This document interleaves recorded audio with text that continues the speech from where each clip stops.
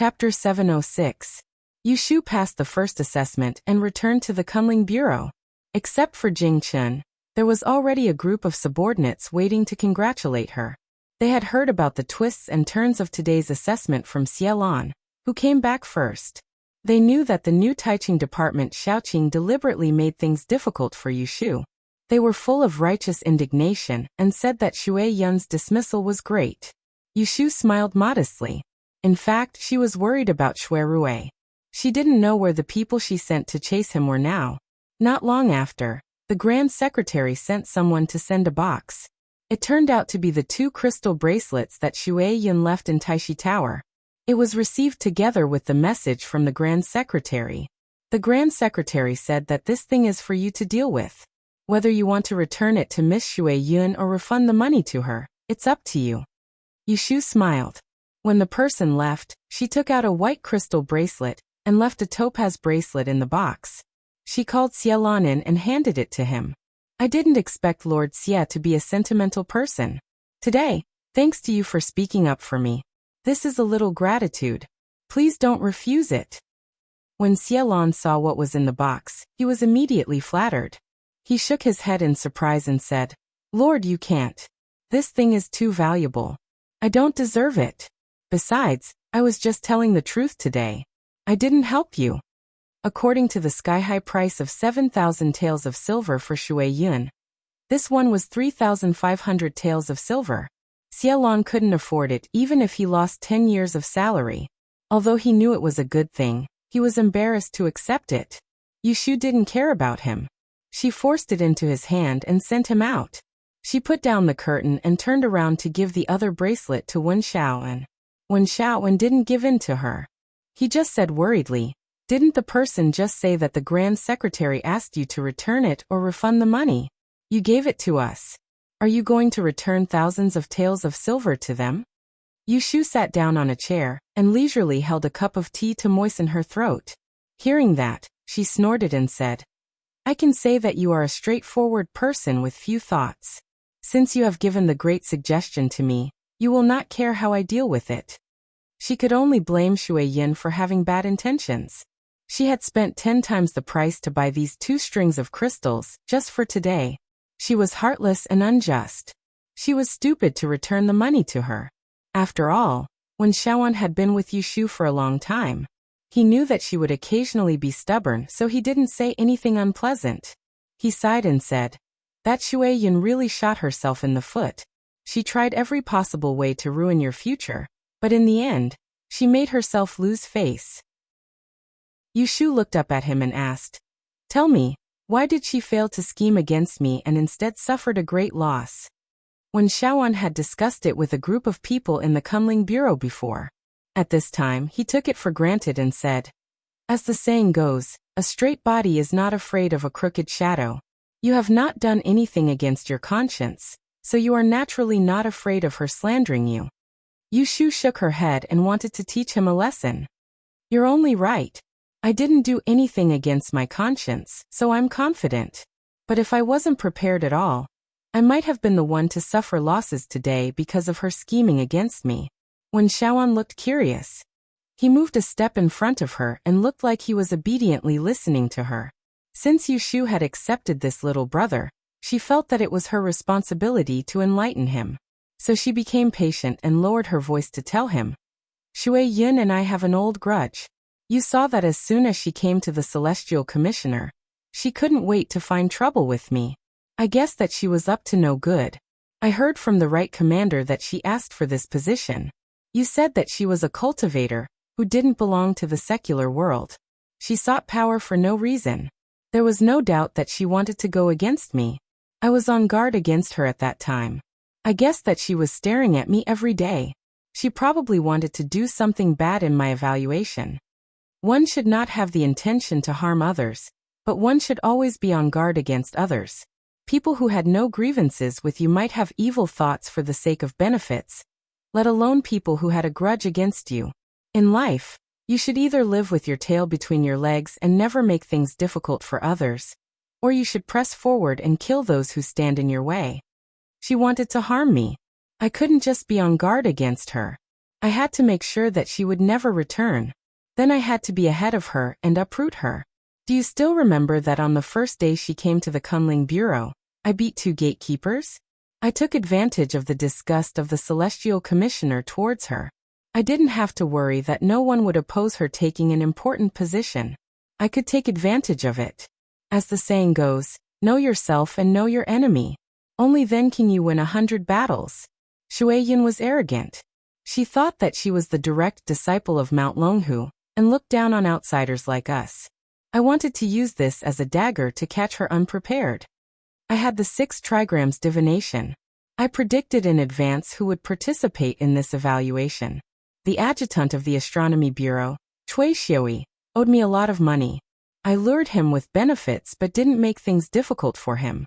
I asked him to use his strength at the last moment to force her to show her true colors. In the end, there was no suspense.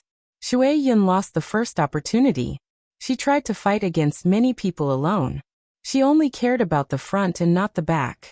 I was on guard against her, but she didn't guard against me. Tell me, how could she fight against me? Yu Shu talked eloquently.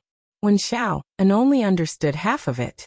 Although he didn't feel enlightened, he did benefit from it. Xiaoan, you want to return to your hometown in glory and fight for your mother. I can help you, but you need to have the ability to climb up.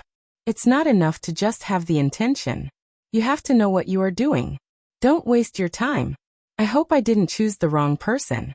After pouring another cup of tea to quench her thirst, Yu Shu stood up and straightened her cuffs. She said to Wen Xiaoan, who was in a daze, I have passed the evaluation.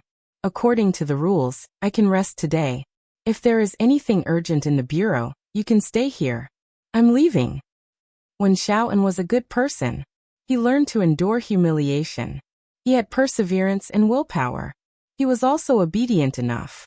Yu Shu observed him for a period of time, and found that in the long run, he would only become a pawn who followed the orders of his superiors. In the final analysis, he lacked his own ideas. How could a person who had no backbone and only listened to what others said without thinking? Yu Shu opened the curtain, and went out. She put Wen Xiaoan's matter behind her, and left the Celestial Commissioner quickly. She got on the sedan chair, and went to the princess mansion. Don't get me wrong. She didn't go to give money to Shui Yun. She went to talk to Jing Chen. Yesterday, Jing Chen came suddenly. She was not prepared at all. She hurriedly sent him away. After one night, she felt that something was wrong. The portrait had been handed over to the palace. She had no clue what the emperor's plan was. As a last resort, she could only persuade Jing Chen to go to the palace to inquire about the news. Otherwise, she would be in the dark. When the supervisor of the Shui mansion was recognized and the whole Shui family was implicated, she only heard the news. By then, it would be too late. As for whether the Shui family really wanted to rebel, she had to wait until Shui Rui came back to make a long-term plan. Chapter 707. The guards of the princess's residence all recognized Yu Shu's face. Jing Chen had told them that if she came to find him, they didn't need to send a message and could directly invite her in. Lord Yu, please wait a moment. I will invite our young master to come over. The steward of the front yard was a tall and thin eunuch surnamed Ning. After eunuch Ning settled Yu Shu down, he left in a hurry. Jing Chen was the only master of the large princess's residence. As long as he returned to the residence, there would be a group of servants paying attention to him no matter where he was. Eunuch Ning casually asked a guard at the second gate, and found out that Jing Chen was not in Sushi Pavilion at the moment, but with Great Aunt Shui Yun. Eunuch Ning searched all the way. Just as he walked to the door of the courtyard, he heard a burst of intermittent sobbing coming from inside. The sobbing sounded very sad. It seemed to be Aunt Shui Yun. Otherwise, what other woman would make a ruckus in the princess residence? Eunuch Ning hesitated for a moment, and looked around the courtyard. There was no one in the courtyard, so he didn't dare to rush in. Shui Yun, don't be willful. Drink the medicine and rest. Tomorrow, I will report to the emperor, and find someone to escort you back to Mount Longhu. Jing Chen came back not long ago. As soon as he entered the door, he heard the servant report that Shui Yun was angry, and threw things all over the house. He was afraid that she would hurt her muscles and bones again, so he had to go and comfort her. Who knew that he would know that she hadn't taken medicine for half a month without him knowing? The medicine and ointment that he asked people to prepare were all secretly thrown away by her. I don't want to drink, Wu. I don't want you to care about me. Take the medicine away. Take it away. After Shui Yun came back, she only asked the servant to wipe her face. She didn't even want to change her clothes. There were bald tea stains on her neckline. Her hair was disheveled and her eyelids were red and swollen. Tears were dripping down her eyes. She didn't look like her usual refreshing appearance. People couldn't bear to see her like this. Jingchen frowned and handed the bowl of medicine to the servant. He reached out to hold her wheelchair, to prevent her from moving. He tried to ease his tone and asked, "If you don't drink the medicine, how will your injured muscles and bones recover? If it becomes a chronic disease, you will no longer be able to use the black iron formula in the future. You will regret it." Shui Yin raised her trembling left hand and wiped her tears with the back of her hand. Like a child who had been wronged, she could no longer pretend to be indifferent to Jing Chen's estrangement. "You've long been bewitched by that demoness to the point where you can't tell north from south. Why would you still care about whether I'm good or bad? Today she bullied me like that, and you still say that it's my fault. What's wrong with me? I just don't want to see you foolishly being used by her. She didn't use me. Don't let your imagination run wild all day. Why didn't she use you? If it weren't for you, she wouldn't have been able to become an official in the Celestial Commissioner. She wouldn't have been able to strut around. From the beginning, I felt that she was a villain, but you liked her. No matter how I persuaded you, it was useless. Senior brother, if you don't listen to me now, sooner or later, she will sell you out for glory and wealth." At first, Jingchen still patiently comforted her, but the more she talked, the more outrageous she became. His attitude suddenly became cold. "I said that you don't need to worry about my affairs. This time, you came to make things difficult for me. I said that I would send you back to Mount Longhu. I wasn't trying to scare you. I will arrange for you to go as soon as possible. Don't make trouble anymore." At this point he didn't want to blame anyone. But after getting to the bottom of it, he and Yushu changed from a pair of lovers to the situation they were in today because of Shui Yun. This time, he was determined to send her away. Shui Yun suddenly raised her head, and a pair of resentful eyes were glued to Jing Chen's face. Her red eyes were brewing emotions that he didn't understand, but he heard her hoarse voice. "You and I were childhood sweethearts and we grew up together. All the brothers and sisters in the sect knew that you had bad luck, so they all avoided you. Only I was not afraid of being implicated by you and treated you as always. Do you remember? When I was 11 and you were 15 because you saved a mountain man who was lost, he was eaten by a tiger on his way down the mountain. Martial uncle punished you to face the wall at the top of the cliff, and no one was allowed to send you food. Only I was worried that you would be hungry, so I sneaked up the cliff to see you. I was careless and was bitten by a poisonous snake on the back of my neck, and I almost died." Hearing this, Jing Chen was in a trance for a moment, and then said softly, "I remember." He starved on the cliff for 7 days, and every day, he only drank some sweet dew to quench his thirst and picked wild fruits to satisfy his hunger. On the 8th day, Shui Yun went up the cliff to look for him, and when she saw him, she fainted. He found that she was bitten by a poisonous snake, but he didn't have time to send her back for treatment. Instead, he sucked her blood to cure the poison and found the 7-step grass nearby to detoxify her. As a result, Shui Yun woke up and slapped him. Shui Yun let out a sorrowful laugh and said, "Then you must also remember that after I woke up, I slapped you. We the people of the Tao sect, although hate the formalities, but we also know that there is a difference between men and women. You and I had skin contact, and you are the only man who has ever taken advantage of me. Senior Martial Brother, oh Senior Martial Brother, do you really not understand, or are you just pretending? You didn't understand my feelings for you before, but do you still not understand now?" She looked at him in a daze, and couldn't help but feel a trace of hope in her chest. However, seeing his expression slowly change from surprise to helplessness, and from helplessness to embarrassment, but there was no joy, her heart sank inch by inch. "Shui Yun, Jing Chen turned his head to avoid Shui Yun's burning gaze, and said in a low voice, "I don't have any romantic feelings for you. He had read the biography of Lu Yi given to him by Yushu many times. That was the first time he knew about love. And she taught him what romantic feelings were. To him, it was something that he couldn't suppress no matter how many times he chanted the clear heart incantation. He had feelings for Xiaoyu, but he didn't have feelings for his junior sister. Then let me ask you a question. Shui Yin refused to back down, and raised her head to ask. In your heart between me and Miss Yu, who is more important? Jingchen shook his head. You are my junior sister, and she is my friend. Why do we have to compare? Then let me ask you this. If Miss Yu and I are in danger together, and you save one, but the other will die, then who will you save first? Jingchen didn't know how to be perfunctory, and he didn't know how to lie. He thought for a moment and then said, I can't choose. One was his junior sister from the same sect, and the other was the person he liked.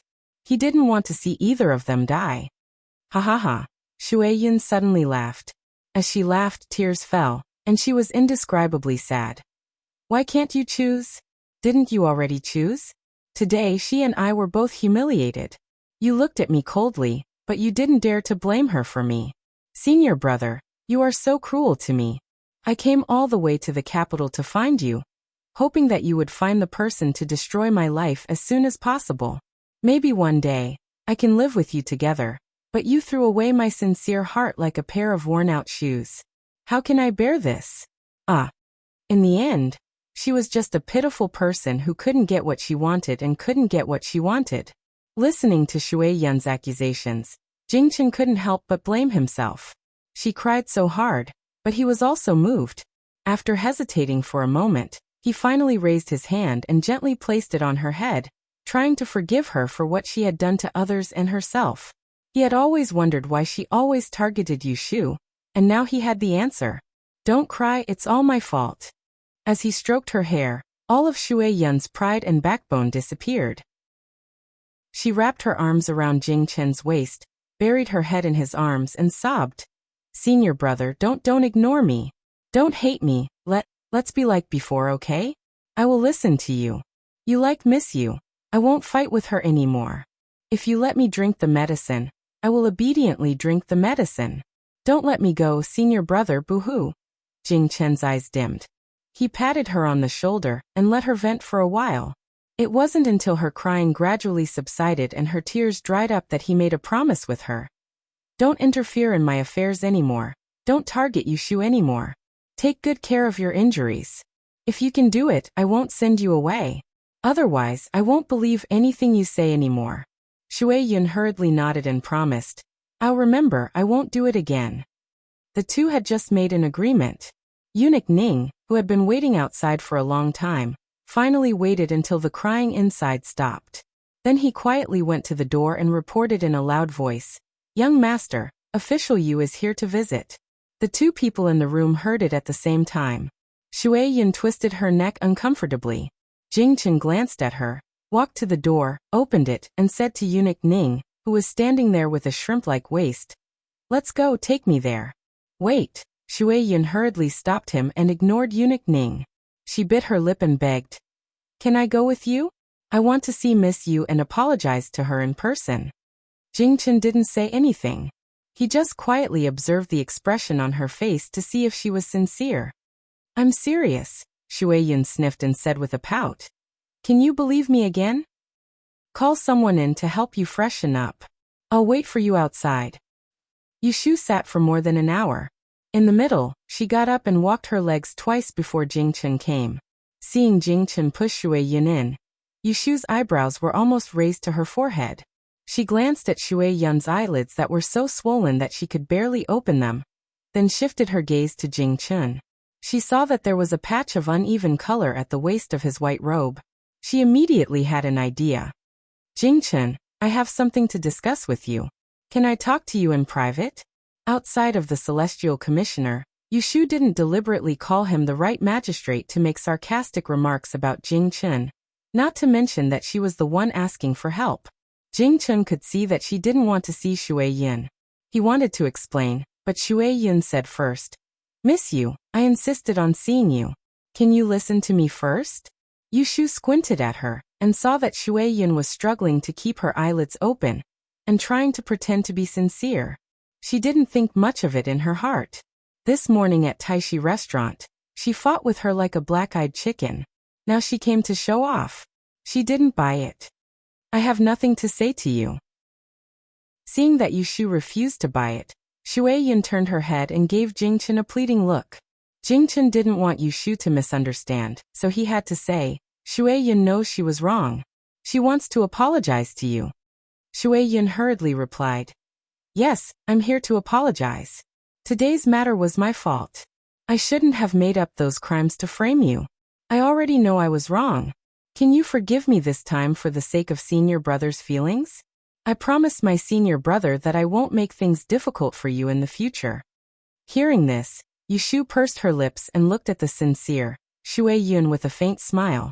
She said, There's no need to apologize. I can't accept it. Besides, you maliciously spread rumors about me. I also scolded you a few times. It's not like I lost anything. Shui Yun's expression was a bit embarrassed. In fact, what Yushu said was right. The person who lost today wasn't the other person, but she. Is there anything else?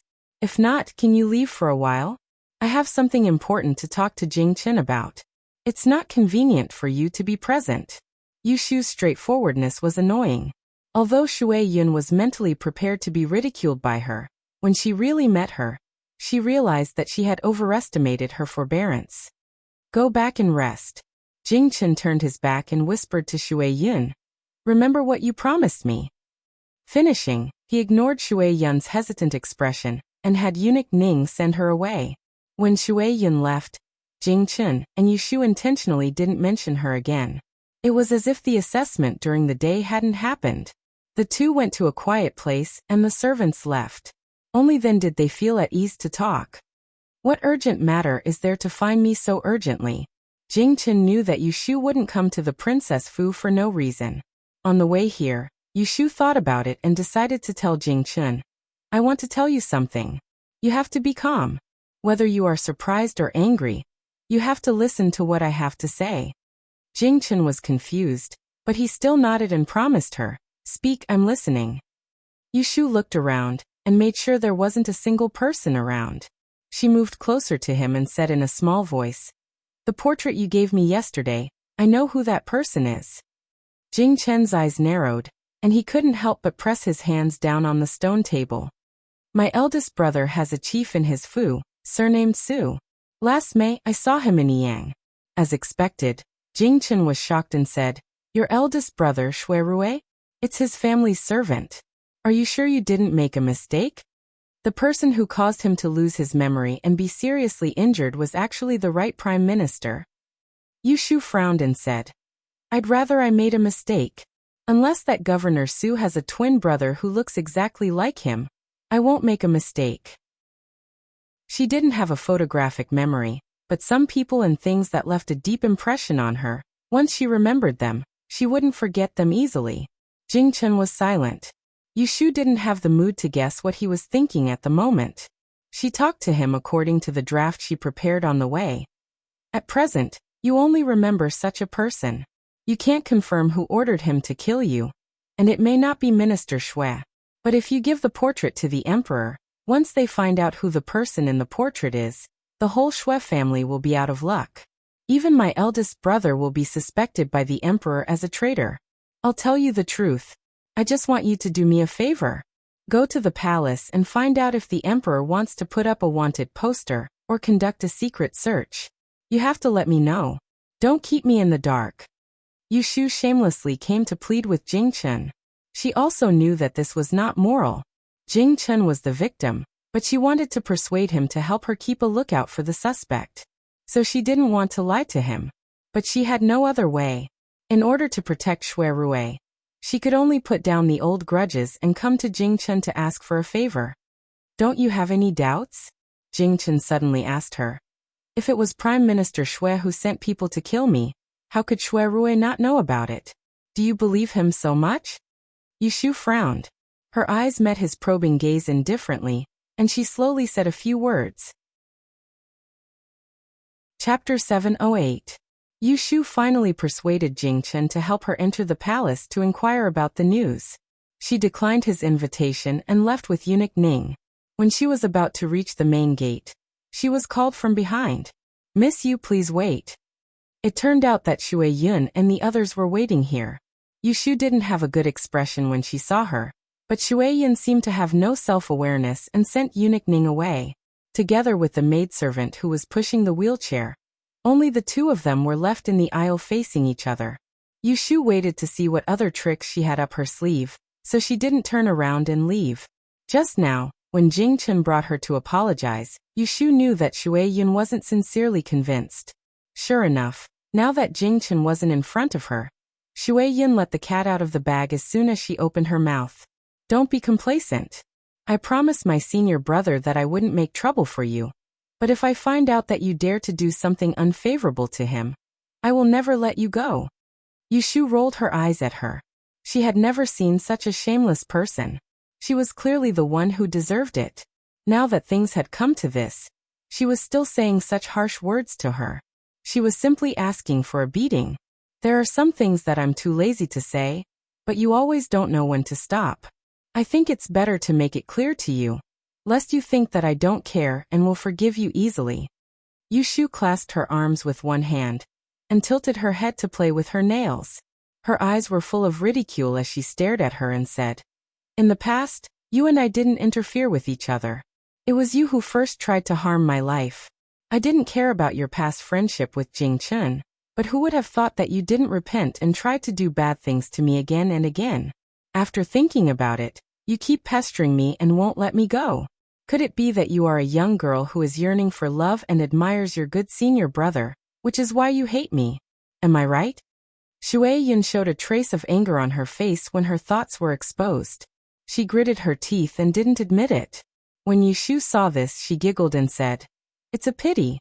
The falling flower is longing for love, but the heartless stream is heartless. I'm not afraid to tell you that even if Jingchen and I can't become a couple, he will absolutely not let you have your wish. I advise you to give up your wishful thinking." Shui Yun secretly warned herself not to listen to Yushu's nonsense, but Yushu's tone was so firm that she couldn't help but retort, "I grew up with senior brother. Don't I know better than you what kind of person he is? Don't provoke us here. Tsk tisk." Yushu shook her head and looked at her with sympathy. "If you really knew him well, you wouldn't have become so ugly and disgusting. He's not blind. Why would he like a girl like you?" Shui Yun knew that she was deliberately angering her, but she couldn't restrain her anger. She retorted sarcastically, "If he doesn't like me, could it be that he likes a woman with a heart as poisonous as snakes and scorpions like you?" Yushu put away her smile and said coldly, "Even if I have a heart as poisonous as snakes and scorpions, I'm still better than a shit-stirrer like you." She was the one who came to harm her life first, and then she was the one who didn't let it go. In the end, she still had the right to scold her for being vicious. When Shui Yun heard Yushu ridicule her, she was so angry that her face turned red. She grabbed the armrest of the wheelchair and said loudly, "Who are you calling a shit-stirrer? I'm talking about you." Yushu looked at her from top to bottom with a face full of disgust and maliciously said, "Shit-stirrer, you don't know what you're doing all day long. You're dirty yourself, but you can't even see others clean. I hate people like you the most. If it weren't for the fact that I don't like the stench on your body and don't want to dirty my hands, I would have already slapped you dozens of times with your shamelessness and let you show off in front of me again. In the future, you'd better not appear in my sight again. Otherwise, every time I see you, I'll take care of you." After saying these harsh words, Yushu didn't give Shui Yun a chance to catch her breath. She flung her sleeves and strode away. Shui Yun, who had been stifled by Yushu, was left behind. Her face was as red as a pig's liver, and she almost fainted. Originally, she had purposely waited here to warn Yushu not to get close to Jingchen again. Who would have thought that instead of scaring her away, she would be scolded? By the time she caught her breath, Yushu had long disappeared. What else could she do? She could only swallow her anger. She suffered a beating for nothing, but she couldn't let Jingchen know, lest he wrap her up and send her back to Mount Longhu in a fit of anger. When Yushu came out of the princess's residence, her footsteps were a bit lighter. On one hand, she talked to Jingchun. On the other hand, she killed an elite monster, Shui Yun, before she left. It wasn't easy for her to have a good time. When she got home, she first covered her head and slept. In the middle of it, she woke up to eat dinner before going back to sleep. She only woke up the next day when the rooster crowed. She estimated that Song Dali should have arrived at Finghua Manor by now. Perhaps he had already met Shui Rue and brought her words to him. Calculating the distance, Shui Rue would only be back tomorrow at the earliest. It was useless for Yushu to be anxious. She could only suppress the anxiety in her heart and go to the Celestial Commissioner's office as usual. 2 days ago, everyone was avoiding her when they saw her, but today they were being intimate again.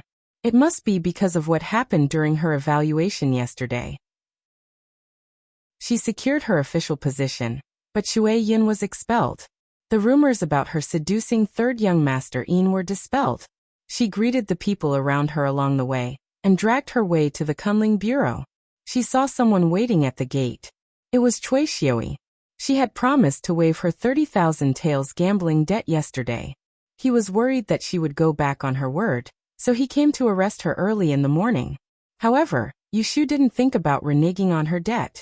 She led Cui Xiui into the bureau with a smile and brought him to her office.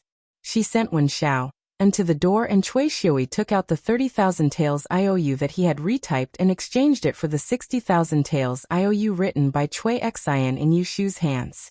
Yushu didn't feel bad about losing 30,000 taels of debt. This kind of free money that came from nowhere. She would feel guilty if she took it. Cui Xiui went back as if a heavy burden had been lifted off his shoulders. Wen Xiao and walked him to the door and then turned back. He stood in front of Yushu, looking as if he had something to say but was too shy to say it. Yushu couldn't stand it and pushed away the documents in her hands. She used her index finger to knock on the table and urged, "Don't hesitate. If you have something to say, say it. If not, go to work." Wen Xiaoan said, "I thought about what you warned me yesterday. I felt that I can't waste my time like this. I want to go back to Taisher Library to continue my studies." Yushu raised her eyelids. Wen Xiaoan was afraid that she would misunderstand, so he quickly explained, "It's like this. I think the bureau is not busy sometimes, but there are many things in the last 10 days of each month. I thought about it. Every day, I will come to the Kunling Bureau to work for you. In the afternoon, I will squeeze out some time to go to Taisher Library to listen to the lectures of the academicians. After a long time, I will gain knowledge. It's better than being a dabbler now. Even if you want to promote me, I don't have the ability." When Yushu came to the Kunling Bureau to be an official, she never went to Taisher Library again. After Wen Xiao and was accepted by her, he also didn't go there. There were many rules in Taisher Library, but there was no rule that one would be expelled if he skipped classes. Therefore, it was a good idea for Wen Xiao and to take time to go back to accumulate knowledge. Yushu thought for a moment. She could do without Wen Xiao, and so she asked him, "You have been absent for 3 months. If you go back like this, will the original academicians still be willing to teach you attentively? If you meet someone with a bad temper, they may kick you out on the spot." Taisher Library would not expel him, but the academicians always had the right not to let him attend classes. Wen Xiaoan also thought about this. He said bitterly, "You have to try to know everything. I sincerely want to learn. They can't kick me out every day." Seeing that he was not afraid of boiling water, Yushu smiled. She supported her chin with one hand and pointed out a way for him. "It's hard to say for others, but I used to be a student of Academician Fong of the Eccentric Arts Department. His granddaughter and I are good sisters. I can help you to ask Academician Fong to teach you. Well, there is also Academician Sima Kue of the Astrology Department. I can also help you talk to him."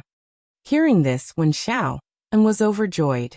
Yushu was willing to help him, which meant that she agreed to let him study separately. He also knew that his request was a little excessive. He was really ashamed, so he immediately bowed to her and said in a muffled voice, "I will never forget your kindness. Don't say nice words. You know how to work hard, so that my cultivation of you will not be in vain." Yushu felt that she didn't waste her breath yesterday. Wen Xiaoan was enlightened, so she could be less worried. After all, She had accepted this little brother, so she had to be responsible for him. Let's do it this way. I'll go to Taisher Library with you after I finish my business this afternoon, and help you clear things up. Chapter 709. After Shui Yun left, Yushu didn't have to work from 9 to 5 anymore. Seeing that there was nothing to do in the afternoon, she told Xiaolan and left early with Wen Shaoan. If she wanted to plead, she couldn't go empty-handed. Considering that Wen Shao and didn't have much money, Yushu went back to the mansion first. She picked a few things from the small warehouse she had saved up and put them in lacquer boxes. Then she went to the market and bought 2 baskets of fresh peaches and plums. Then she went to Taisher Shuyuan to look for Wen Shao and Yushu was now a celebrity in Taisher Shuyuan. When she became the Celestial Commissioner overnight, some people were not convinced and made irresponsible remarks. But after the Water and Land Conference, there were no more such voices. The students who had taken classes with her all felt honored when they mentioned her. It should be known that Yushu wasn't someone anyone could see. For those who hadn't seen her, she was equivalent to a legendary figure. Yushu and Wen Shao and didn't forget to take their waist tags. After entering the door, they were recognized soon. Several young students rushed to greet them. There were 2 men and 1 woman. They were all older than Yushu, but they were all respectful when they saw her. Yushu and said a few words to them. Seeing that they were all cautious, she didn't talk much. She just asked them where Fang Zijing and Sima Kue were at this moment. Coincidentally, both academicians were there. One was in Shushuetang, and the other was at the observatory. Yushu looked at the sunset and took Wen Shao and to Shushuetang first. When they arrived, the class hadn't ended yet. Looking in from outside the door, they saw a room full of young teachers who were all immersed in writing. No one noticed that there were 2 people at the door. Fang Zijing, who was sitting in the hall and drinking tea, raised his head inadvertently and saw Yushu. Yushu smiled at him, bowed her head, and cupped her hands in greeting. Although the emperor had granted her a title, and she didn't have to salute officials below the 3rd rank, Fang Zijing could be considered as half her benevolent teacher, so how could she be rude? Fang Zijing raised his grizzled eyebrows and blew at his mustache. He did not seem very pleased to see her, but he rose shakily to his feet and carried his purple linen sleeve pot towards the door. As soon as he moved, some of the students below sensed it. They turned their heads to look, and their eyes widened. Good, look who it is. Someone sat close to Situ Qinglan and knew that she was close to Yushu. So he poked her shoulder and asked, "Is that official you?" No one dared to call him by his name. Those who had once sat cross-legged with him had to call him milord. Situ Qinglan turned around. It was really her. Then, people discovered Yushu's arrival one after another. Without waiting for Fang Zijing to cross the threshold, Su Shuetang was in an uproar. Fang Zijing suddenly turned his head and snorted. The people behind him immediately became quiet. Only Situ Qinglan was brave enough to stand up and follow him out. Yushu smiled and invited Fang Zijing to the corridor to talk. She nodded at Situ Qinglan, who came out from behind. She didn't mention Wen Shaoan first. She just wanted to ask if the teacher was in good health, and if he was still so energetic after not seeing him for a long time. Fang Zijing didn't fall for her trick. He had already seen Wen Shao, and behind her with a gift basket in his hand. He raised his hand to take a sip of strong tea and asked directly, "Who is this boy?" Yushu took the opportunity to push Wen Shao, and in front of him. She first told him his identity and how much he admired Fang Zijing. Then she praised Wen Shao and saying that he was a young talent, steady, kind, righteous and filial. In short, Wen Shao and himself blushed when he heard it. Finally, he poked him with his elbow. Wen Shao and didn't hesitate at the critical moment. He came up and knelt down in front of Fang Zijing. He put the things in his hands on the ground and raised his hands high above his head. He bowed deeply to Fang Zijing and said, "Sir, please allow me to be your disciple." Then he kowtowed loudly. Fang Zijing was startled by his action. His goatee twitched, and he subconsciously raised his hand to help him up. "Get up," Yushu hurriedly said. "Get up. Academician Fang has agreed to accept you." As soon as Fang Zijing's hand touched Wen Shao's sleeve, the latter straightened up with a happy face. Fang Zijing couldn't say no to him. At this time he realized what had happened. He stared at Yu Shu and said, "You really know how to take advantage of the situation." Although he said that, he didn't embarrass Wen Xiaoan. He first called Wen Xiaoan up and asked him a few simple questions. When he learned that Wen Xiaoan's studies were delayed because he was a subordinate official for Yu Shu, Wen Xiaoan looked a little better. Fang Zijing was hesitating. Situ Qinglan, who had been listening for a while, suddenly said, "Grandpa, I think Mr. Wen is very sincere. Please accept him." The three juniors in front of him begged, so Fang Zijing finally agreed. He asked Situ Qinglan to tell Wen Xiaoan about his rules, and then turned back to the room. As soon as he left, Situ Qinglan chatted with Yu Shu for a while and told Wen Xiaoan about the day of the class. Then she took Wen Xiaoan's gift and said goodbye to Yu Shu. After making a good start with Fang Zijing, Yu Shu took Wen Xiaoan to Sima Kuei and did the same thing. Sima Kuei's temper was much better than Fang Zijing's, so he immediately agreed to let Wen Xiaoan come back to class. Coming out of the observatory, Wen Xiaoan mentioned the two academicians he had paid respects to the first time. One was Jing Chun, who had already left his post to become the Celestial Commissioner. The other was Academician Qi of the Department of Feng Shui, and the other was Han Wenguang of the Department of Arithmetic. He originally wanted to pay respects to the other two. Even if he couldn't be their apprentice, he couldn't be rude. However, when Yu Shu heard the names of the two people, she frowned. Wen Xiaoan had learned to read people's faces these days. Seeing this, he hurriedly asked her what was wrong. Yu Shu didn't hide it from him. She walked under the screen wall and said bluntly, "When I first arrived at the Taisher Library, I went to pay respects to Academician Qi, but he refused to see me. The other Academician Han was my enemy. I don't know if you have heard that I passed the Dian exam and ranked first. My family held a banquet in the Wangji building to celebrate my success. However, Han Wenguang sent several disciples to provoke me and was humiliated by me. As for Academician Qi, he was on good terms with Han Wenguang, so he didn't care about me. If Wen Xiaoan was an ordinary friend of hers, she had no reason to care about his dealings. However, he was her subordinate, a little brother who swore to work for her, so she couldn't do that. She couldn't tolerate sand in her eyes. Wen Xiaoan followed her lead. After hearing what she said, he no longer mentioned paying respects to Academician Qi and Han Wenguang. Yu Shu waited for 2 days, but Xue Rui didn't come back from Fenghua Mansion. However, Jing Chen came to her and told her the worst news.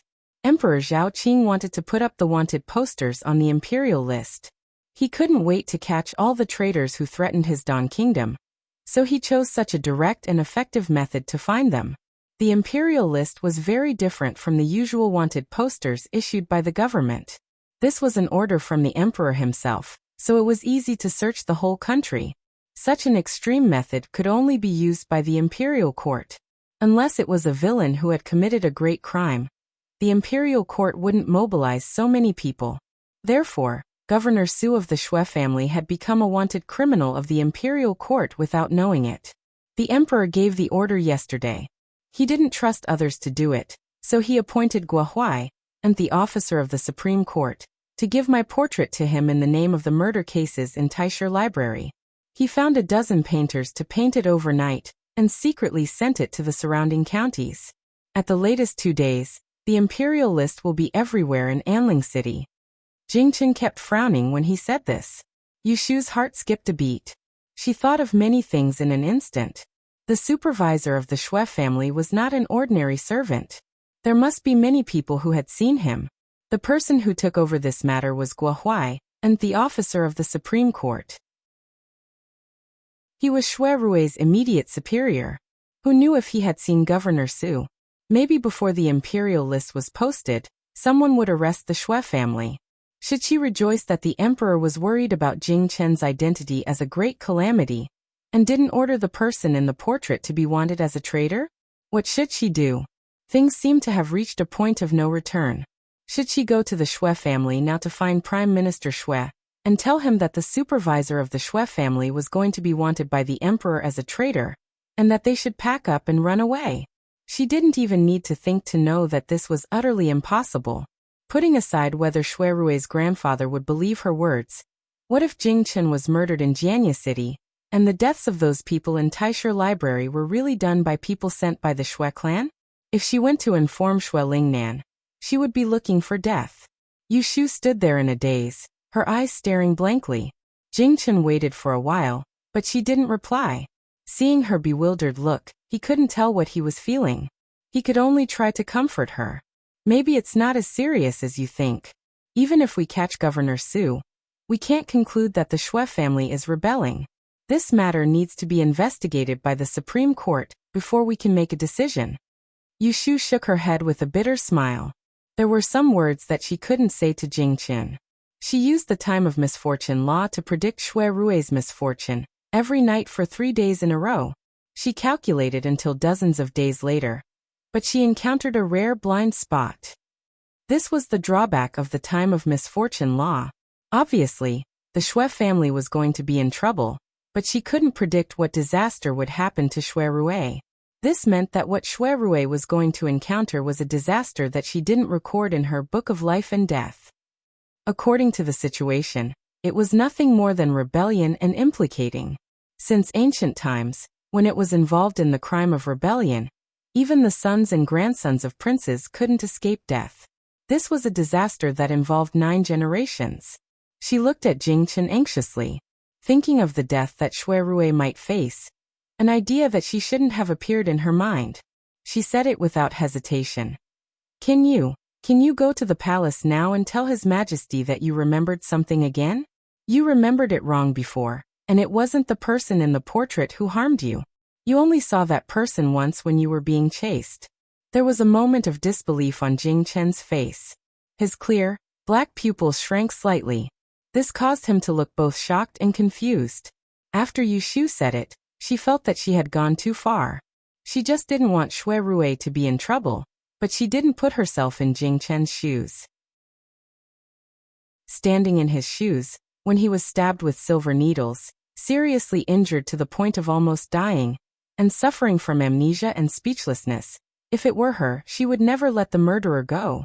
Now, she asked Jing Chen to go to the palace to retract the confession.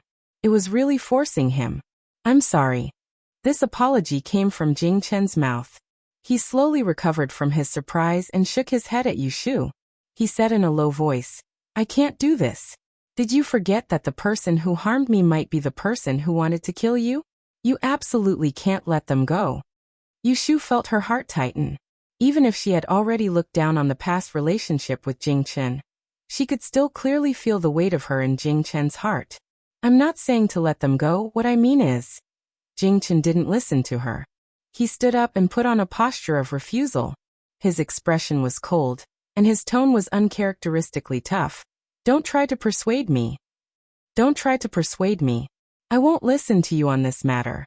I can promise to help you enter the palace to gather information, but I can't help you lie. Have you ever thought about the 2 female students who died in Taisher Library? They were so innocent. You only thought about the safety of your sworn brother. Have you ever thought about yourself? Have you ever thought about the people who became your scapegoat? This was the first time that Jing Chen had said such harsh words to Yu Shu since they had parted ways. He had seen the fickleness of the world. He was no longer that greenhorn. He had his own principles of right and wrong. Yu Shu's expression was extremely ugly, but she felt that she was in the wrong and didn't argue with Jing Chen. Seeing that it was a dead end, she could only give up. I'll go back first. I'll tell you when I have news. Jing Chen was probably afraid that Yu Shu would try to persuade him again, so he didn't dare to stay any longer. He didn't wait for Yu Shu to ask him to leave and left in a hurry. After he left, Yu Shu sat for half an hour. When the moon was in the middle of the sky, she wiped her face and went back to her room to ask the servants to boil water for a bath. She washed herself from head to toe and drank half a pot of strong tea to force her mind to calm down. In the dead of night, she closed the door and took out the little green hut. She burned a stick of Tihu incense and took out the 6 lines copper coin that she was used to using. She focused on divining for Shui Rui. The 6 lines magic asked for the near but not the far. It asked for details but not the brief. To ask about human affairs, one must know the Eye of 4 lines. Otherwise there was no way to start. Therefore, when she found that she couldn't calculate the fortune or misfortune of Shui Rui, she couldn't immediately burn the incense to ask. Instead, she waited for Jing Chen to bring the exact news before using the Tihu incense. In this way, she divined until the dawn outside the window. The moon set and the sun rose. "Master, it's time to get up." Someone knocks on the door, but Yushu doesn't pay attention to it. There are a few Yao coins scattered beside her hand, and she holds a dry brush pen in one hand. She stares at the messy Yao numbers on the toilet paper in a trance, changing them into good or bad luck. As a result, she gradually became clear. She closed her sore eyes and her head was buzzing. It was bad, very bad.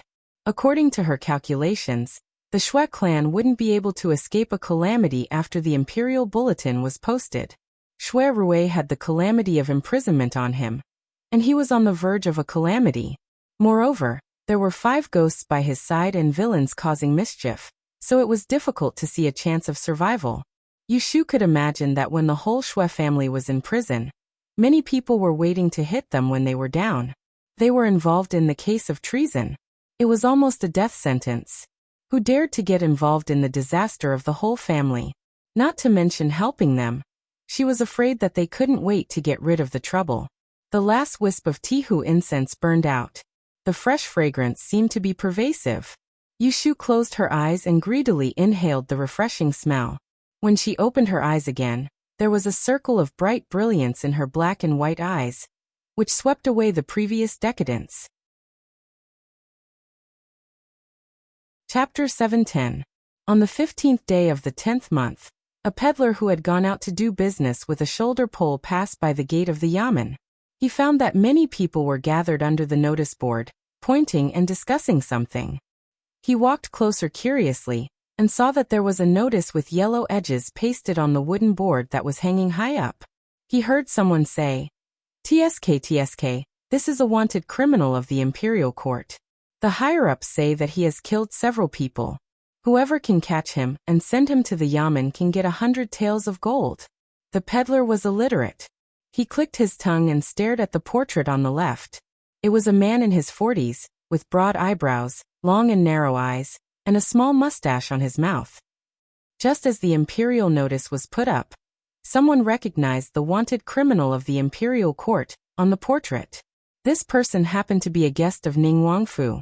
Once he found out about this, he went straight to Ning Wangfu without a word. Wow, the second chief steward of Prime Minister Shui's Fu was actually a wanted criminal by the emperor. Lu Hao was in the Fu at the moment and didn't go anywhere.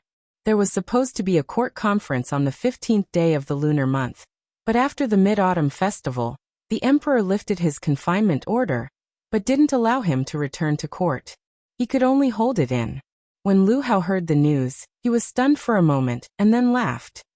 He waved his hand and rewarded the person with a gold ingot. He turned around and went to discuss with his confidants how to handle it. With Lu Hao's natural political sensitivity, the emperor suddenly issued an imperial notice of a wanted criminal without any warning. It could be seen that the situation was tense. The criminal couldn't have just killed a few people. There was more to this than meets the eye. Ning Wangfu had 2 advisors with outstanding strategies. They immediately gave Lu Hao a few excellent ideas. One of them was to strike first and gain the upper hand. It suited Lu Hao the best. The second chief steward of Shui's Fu wasn't an ordinary person. There were many people in Anling who knew him, so no one dared to expose him for a while. This credit couldn't be left unclaimed by Ning Wang and his subordinates. He had to find the most suitable person. Who was this person? King Ning's cousin, 3rd young master of Prime Minister Yin's residence, left vice commander of the Yulin Guards, Yin Yuanrong. There were 2 advantages to letting Yin Yuanrong go. Firstly, Yin Yuanrong was the commander of the Yulin Royal Guards, which was His Majesty's Imperial Guards. He could directly lead his troops to the Shui residence to capture the person.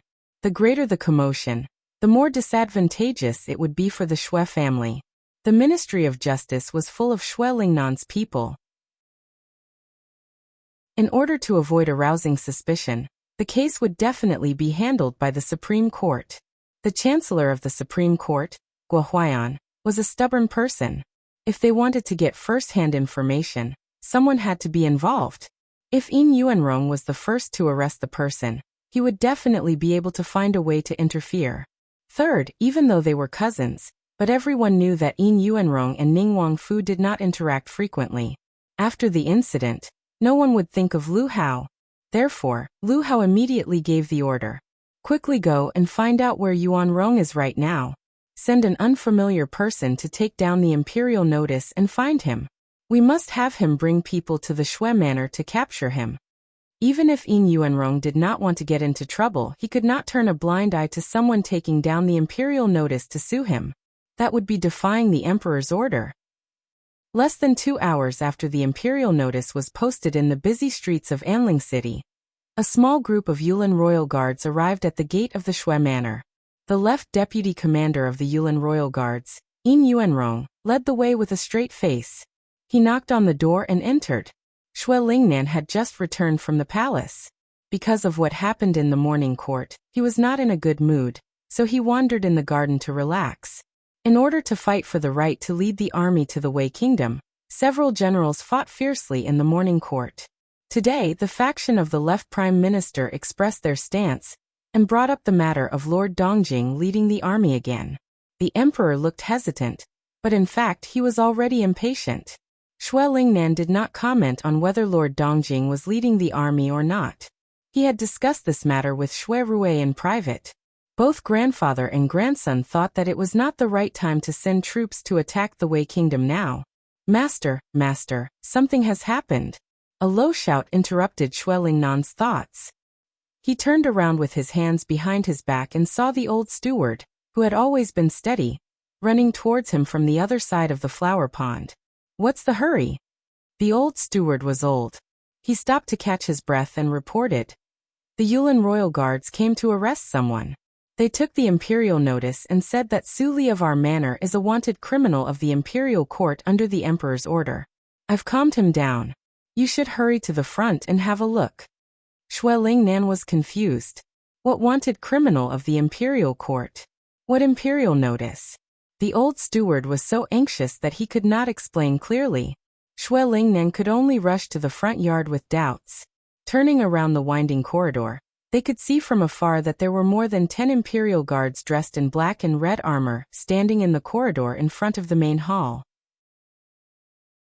The person in the lead was wearing a silver soft armor and a cloud crown. He had a youthful face full of vigor. He was actually the third son of the Yin family, Minister Shui. Yin Yuanrong had no choice but to come to Shui Lingnan. His expression was a little sour. He cupped his hands toward Shui Lingnan and performed a simple military salute, calling him minister instead of prime minister. Of the 6 ministries, only the Ministry of War and the Ministry of Personnel maintained the position of minister. The other 4 ministries were headed by the left and right assistant ministers.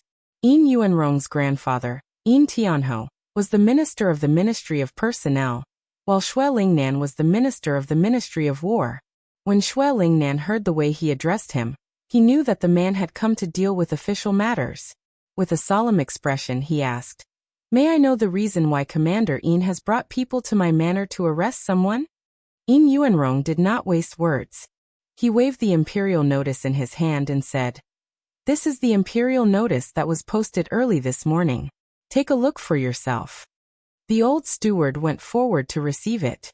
When he stole a glance at the portrait on it, his heart immediately jumped. He stiffly handed it over to Shui Lingnan. Then Shui Lingnan saw the portrait on the notice and the wanted poster. His expression abruptly changed, and his hands trembled slightly. Seeing this, Yin Yuanrong said, "Just now, someone removed the imperial notice to report to me that he knows the person in the portrait." As he said this, he dragged a timid scholar over and patted his shoulder. The scholar met Shui Lingnan's fierce gaze and stammered, I know the person in the portrait. It's a chief steward of this manor with the surname Su."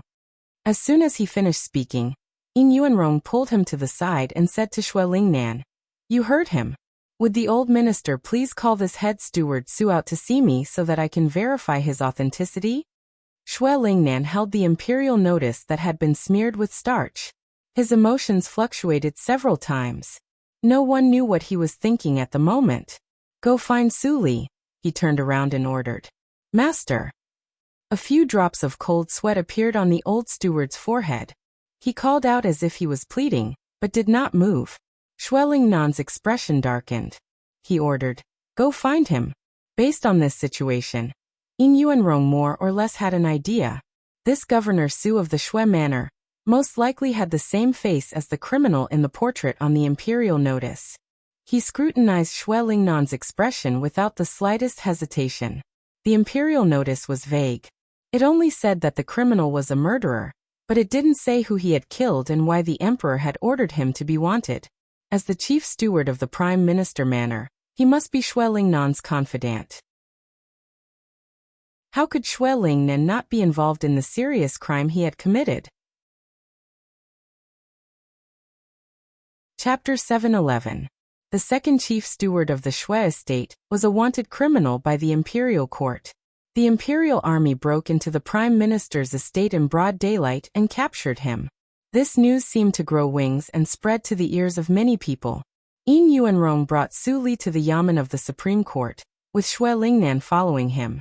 Even though this head steward Su bore a striking resemblance to the criminal on the imperial proclamation, he insisted that he hadn't killed anyone, so they needed to verify his words. The group arrived at the Supreme Court and brought the person in front of Guo Huaiyan. Guo Huaiyan hadn't been able to sleep well for the past 2 days. When he first received the portrait from the emperor, he had fallen into a situation where it was unrewarding to do so. He and the Shui Lingnan family had been friends for generations and often interacted. How could he not recognize Su Li?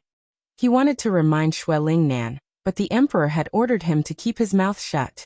Before the proclamation was published, he was not allowed to say anything. Even the dozen or so temporary painters were separated and supervised separately. After they finished painting, they were not allowed to go home. This made Guo Huaiyan not dare to act rashly. Thus, when things came to a head, everyone was kept in the dark. Now that he saw Shui Lingnan, he felt a trace of awkwardness. Due to Ying Yuanrong's presence, he couldn't say anything. Shui Lingnan also wouldn't take the initiative to speak. He stood to the side and watched Su Li explain himself. "My lord, you've wronged me. This one has never committed a crime, and I don't know why I have the same face as the criminal on the imperial proclamation. My lord, please investigate and clear this one's name." Strictly speaking, Su Li was not a servant. In his early years, when Shui Lingnan was leading the army into battle, he was once a foot soldier and earned military merits. Later, when Shui Lingnan handed over his military power, he willingly stayed under Shui Lingnan as a steward.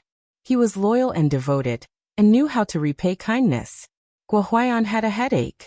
Emperor Zhaoqing had issued a secret edict. Once someone was caught, there was no need for a public trial.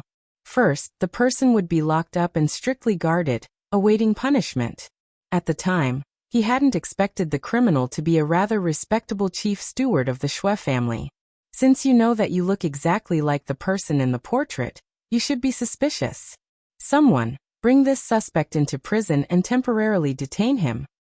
After Guo Huaiyan finished speaking, he glanced at Shui Lingnan, as if afraid that Shui Lingnan would question him. However, Shui Lingnan didn't say anything to stop him. The Supreme Court has always been fair and just. If you have not committed a crime, they will not misjudge you. On the other hand, if you have committed a crime, they will not let you get away scot-free. Ali, take care of yourself. After hearing his words, Su Li seemed to be calmer than before. He did not struggle and allowed the officers to take him away. When Ying Yuanrong saw that there was nothing for him to do, he was happy to be at ease. With a wave of his hand, he led his men away. Guo Huaiyan coughed twice and invited Shui Lingnan to the back hall. Now that there was no one else around, she apologized to him and said guiltily, "It's not that I don't want to tell you, but His Majesty has issued a death sentence. Anyone who leaks this information will face the death penalty." Shui Lingnan nodded, not intending to blame him. "You are a loyal ruler, I have no complaints. However, I have a few questions to ask. Can you give me a clear answer?" Guo Huaiyan had a difficult expression. "I know what you want to ask. I will tell you the truth. Right now, even I am confused. His Majesty only ordered me to put up the notice. Other than what is written on the notice, I don't know anything else. I am unable to help. Shui Lingnan knew that things were not good. He knew that the situation was worse than he had imagined. Su Li had been detained for no reason. He was definitely waiting to be interrogated in private. Then it definitely wasn't as simple as killing a few people as written on the emperor's notice. If things went wrong, his entire family would be implicated. Jing Ming, you really don't know who drew this portrait? Old Gidge, you still don't believe my words. Guo Huaiyan smiled bitterly. I am also curious as to who slandered His Majesty and caused this incident. Shui Lingnan couldn't get any inside information from him, so he didn't linger. He only asked him to take care of Su Li, who was in prison, and bring him news to let him know if the person was good or bad. Guo Huaiyan agreed and personally escorted Shui Lingnan to the yamen. Seeing him get on the sedan chair, he then hurriedly returned. The person had been captured. He had to quickly return to the palace to report. The emperor's notice had only been put up for less than half a day, and the criminal had already been captured. This was a rare occurrence. Shui Lingnan didn't go anywhere else after coming out of the Supreme Court. He went straight home and first sent someone to find his second son. Shui Lin was an assistant minister in the Ministry of War. Recently, there had been a lot of activity in the court because of the war against the Wei nation. He couldn't be idle. Every 2 or 3 days, he would be pulled by people to lobby him. Today he returned home early. He didn't even have time to change into his official robes before going to see Shui Lingnan. Father, I heard that the Yulin forest guards captured people early in the morning. What happened? Shui Lingnan stood by the window of the study. He waved his hand and said, "Close the door and come over to talk." Shui Lin already has a bad premonition. The Shui family has experienced many ups and downs since its founding. He is no longer the second young master who will cry over the death of his elder brother. He obediently closes the door and walks over. Shui Lingnan is not in a hurry to tell him what to do. He looks out the window for a while. Shui Lin's heart sank when he saw this. He thought that something had happened at home. Even his father was worried. Ali has been sent to the Supreme Court. The emperor's notice says that he is a murderer. Even Guo Huaiyan has no right to interrogate him. He can only wait for the emperor's decision. Shui Lingnan said. Shui Lin said in disbelief. How can Governor Su be a murderer? He has worked hard for our family for many years. He has always been law-abiding. Why would he kill someone? Someone must have deliberately framed him and tried to frame you. Shui Lingnan shook his head. I would also rather believe that they caught the wrong person. But the situation at hand is not up to you and me. I'm afraid that someone has set up a trap to put my family to death. What do you mean? What kind of crime do you think it would be for the emperor to be personally involved? He didn't hesitate to release the emperor's notice to arrest a suspect. What kind of crime do you think it would be? Shui Lin thought for a moment. He took a deep breath. The only thing that could alarm the emperor was rebellion. Father, he exclaimed. He didn't expect the situation to be so serious. Shui Lingnan finally turned his head to look at him. His furrowed brows relaxed. He said in a broad voice, "Don't panic. It hasn't reached a point where we can't handle it. We can still deal with it. Your son will listen to you." Shui Lingnan sighed inwardly when he saw his son's obedience and trust. He couldn't help but think of his eldest son who was envied by the heavens. If Shui Zaya was still here, he would have 100 ways to deal with this situation. Ali has followed me for all these years. His loyalty is unwavering. He definitely wouldn't betray me, so I am not afraid of him confessing under torture. However, the emperor is a suspicious person. He might not believe me. If he is unable to obtain any information from his mouth, there is an 80 to 90% chance that he will punish us father and son. I asked you to come here today to remind you that if you are arrested by the Supreme Court one day, don't panic. Don't mess up. When the time comes, speak your mind. Shui Lingnan put his hand on his shoulder and pressed it heavily. You must remember that our Shui family has been loyal for generations. We don't fear slander. Shui Lin's ears were ringing. With her old father's words, it was as if she had eaten a tranquilizer in her heart and suddenly felt at ease. What about Qingbai? He suddenly remembered that Shui Rui had gone to Fenghua Mansion a few days ago and hadn't returned yet. So he asked, should we send someone to Fenghua Mansion to send him a message? and ask him to return to the capital as soon as possible. Shui Lingnan's expression dimmed. He said, "There's no need to do that. In the eyes of those with ulterior motives, it will make us look guilty. Let him stay there. He will come back when it's time."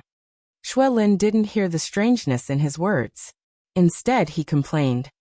Why didn't the mansion's master Feng predict any signs of such a disaster? It would be good if he could warn us in advance. There was a Dai master living in the Prime Minister's mansion. His surname was Feng. He was very good at predicting good or bad fortune. It's not Master Feng's fault. Shui Lingnan looked towards the north and sighed. That person has a national weapon. How could he predict it? The emperor was the one in charge of this wanted list. The Son of Heaven carried a rare treasure and prevented mortals from scheming. Even a Dai master couldn't do anything. In the palace, Guo Huaiyan followed the eunuch leading the way into Xianda Hall. He met with Emperor Zhaoqing and simplified the matter of Yin Yuanrong capturing the suspect.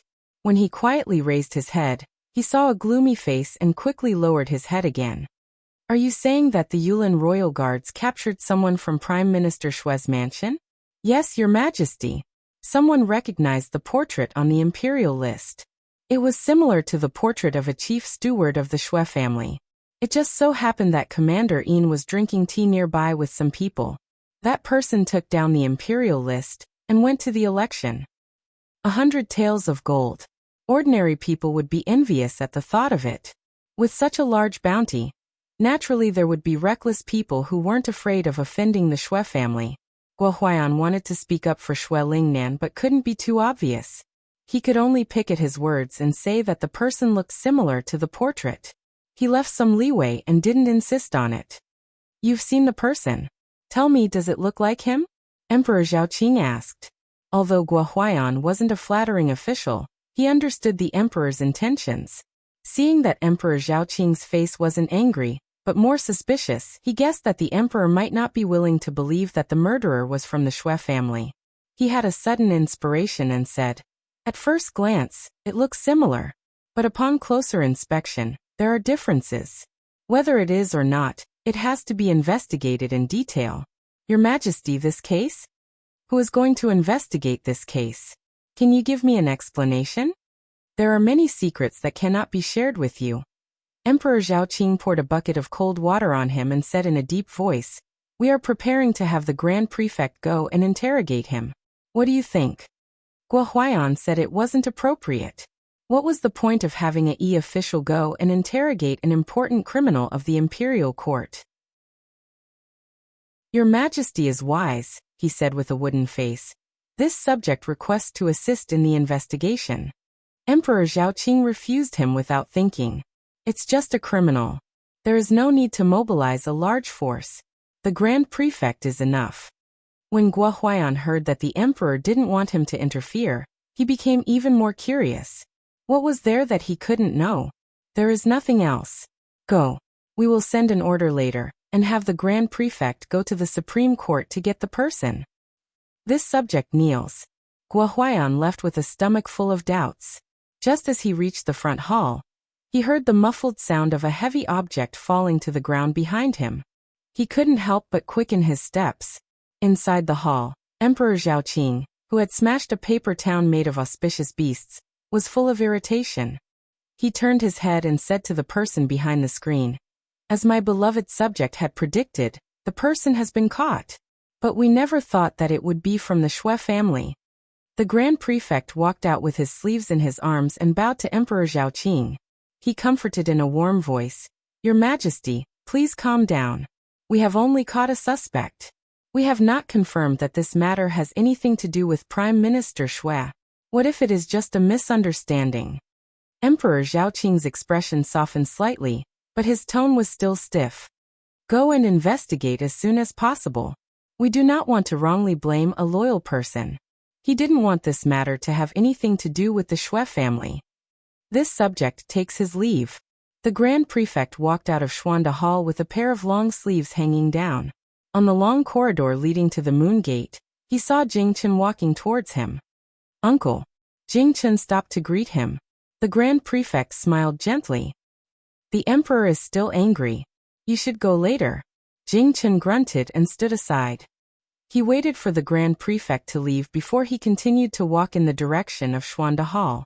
Yu Shu had received the news about the imperial rankings in the morning. She knew in advance that this would happen. During the day, she deliberately arranged for Lu Hong to run errands outside. Once there was any movement, it would be reported to her.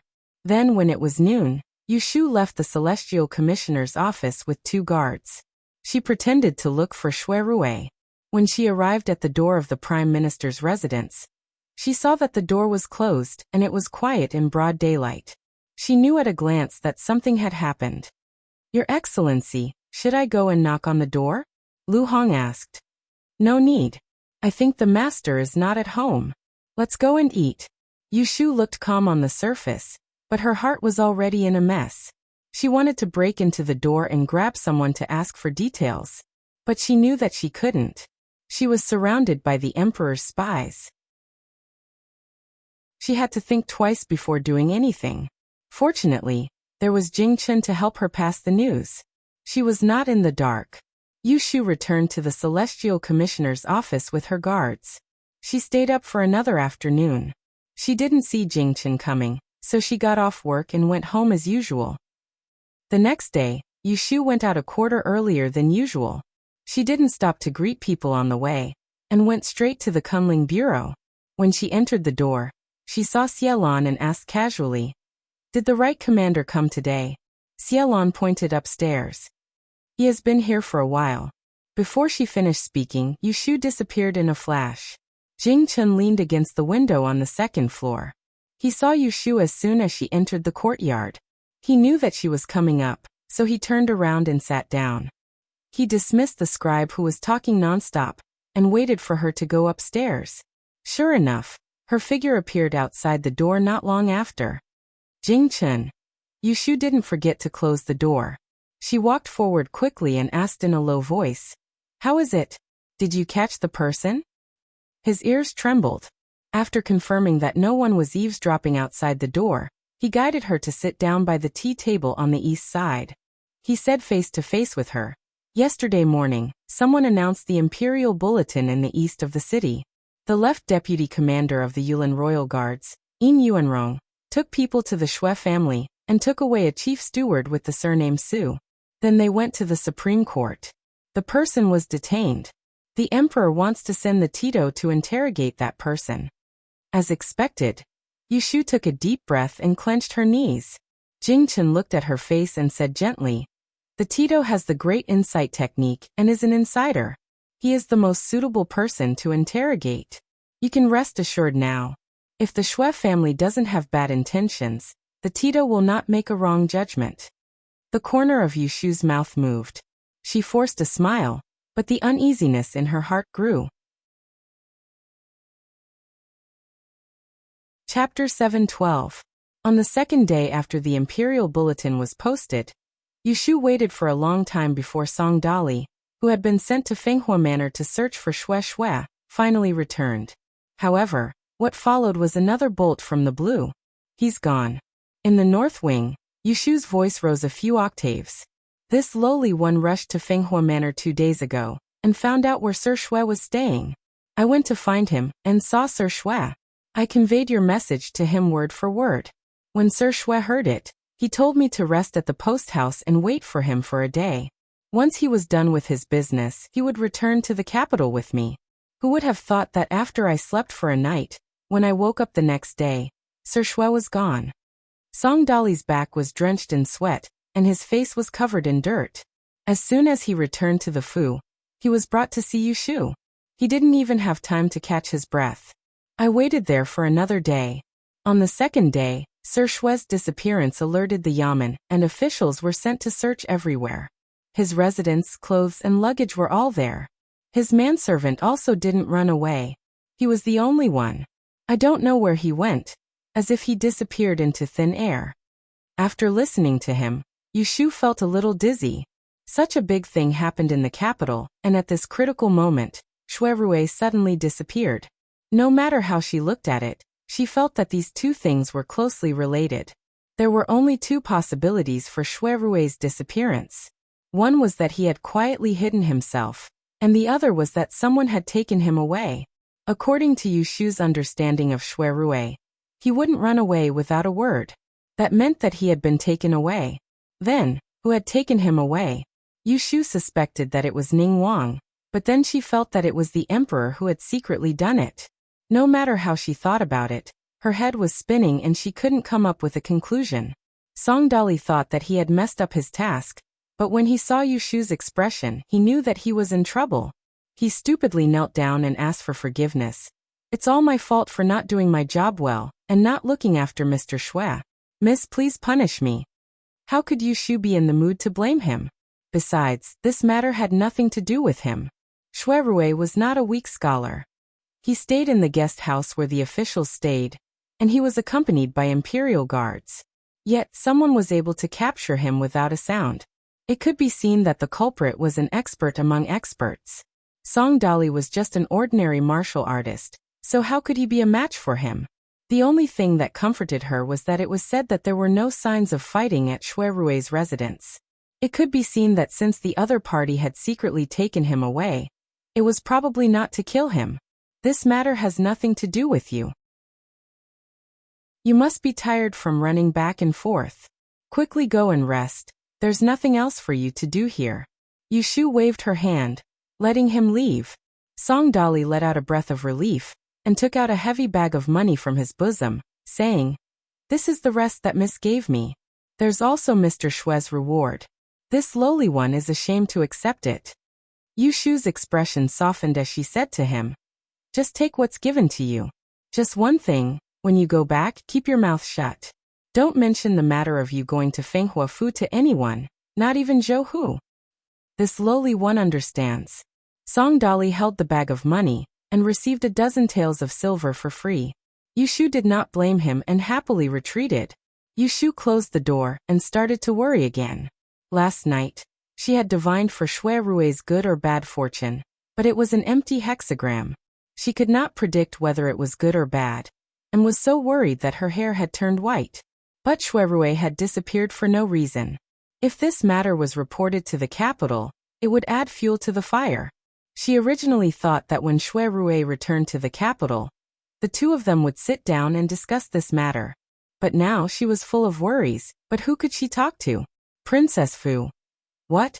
You're saying that Brother Shui is missing? Jingchen looked at Yushu, who was sitting opposite her in surprise. Yes, he disappeared the day before yesterday. I sent someone to Fenghua Fu to look for him, but after waiting for a night, he mysteriously disappeared. Yushu leaned back in her chair holding a cup of hot medicinal tea. This was Jingchen's own recipe for nourishing the mind. There were almost no guests at his place, so he didn't even prepare tea for them. Seeing that she didn't look well, he gave her a cup of the medicinal tea that he had just brewed. How? Jingchen's eyes were full of doubt. Did he deliberately hide? Yushu glared at him and said snappily, "My brother did not do anything wrong. Why would he hide? He must have been caught." Jingchen tactfully closed his mouth. However, Yushu insisted on making things clear to him. In the end, you haven't completely recovered that part of your memory. What you see and hear in your dream might not be the truth. Before the truth comes to light, can you not be prejudiced against my elder brother? Jingchen wanted to say that he was not prejudiced against Shuirue, but he was afraid that she would be deceived by others. However, when he saw her attitude of "I'll fall out with you if you can't do it," he could only nod in agreement in order to make her stay. Then he asked a very practical question. "What do you want me to do?" He promised to help Yushu. Naturally, he would not let her suffer alone. He owed her, and now he could make it up to her. Yushu calmed down and asked him, "Yesterday, the chief took Suli away from the Supreme Judiciary. Do you know where he locked him up?" "I can go and inquire about it." Yushu continued, "If you want to see the head advisor, there's no need to be secretive. Just ask him where he's keeping the person, and ask him if there's any information from the interrogation. This matter started because of you, and you're the victim. No matter how much you care, it won't arouse their suspicions. I think they'll definitely let you see Suli to identify the person's face. If possible, go and ask the head advisor. It's best if he can let you listen during the interrogation." Su Li, who appeared in Jing Chen's dream, became the key at the moment. If the chief got anything from him, it was likely to bring disaster to the Xue family. Jing Chen was silent for a while. He was not hesitating, but he was thinking. He looked up and saw Yu Shu's deep eyes. He said helplessly, "It is feasible, but it is a little difficult. When I deal with the chief, I am always afraid that I will say something wrong and be seen through by him." They had already experienced the power of the grand insight technique. However, Yu Shu was not worried. She was already prepared. She took out an exquisite ball from her bosom and handed it to him. She said, "Wear it closely. No matter what you say in front of the chief, he will only think that it is the truth." The hollow jade ball was only the size of a thumb and index finger. Jing Chen took it in his hand and asked curiously, "What is this?" Yu Shu avoided his eyes, but she did not lie to him. "This is the thing of your father Yin Huai. It is called Zhuge Ai. It is the same as the strange treasure worn by the current emperor. It is cut out from the 7 stars ruler, one of the 6 founding weapons. It can prevent divination, and will not be noticed." Last night, when she went to the Wangji Tower, she spent a lot of effort to borrow it from Xian Laowu. Hearing this, Jing Chen opened his palm in a daze. He stared at the delicate ball for a while, then he closed his fingers and held it tightly. He looked at Yu Shu again. He did not ask her about the origin of this thing, but he made a request. "Can you give it to me?" Yu Shu paused and licked her lips. She saw his pleading eyes and thought of his pitiful life. She could not bear to refuse him. "If you like it, take it. It is your father's thing. I should have given it to you long ago." As soon as she said it, she regretted it. With a bitter face, she calculated how much money she would have to spend to deal with the profiteer Xian Lishan. Maybe she would have to pay the jar of crystal on the rooftop of Wangji Tower. "Thank you." Jing Chen thanked her in a low voice. He put the small ball into his close-fitting purse and put it in his bosom. Then a smile appeared on his calm face for the first time. Chapter 713.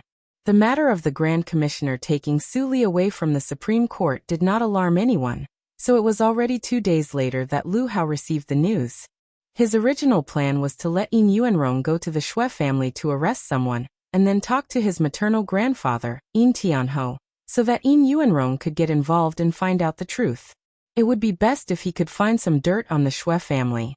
Now that the Grand Commissioner had taken Su Li away, it was obvious that he had received the emperor's permission to interrogate him in secret.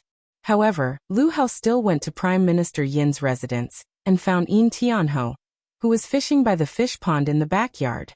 "Grandfather, someone told me that Yuanrong brought people to the Xue family to arrest a servant?" Yin Tianhou sat by the pond, the corner of his robe tucked into his belt, one trouser leg rolled up to his ankles, a pair of straw shoes stained with mud, and a straw hat on his head. At first glance, he looked no different from those old men who often went fishing on Lake Jade Lion. He held the fishing pole with one hand and took out meat bait from the crock with the other. He was distracted and talked to Lu Hao. Someone took down the imperial notice and went to find him. He had no choice but to go.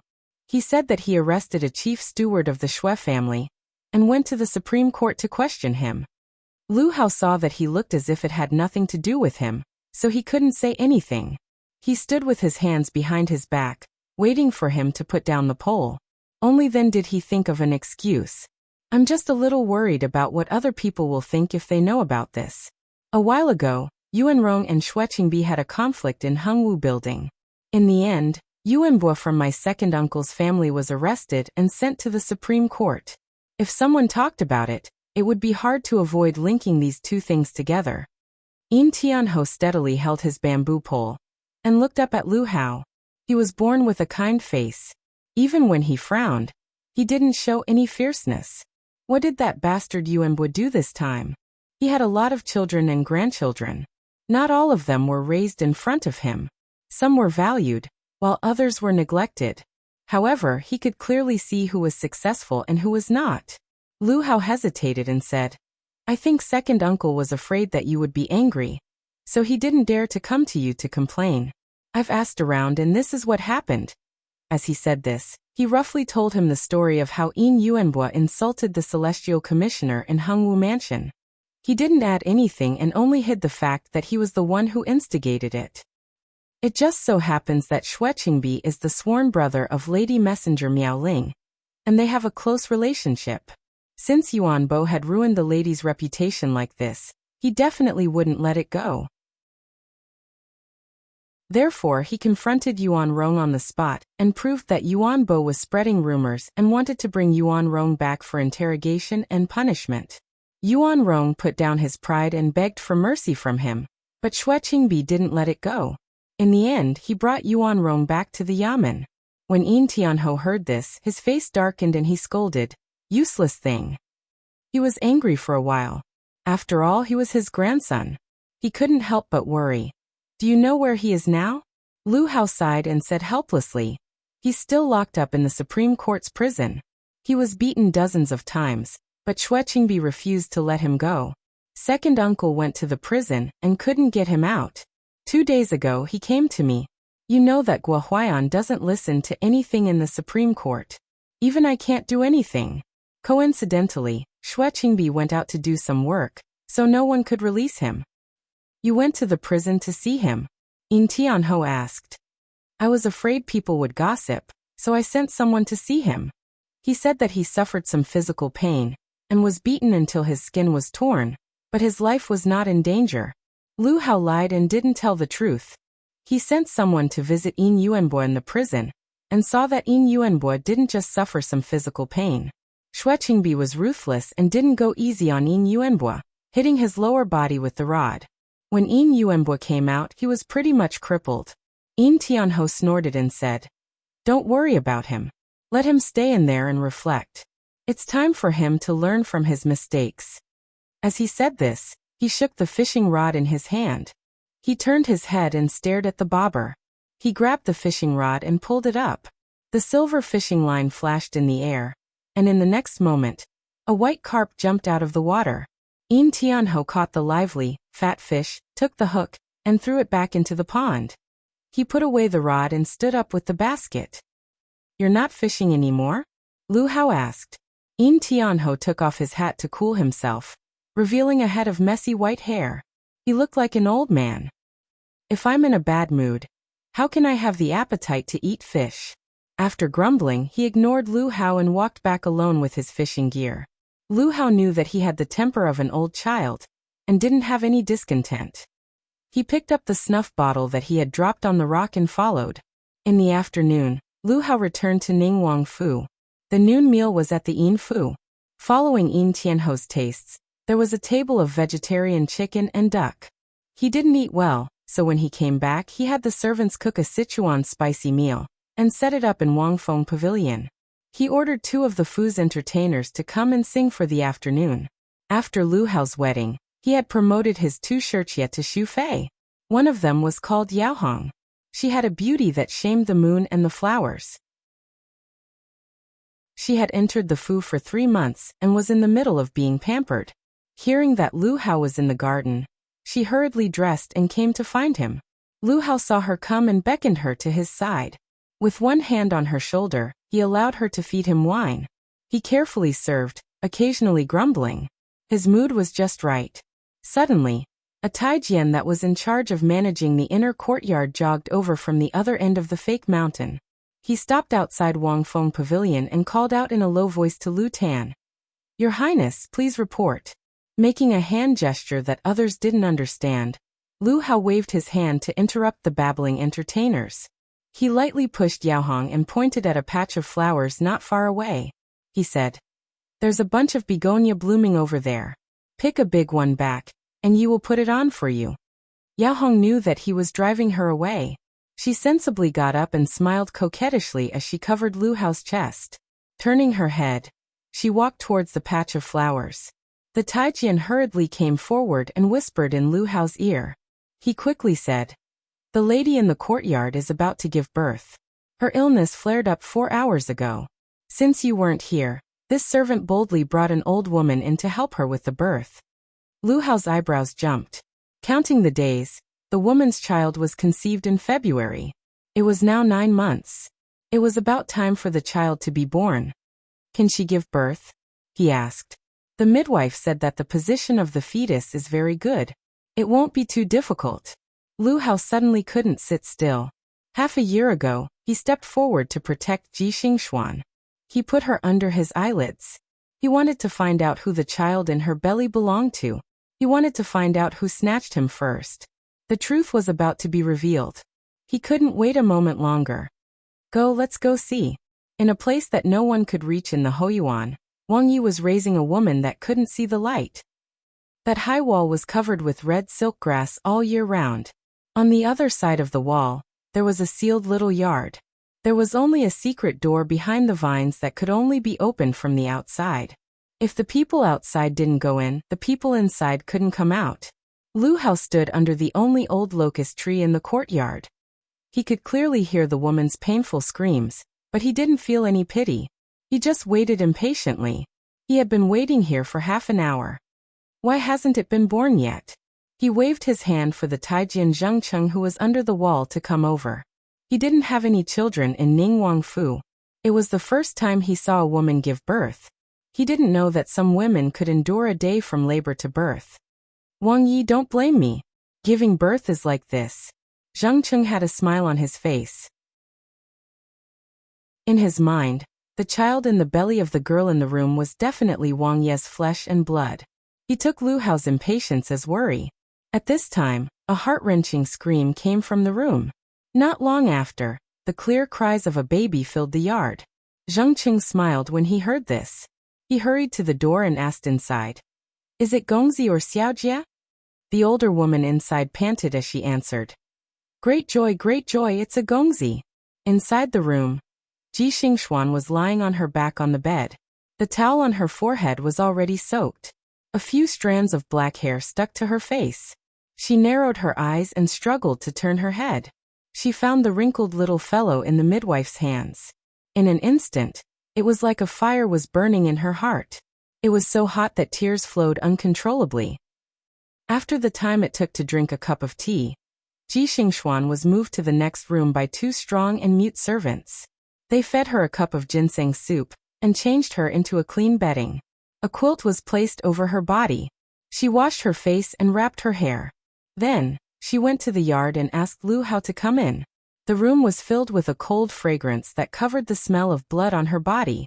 When Lu Hao came in, he stared straight at Ji Xingxuan. Since her belly grew bigger day by day, he didn't come to see her. After 2 or 3 months, when he saw her again, he felt that she was a completely different person from the cold and aloof woman that he was infatuated with. Her cheeks were plump and her eyelids were swollen. She was no longer beautiful. All that was left was a body that made people feel sick. Lu Hao frowned and sat down in front of her. Ji Xingxuan opened her eyes. She was not surprised to see him. She opened her mouth and asked, "Where is my child?" Lu Hao said, "He is next door. Don't worry, he is fine." Without waiting for Ji Xingxuan to heave a sigh of relief, his next words caused all the muscles in her body to tense up. "However, if you don't answer me honestly, I can't guarantee that you'll ever see that bastard again." When she heard him call her child a bastard, Ji Xingxuan did not get angry. On the contrary, she was very calm and retorted him word by word. "My child is not a bastard. If you want to know who his father is, don't try to provoke me. I can tell you some secrets that you can't even dream of. I promise that I won't let you down. But you have to promise me something first." She was very clear that the birth of the child was equivalent to letting Lu Hao control her life. So what she needed to do now was to protect the mother and child. Lu Hao was very interested in the secret that she mentioned. He crossed his legs and raised his chin to ask her, "What do you want? Tell me." Ji Xingxuan slowly exhaled, so that her voice would not tremble, and sounded more confident. Chapter 7:14. I want you to help me change my appearance and move out of this ghastly place. Let me become your Shirchia and, together with my child, openly appear in front of everyone. Lu Hao was not very surprised that Ji Xingxuan had made such a request. "You still make things difficult for me," he shook his head. "That day, I rescued you from the heavenly prison and saved the lives of you and your child. Up until now, you haven't repaid me. Now you come to talk terms with me. Do you really think that I have the heart of a Buddha? Whether she lived or died, it was all up to him. If she thought that she could play with him in the palm of her hand, then she was gravely mistaken. Looking into Lu Hao's mocking eyes, Ji Xingxuan's heart was in turmoil. She knew that he didn't have the slightest bit of affection for her. If she continued to bluff, she would probably end up making a fool of herself. After a moment of hesitation, she lowered her pale neck, pretending to be weak. Does Wang Yi remember that last October, there was a murder case in Taisha Shuyuan? The person who died was the daughter of the Xiajiang family, Xia Jiangying? Lu Hao had a vague impression, but he didn't know why Ji Xingxuan would suddenly bring up such an unrelated matter. Afterwards, the emperor decreed a marriage. The deceased Xia Jiangying's younger sister, Xia Jiangmin, was married to the 9th prince as his fei. She is now Jing Wang Fei. Lu Hao's eyes flashed. He was interested to continue listening. I was good friends with Xia Jiangying when she was alive. The night before her death, she suggested to switch rooms with me. She slept in my room and told me to go home. When I asked for the reason, she told me that her younger sister, Xia Jiangmin, had a nightmare. She dreamed that a thief had broken into her room. At the time, it was nearing the Dayan examination. Xia Jiangying was full of ambition. She clearly received a warning, but didn't care. She didn't want to go back to Xia Zhang's guest house to avoid the disaster. Instead, she wanted to switch rooms with her. She thought that this way, they would be safe. Who knew that the heavens would play tricks on people, and in the end she died? Then did you switch rooms with her? Lu Hao asked. Seeing Ji Xingxuan nod, his expression became subtle. Actually, that night, the murderer wanted to kill me. But because Xia Jiangying moved to my room, she was the one who died. When Ji Xingxuan said these words, she did not look at Lu Hao's face. Her eyes hid the inherent coldness. When she talked about the death of her close friend, she did not feel guilty. It was because she had experienced too many trials and tribulations that she did not care about life and death. However, she cherished her life because she had lost almost everything. If she lost her life, she would not be willing. She wanted to live and see what would happen to her enemies in the future. How did you know that the murderer originally wanted to kill you? Lu Hao caught the key point. Ji Xingxuan looked up at him. Because I knew earlier than Xia Jiangying that someone wanted to kill me. I agreed to exchange rooms with her to save my life. Lu Hao was puzzled. You knew. Ji Xingxuan nodded and looked into his eyes. Her voice was low and solemn, unlike her previous understatement. I have a teacher who has the ability to decide death, she said. Lu Hao was stunned for a moment. Then surprise appeared on his face. His thoughts turned quickly. He asked, Your master? Is he the old immortal who taught you Lianfang the death judgment? It was no wonder that he thought of Yu Shu. Yu Shu was famous in the capital. When the death judgment was mentioned, the first person that people would think of was Messenger Miaoling. Moreover, he remembered that Ji Xingxuan said that she had a master in Yang. It was the immortal who taught Yu Shu the 6 lines technique. No. Ji Xingxuan denied Lu Hao's guess. My master is someone else. Who? Lu Hao was impatient. If there really was such an expert, he would have to recruit him to Ning Wang Fu. Ji Xingxuan saw through his thoughts. Her eyes flashed with mockery. She didn't answer Lu Hao's question. Instead, she looked far away and looked behind him. She told him a story that no one knew about. In the 9th year of Zhaoqing, I was 12. My grandfather was promoted to the right judge of the Celestial Commissioner and took me to Jing. The Ji family was one of the most prestigious families in Yang City. Once they entered Jing, they were not worth mentioning. There were 12 prestigious families in Anling City and countless descendants. Ji Xingxuan was young and not famous. Ji Huaishan took her to all the families. In private, she did not receive kindness and friendliness, but scorn and isolation. Because she was born with an apparition and had a valuable life, her grandfather had high hopes for her. He arranged for her to attend the Great Yen examination the next year to fight for a place in the Taisha library for her. In the 10th year of Zhaoqing, she passed the astrology exam and became a E-master. That year, she was only 13. Everyone around her praised her, and said that Ji Huaishan had a successor. She had become talented at a young age, and was naturally proud. She had finally entered the Taisher library, but reality had given her a loud slap in the face. She was far from being the most outstanding. There were many more talented and intelligent than her. There were many who had a better background, and were smarter than her. She became an unremarkable female student. She was not willing to be mediocre, but there was nothing she could do. The Ji family had only been a prestigious family for 3 generations. Compared to those families that had been established for hundreds of years, it was not enough. Without the rare family teachings, without the guidance of a respected elder, she could only be ordinary. Now that she thought about it, she did not know whether it was a blessing or a misfortune. That day, she walked into a e-shop on Qianyuan Street and met her future e-master. He was an elder of mysterious origin who made her respect and fear him. He enlightened her, taught her strange skills, and told her about the complicated relationship between the prestigious families in the capital. He made her stand out in the Taisher library, where there were hidden dragons and crouching tigers.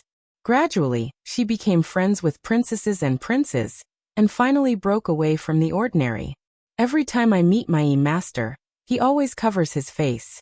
Otherwise, there will be a curtain covering his face, making it difficult to see his true appearance. I still do not know his name, so your highness does not need to pursue it. If he does not want to show himself, you will not be able to find him. Lu Hao was already moved. How could he give up on the idea just because of a few words from her?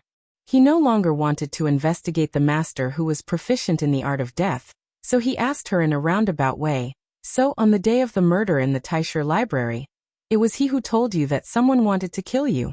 That was why you deliberately exchanged rooms with Xia Jiangying and let her die in your place?" His words were straightforward and sharp, but Ji Xingxuan was not moved. She calmly told him another secret. There is Wenchen in the north, and Xiajiang in the south.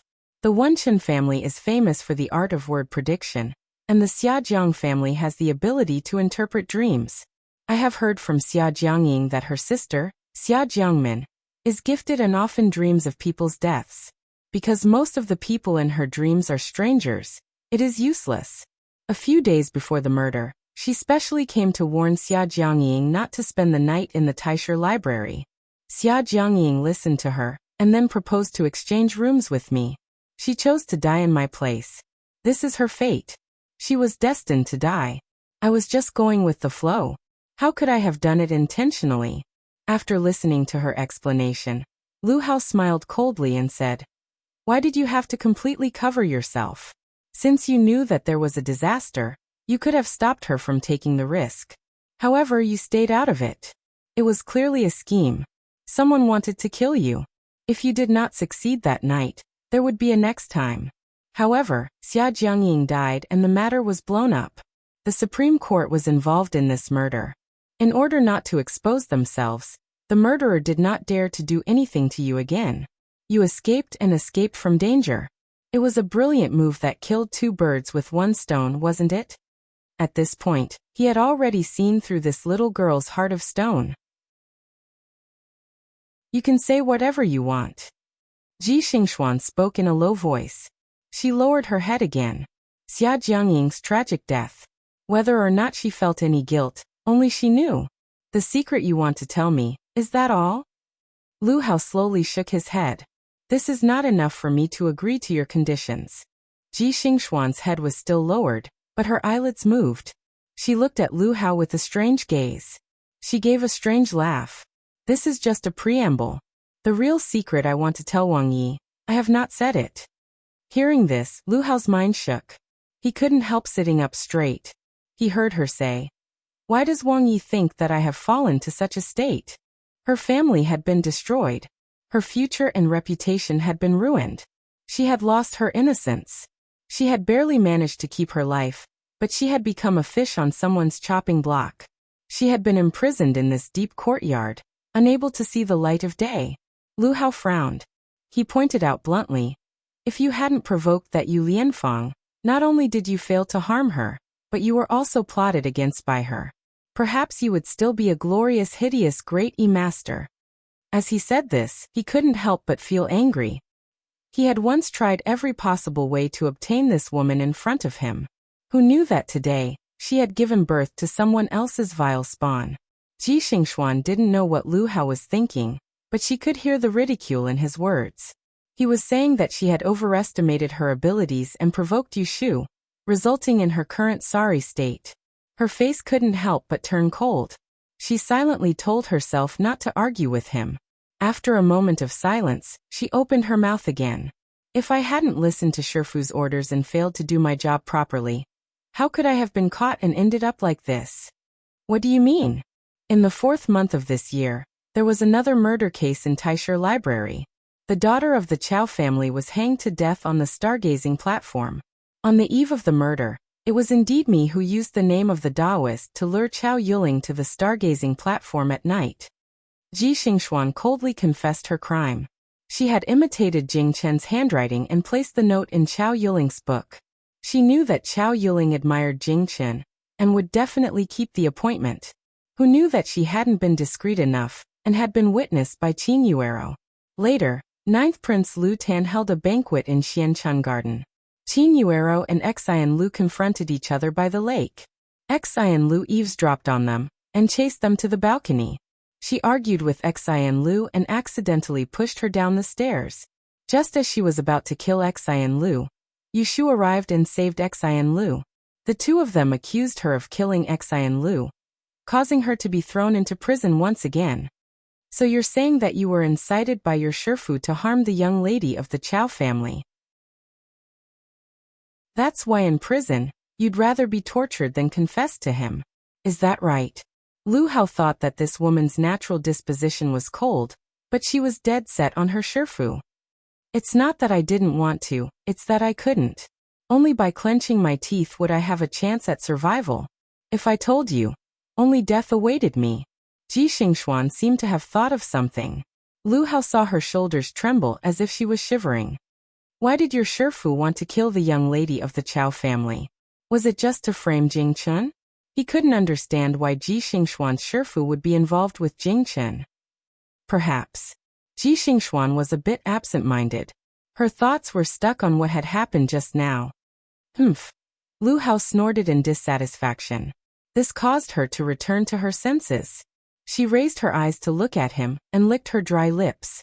She had used up all of her strength in childbirth. If she hadn't drunk a bowl of ginseng soup, she wouldn't have had the energy to deal with him. How does Prince think our Daan's crown prince has been chosen? Lu Hao didn't have enough patience. His heart was still full of questions, but he was stopped by her question. His ambition for the throne wasn't just 1 or 2 days ago. He had a deep thought in his mind. He opened his mouth and said, "Those who are capable will take the throne." Who knew that when Ji Xingxuan heard his words, she actually laughed. She didn't wait for him to get angry and said, "I'll tell Prince a secret now. Come closer, I'll whisper it to you." Although Lu Hao was guarded against her, he wasn't afraid of a weak woman. He hesitated for a moment before he got up and walked forward. He didn't sit on the bed. Instead, he stood at the head of her bed and bent down. Then he heard her weak breathing. She said, "The celestial commissioner of the past generations has given advice. He has one of the 6 tools for the founding of the country, the Book of Mystery Maiden. Who will be the next emperor?" Chapter 7:15. In the evening, Lu Hao walked out of the wall covered in red silk grass. Eunuch Zheng walked in front with his back bent, holding a lantern to lead the way. The yellow light from the lantern illuminated his hazy face. He walked aimlessly in the corridor, his mind filled with the things he had just pried out of Ji Xingxuan's mouth. The secret she had used to negotiate terms with him sounded absurd and nonsensical. The person who would inherit the throne in the future was not decided by the emperor, but according to something called Xian Nu Lu Ren Book. Lu Hao would rather believe that Ji Xingxuan had told him a big lie to save her life. But after he calmed down and thought about it, he actually felt that her words were somewhat believable. From afar, the successive heirs were not all the legitimate sons of the empress. For example, before his father, Emperor Zhaoqing, entered the Eastern Palace, the former Empress Dowager was just one of the many concubines of the previous emperor. Because she had 2 sons and a daughter, she was given the title of Xian Fei. Lu Hao knew a little about the grievances of the previous generation, of his imperial uncles who had either died of illness or been exiled far away. There were many who were more capable than his father, but the throne had fallen onto his father's head. This was thought-provoking. Looking closely, Fu Huang was middle-aged and his health was deteriorating. The empress did not have an heir, but he was still unwilling to choose a successor from the group of princes. Even when the imperial study was filled with memorials for the position of crown prince, he was not moved.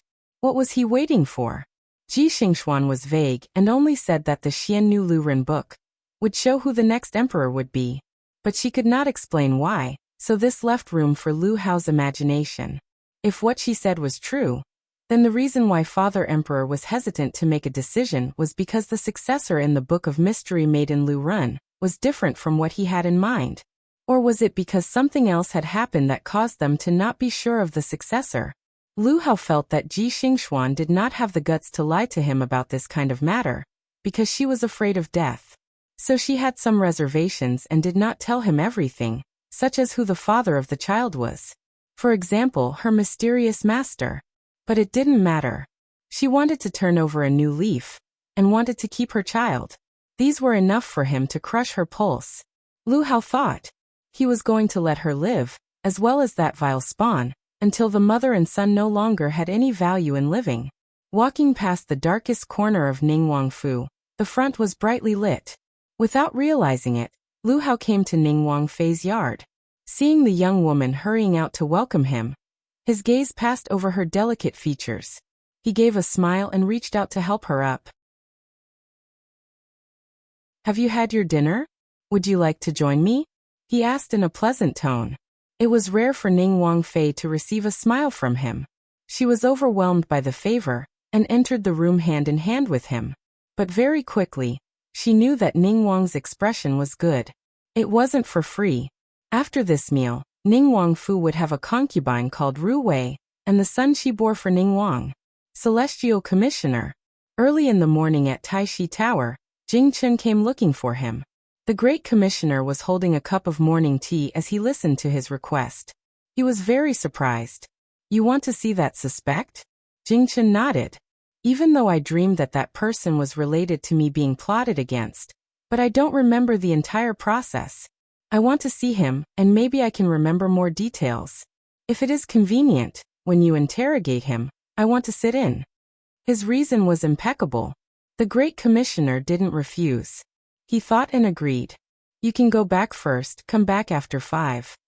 The suspect was locked up in a secret place. During the day, there were many eyes in the Celestial Commissioner. It wasn't convenient for him to take Jing Chen out, so he had to wait until after sunset. It was still early. When Jing Chen left Taishi Tower, he went back to Kunling Bureau and gave Yushu an answer. "The Great Commissioner agreed to take me there tonight." Yushu was slightly reassured and thanked him. "It's all thanks to you being willing to help. I'll tell you after I see that person."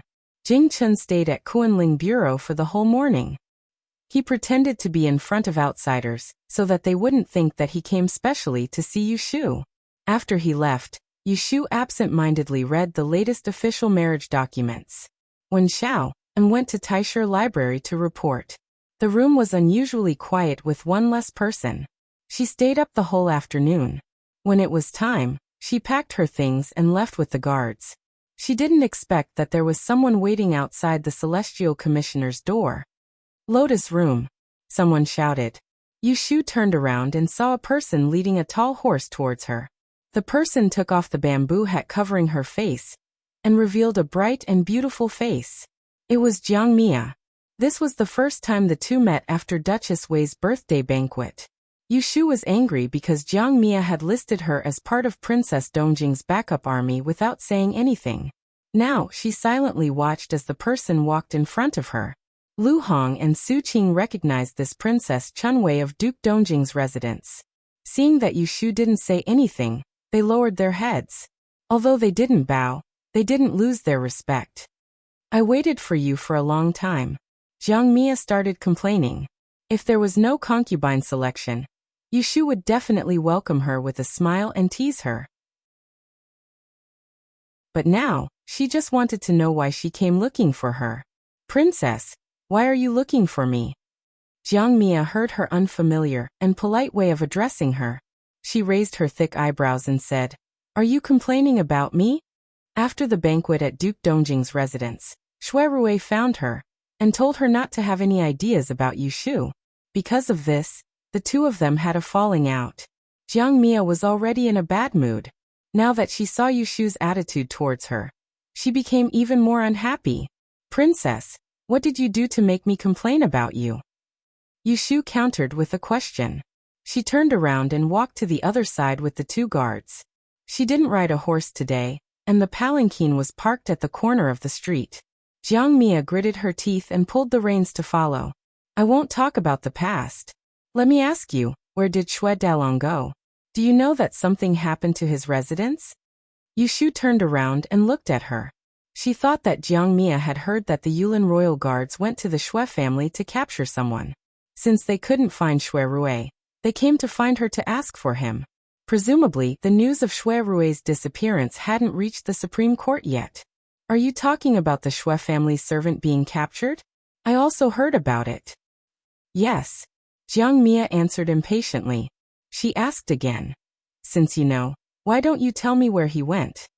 Yushu said unhurriedly. Why are you so flustered? The one who was captured is his family's servant. What's the big deal? Jiang Mia snorted coldly and looked at her. What do you know? The one who was captured is a chief steward of the Shui family. He is a wanted criminal on the imperial list. I don't know what heinous crime that bastard committed. I'm afraid that his whole family will be involved. Then she frowned again. I'm too lazy to talk to you. Quickly tell me, do you know where Shui Dalong is? Oh, I don't know. Yushu shrugged. When Jiang Mia heard this, she fiercely glared at her. Then, she turned around and mounted her horse, galloping away. Yushu looked in the direction that Jiang Mia left and slowly frowned. She didn't tell Jiang Mia that he went to Fenghua Palace to investigate. It wasn't out of selfishness, but because she was worried that Jiang Mia would impulsively go to Fenghua Palace to find him. This matter was already chaotic enough. If someone from the Prince of Dongjing got involved, it would only add fuel to the fire. She pinched the space between her brows and sighed. Big brother, where are you now? Chapter 7:16. I want you to help me change my appearance and move out of this ghastly place. Let me become your Shirchia, and together with my child, appear openly in front of people. Lu Hao wasn't very surprised that Ji Xingxuan had made such a request. You still make it difficult for me, he shook his head. That day, I rescued you from the heavenly prison and saved the lives of you and your child. You still haven't repaid me and now you're talking terms with me. Do you really think that I have the heart of a Buddha? Whether she lived or died, it was all up to him. If she thought that she could toy with him in the palm of her hand, then she was gravely mistaken. Looking into Lu Hao's mocking eyes, Ji Xingxuan's heart was in turmoil. She knew that he didn't have the slightest bit of affection for her. If she continued to bluff, she might end up making a fool of herself. After a moment of hesitation, she lowered her pale neck to show her weakness. Does Wang Yi remember that last October, there was a murder case in Taisher Shuyuan? The person who died was the daughter of the Xiajiang family, Xia Jiangying? Lu Hao had a vague impression, but he didn't know why Ji Xingxuan would suddenly bring up such an unrelated matter. Afterwards, the emperor decreed a marriage. The deceased Xia Jiangying's younger sister, Xia Jiangmin, was married to the 9th prince as his fei. She is now Jingwang Fei. Lu Hao's eyes flashed. He was interested to continue listening. I was good friends with Xia Jiangying when she was alive. The night before her death, she suggested to switch rooms with me. She slept in my room and told me to go home. When I asked for the reason, she told me that her younger sister, Xia Jiangmin, had a nightmare. She dreamed that a thief had broken into her room. At the time, when the Deyuan examination was approaching, Xia Jiangying was full of ambition. She clearly received a warning but didn't care. She didn't want to go back to Xiajiang's guest house to avoid the disaster. Instead, she wanted to switch rooms with her. She thought that this way, they would be safe. Who knew that the heavens would play tricks on people, and she died a violent death. Then did you switch rooms with her? Lu Hao asked. Seeing Ji Xingxuan nod, his expression became subtle. Actually, that night, the murderer wanted to kill me. But because Xia Jiangying moved to my room, she was the one who died. When Ji Xingxuan said these words, she did not look at Lu Hao's face. Her eyes hid the inherent coldness. When she talked about the death of her close friend, she did not feel guilty. It was because she had experienced too many trials and tribulations that she did not care about life and death. However, she cherished her life because she had lost almost everything. If she lost her life, she would not be willing. She wanted to live and see what would happen to her enemies in the future. How did you know that the murderer originally wanted to kill you? Lu Hao caught the key point. Ji Xingxuan looked up at him. Because I knew earlier than Xia Jiangying that someone wanted to kill me. I agreed to exchange rooms with her to save my life. Lu Hao was puzzled. You knew? Ji Xingxuan nodded and looked into his eyes. Her voice was low and solemn, unlike her previous understatement. I have a teacher who has the ability to decide death, she said. Lu Hao was stunned for a moment. Then, surprise appeared on his face. His train of thought changed and he asked, Your master? Is he the old immortal who taught you Lianfeng the death judgment? It was no wonder that he would think of Yu Shu. Yu Shu was famous in the capital. When the death judgment was mentioned, the first person that people would think of was Messenger Miaoling. Moreover, he remembered that Ji Xingxuan said that she had a master when she was in Yiyang. It was the immortal who taught Yu Shu the 6 lines technique. No, Ji Xingxuan denied Lu Hao's guess. My master is someone else. Lu Hao was slightly impatient. If there really was such an expert, he had to recruit him to Ning Wangfu. Ji Xingxuan saw through his thoughts. Her eyes flashed with mockery. She didn't answer Lu Hao's question. Instead, she looked far away and looked behind him. She told him a story that no one knew about. In the 9th year of Zhaoqing, I was 12. My grandfather was promoted to the right judge of the Celestial Commissioner and took me to Jing. The Ji family was one of the top aristocratic families in Yiyang City. Once they entered Jing, they were not worth mentioning. There were 12 prestigious families in Anling City and countless children. Ji Xingxuan was young and not famous. Ji Huaishan took her to various houses. What she received in private was not kindness and friendliness, but contempt and isolation. Because she was born with an apparition, her fate was precious. Her grandfather had high hopes for her, and arranged for her to participate in the Great Yin examination the following year in order to fight for a place in the Taisher Library for her. In the 10th year of Zhaoqing, she passed the astrology exam in the Great Yin examination, and became a E-master. That year she was only 13. Everyone around her praised her, and said that Ji Huaishan had a successor. She had become talented at a young age, and was naturally proud. She had finally entered the Taisher Library, but reality had given her a loud slap in the face. She was far from being the most outstanding one. There were many more talented and intelligent than her.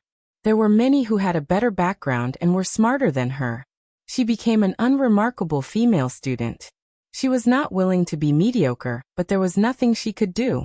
The Ji family had only been a prestigious family for 3 generations. Compared to those prestigious families that had been established for hundreds of years, it was not enough. Without the rare family teachings, without the guidance of a respected elder, she could only be ordinary. Now that she thought about it, she did not know whether it was a blessing or a misfortune. That day, she walked into a e-shop on Qianyuan Street and met her future e-master. He was an elder of mysterious origin who made her respect and fear him. He enlightened her, taught her strange skills, and told her about the complicated relationship between the prestigious families in the capital. He made her stand out in the Taisher Library, where there were hidden dragons and crouching tigers. Gradually, she became friends with princesses and princes, and finally broke away from the ordinary. Every time I meet my e-master, he always covers his face. Otherwise, there will be a curtain covering his face, and it will be difficult to see his true appearance. I still do not know his name, so your highness does not need to pursue it. If he does not want to show himself, you will not be able to find him. Lu Hao was already moved. How could he give up the idea just because of a few words from her? He no longer wanted to investigate the master who knew the death sentence technique. So he asked her in a roundabout way, "So, on the day of the murder in the Taisher library, it was he who told you that someone wanted to kill you? That was why you deliberately exchanged rooms with Xia Jiangying and let her die in your place?" His words were straightforward and sharp, but Ji Xingxuan was not moved. She calmly told him another secret. There is Wenchen in the north and Xiajiang in the south. Wenchen's family is famous for their word prediction technique, and Xiajiang's family has the ability to interpret dreams.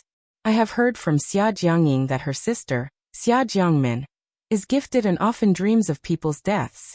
Because most of the people in her dreams are strangers, it is useless. A few days before the murder, she specially came to warn Xia Jiangying not to spend the night in the Taisher library. Xia Jiangying listened to her, and then proposed to exchange rooms with me. She chose to die in my place. This is her fate. She was destined to die. I was just going with the flow. How could I have done it intentionally? After listening to her explanation, Lu Hao smiled coldly and said, "Why did you have to completely cover yourself? Since you knew that there was a disaster, you could have stopped her from taking the risk. However, you stayed out of it. It was clearly a scheme. Someone wanted to kill you. If you did not succeed that night, there would be a next time." However, Xia Jiangying died and the matter was blown up. The Supreme Court was involved in this murder. In order not to expose themselves, the murderer did not dare to attack you again. You escaped and escaped from danger. It was a clever move that killed two birds with one stone, wasn't it? At this point, he had already seen through this little girl's heart of stone. You can say whatever you want. Ji Xingxuan spoke in a low voice. She lowered her head again. Xia Jiangying's tragic death. Whether or not she felt any guilt, only she knew. The secret you want to tell me, is that all? Lu Hao slowly shook his head. This is not enough for me to agree to your conditions. Ji Xingxuan's head was still lowered, but her eyelids moved. She looked at Lu Hao with a strange gaze. She gave a strange laugh. This is just a preamble. The real secret I want to tell Wang Yi, I have not said it. Hearing this, Lu Hao's mind shook. He couldn't help sitting up straight. He heard her say, "Why does Wang Yi think that I have fallen to such a state?" Her family had been destroyed. Her future and reputation had been ruined. She had lost her innocence. She had barely managed to keep her life, but she had become a fish on someone's chopping block. She had been imprisoned in this deep courtyard, unable to see the light of day. Lu Hao frowned. He pointed out bluntly, "If you hadn't provoked that Yu Lianfang, not only did you fail to harm her, but you were also plotted against by her. Perhaps you would still be a glorious, hideous, great master." As he said this, he couldn't help but feel angry. He had once tried every possible way to obtain this woman in front of him. Who knew that today, she had given birth to someone else's vile spawn? Ji Xingxuan did not know what Lu Hao was thinking, but hearing the ridicule in his words, saying that she had overestimated her abilities and provoked Yu Shu, resulting in her current sorry state, her face couldn't help but turn cold. She silently told herself not to argue with him. After a moment of silence, she spoke again. "If I hadn't listened to Shifu's orders and failed to do my job properly, how could I have been caught and ended up like this?" "What do you mean?" In the 4th month of this year, there was another murder case in Taisher Library.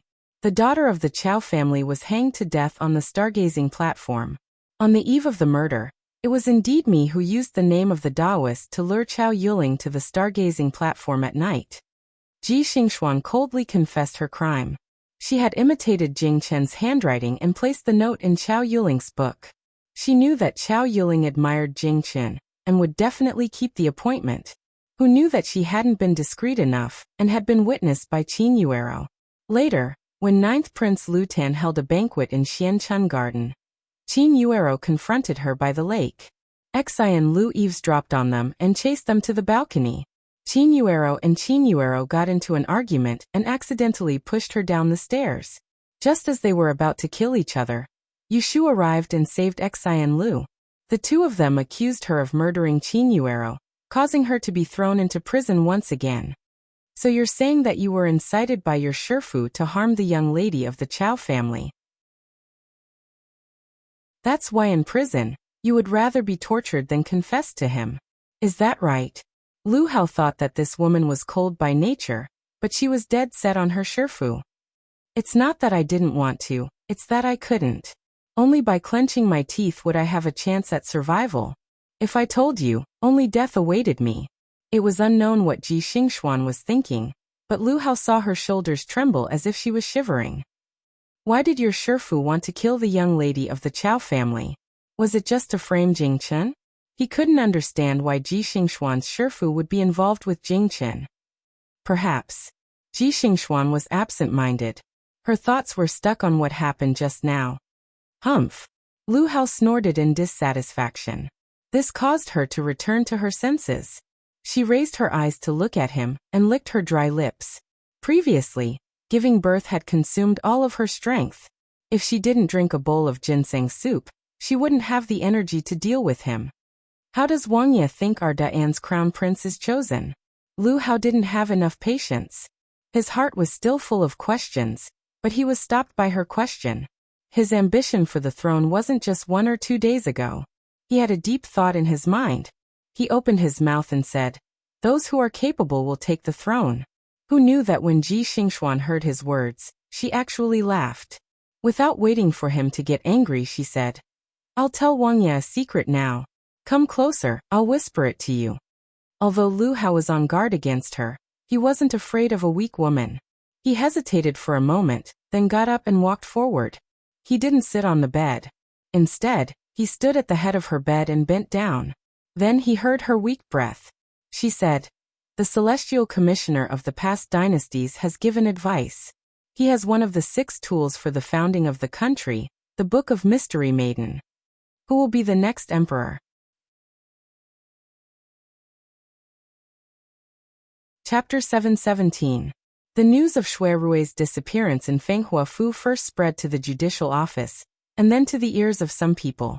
Some people were worried and some people rejoiced in other people's misfortune. In just a short span of 2 to 3 days, it had attracted a lot of speculation. Thinking of the imperial court's wanted criminal on the imperial bulletin, it directly pushed the Shui family to the heart of the struggle. The fastest rumor that spread privately was that the Shui family had committed a major crime and knew that things were bad, so they let Shui Rui escape first to protect this branch of the family. When Yushu heard these rumors, she thought that it was someone who was creating trouble, who didn't want the Shui family to have an easy time, and wanted to fish in troubled waters.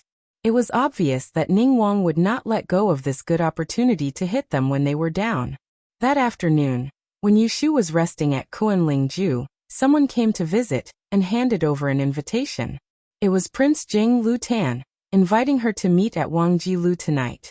Yushu agreed. When she finished her work that day, she returned to the Fu to change her clothes and hurried to Wangji Lu. When she arrived there, Lu Tan was not the only one who was waiting for her. Lu Jiong, Feng Zhaomiao, Qi Mingxiu Rui Lin. These few young masters who usually address Shui Rui as brothers were all here. As soon as she entered the door, they all stood up in unison. A room full of men, staring at a young girl like a tiger watching its prey. It was fortunate that Yushu wasn't an ordinary young girl. Otherwise she would have been scared out of her wits. "Lianfeng, do you know where Rui Ji has gone?" Feng Zhaomiao was the most anxious and asked before Lu Ten could open his mouth. Yushu looked around at the people and saw that they all had worried expressions. She muttered to herself before saying, "About 7 days ago, the imperial bulletin was posted in Jing. I knew that a steward of the Shui family was captured and sent to the judicial office, so I went to the yamen to find him.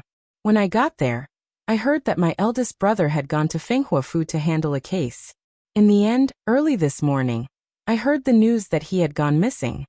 Feng Zhaomiao gave an ah in disappointment. "So you don't know either?" He believed Yushu's words, but some people didn't.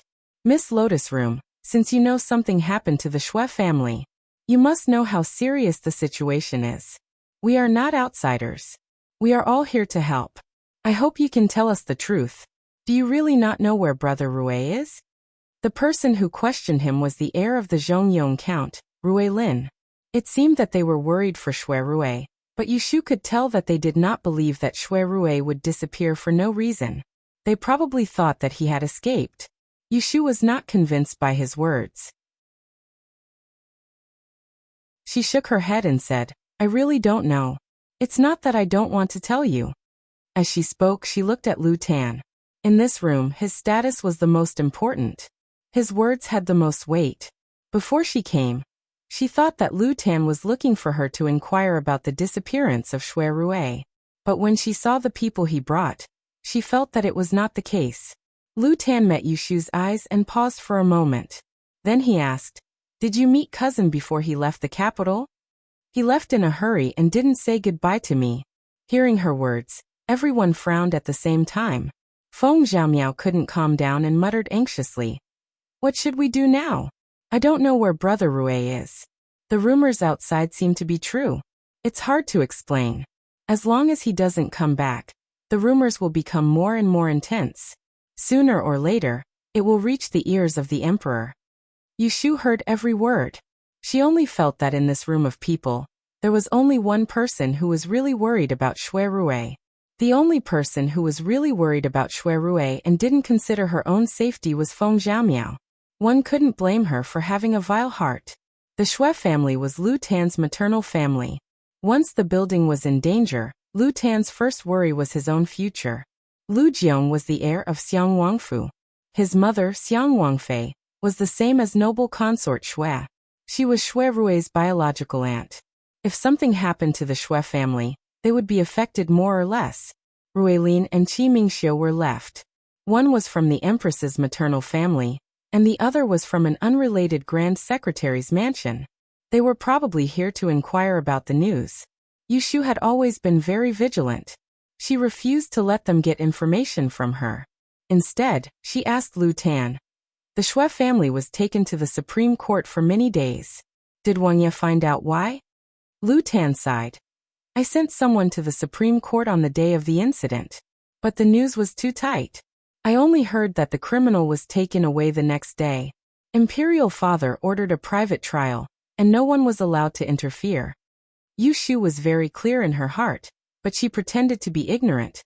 I heard a rumor that the criminal taken away from the Shui family was involved in a case of rebellion. Lu Jiong, Feng Xiaomiao, and the others' faces changed. They heard Lu Tan snorted coldly. What case of rebellion? It's just someone spreading rumors.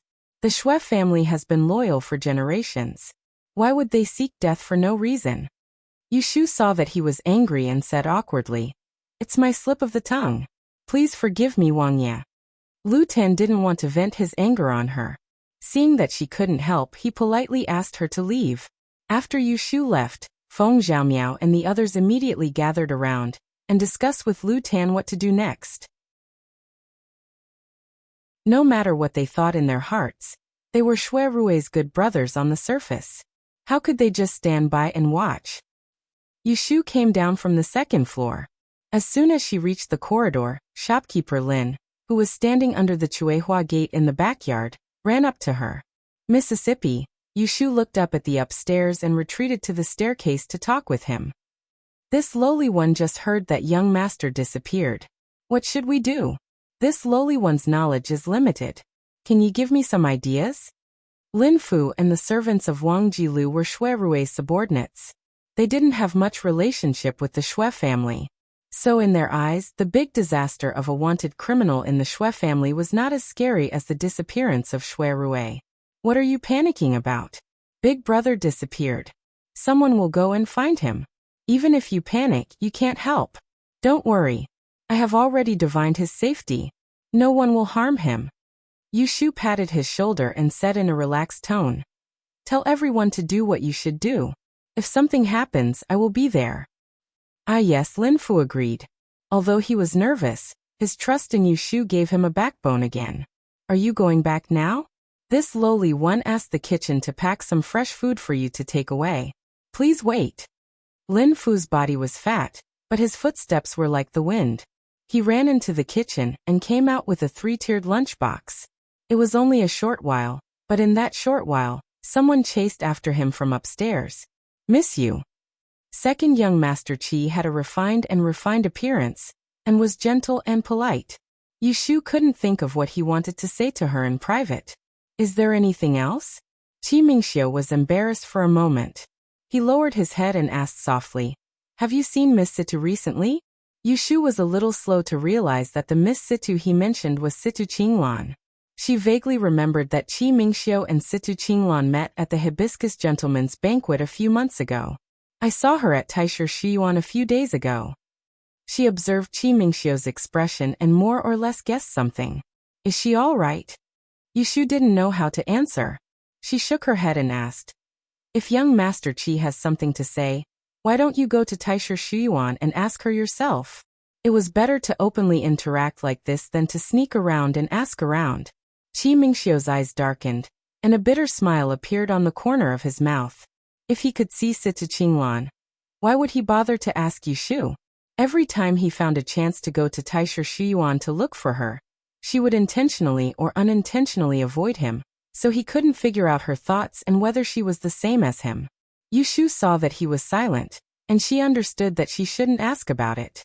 She turned around and saw Lin Fu coming out with a 3-layer high food box. She hurriedly said goodbye to him. I'll go first. See you another day. Qi Mingxiu didn't stop her. After she left, he stood alone at the stairs for a while, and then went upstairs. Lin Fu sent Yushu to the side of the sedan. Before she left, she didn't forget to tell him. Take good care of the masters behind. Provide them with good food and drinks. If anything happens, send someone to Baochang Street to find me. It was not difficult to guess what Lu Tan was planning. It was nothing more than taking the opportunity of Xue Rui's accident to win over the people around Xue Rui. Lu Tan didn't think that the Xue family would be involved in the rebellion, and he didn't know that a disaster was coming. So he didn't forget to make his own calculations at this critical moment. It was not the first time that she noticed that Lu Tan had a tendency to be heartless. But this time, she was bitterly disappointed. For example, when she found out that Xue Rui had gone missing, her first reaction was that she was afraid that he had been killed. However, what Lu Tan was worried about was obviously the negative effects brought about by Xue Rui's disappearance. Yushu didn't comment on what was wrong with Lu Tan's attitude, but she hesitated when she thought that she had to help such a person fight for the throne, and help him ascend to the throne. P.S.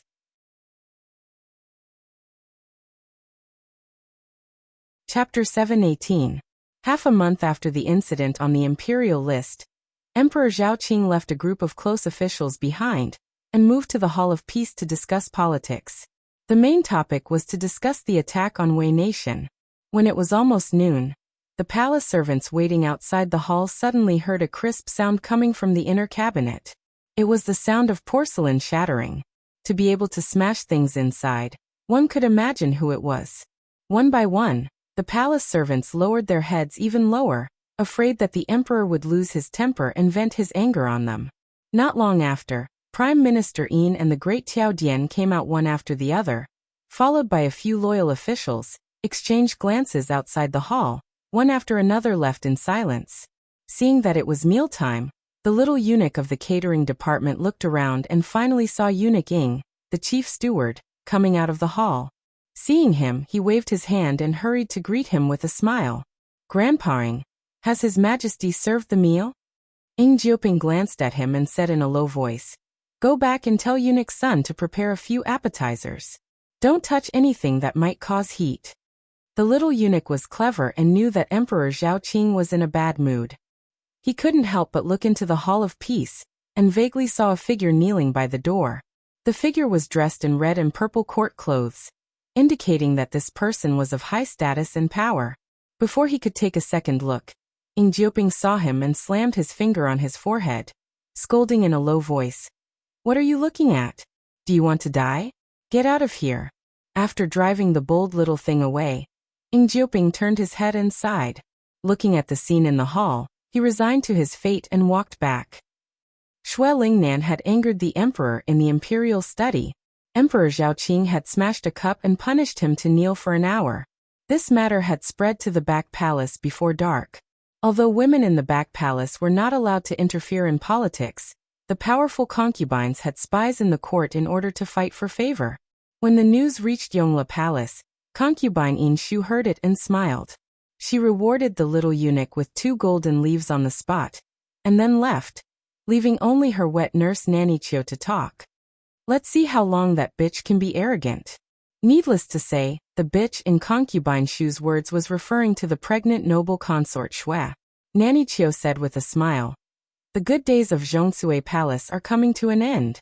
Looking at the situation, Prime Minister Shui's country was really at the end of its days. We just caught a wanted criminal of the imperial court, but that young Master Shui mysteriously disappeared without a trace. His Majesty is wise and wise. No matter how much he dotes on the imperial concubine, he will not bring the favor of the harem into the imperial court. As a matter of fact, Prime Minister Shui has been thunderstruck. It is clear that His Majesty wants to punish the Shui family severely and will not let them off. Consort Yin Shu sat on the couch, playing with a bunch of red leaves in the vase. Zhuang Li's face was filled with a harsh expression that didn't match her appearance.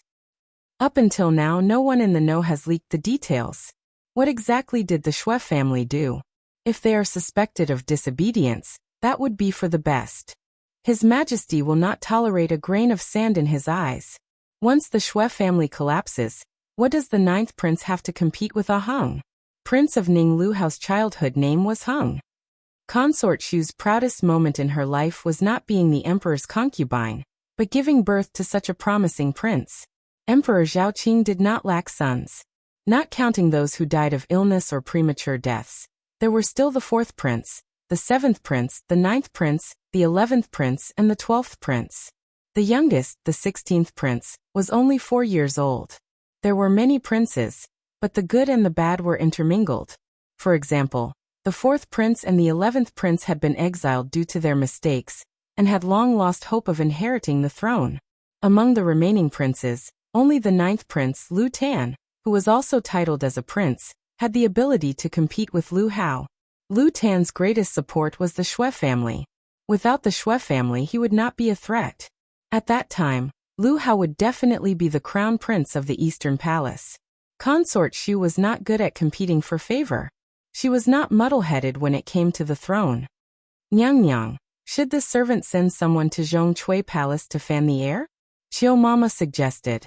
Noble Consort Shui's pregnancy was unstable. If she heard the slightest movement, it was hard to guarantee that her body wouldn't be frightened. Consort Shu furrowed her brow.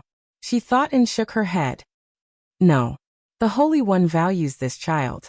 If she miscarries, we have to take care of her even more. This has nothing to do with us. We should just sit and watch the show. There is no need to find trouble. Chiu Mama had raised her since she was little. She knew that she was stubborn and didn't urge her to do anything unnecessary. Therefore, after a night passed, there was no movement in Zhongsui Palace that wasn't far from here. But in Rui Empress Wu Perching Palace, there was someone who hadn't slept the entire night waiting to hear the news. At daybreak, the mistress got up and went in to report.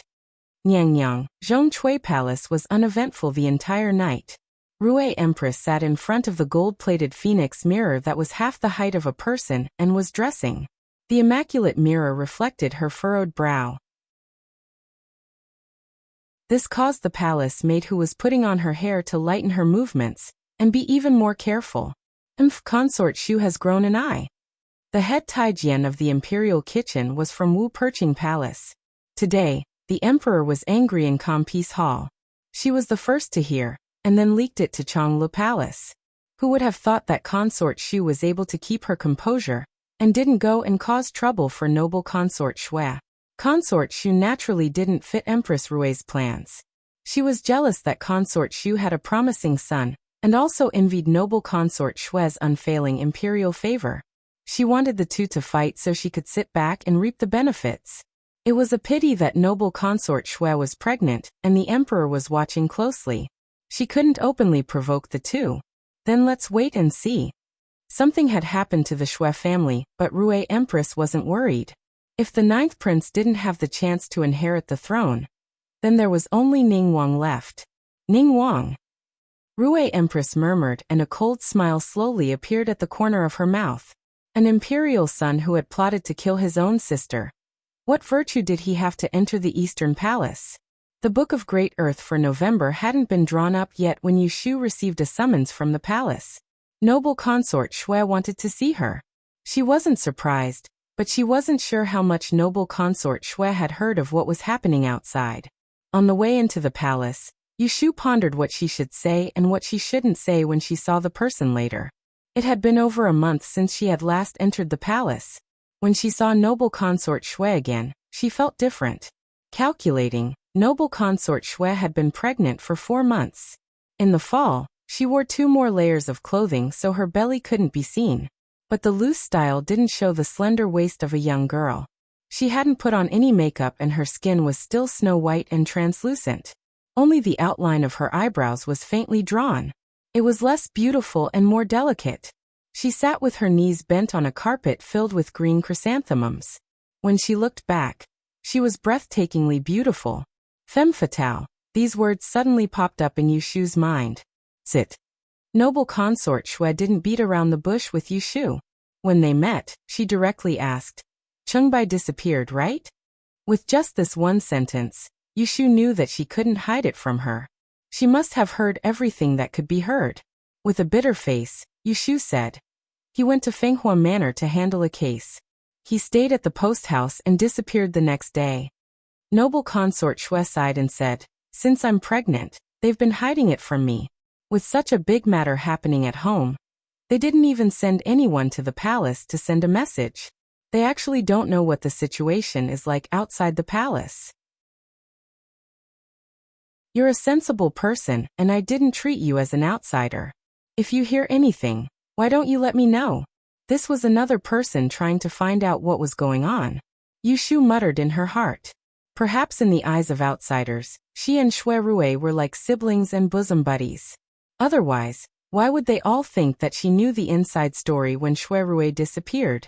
She knew a lot of the inside story, but she couldn't tell anyone even if she was beaten to death. Yushu didn't hesitate and answered. Since your highness has asked, I'll tell you what I have to say. First, I'm as confused as you are about the matter of the imperial notices. I only know that a chief steward of the prime minister's residence, Su Li, was captured and brought to the Supreme Court for interrogation. The reason is that it's related to the 2 murder cases that happened in Taisher Library. Next, there's the matter of Brother Shui's disappearance. For no reason at all, it happened at this critical juncture. There are rumors that he ran away, but I don't believe them at all. I am the clearest about my eldest brother's character, so I suspect that he was kidnapped by some traitor in order to make an issue of the Emperor's wanted list, so that people would suspect that Prime Minister Shui's residence really did something big. Originally, there were groundless rumors, but they were also made to look 70 to 80% real. She couldn't tell noble consort Shui the inside story, but she could analyze it with her.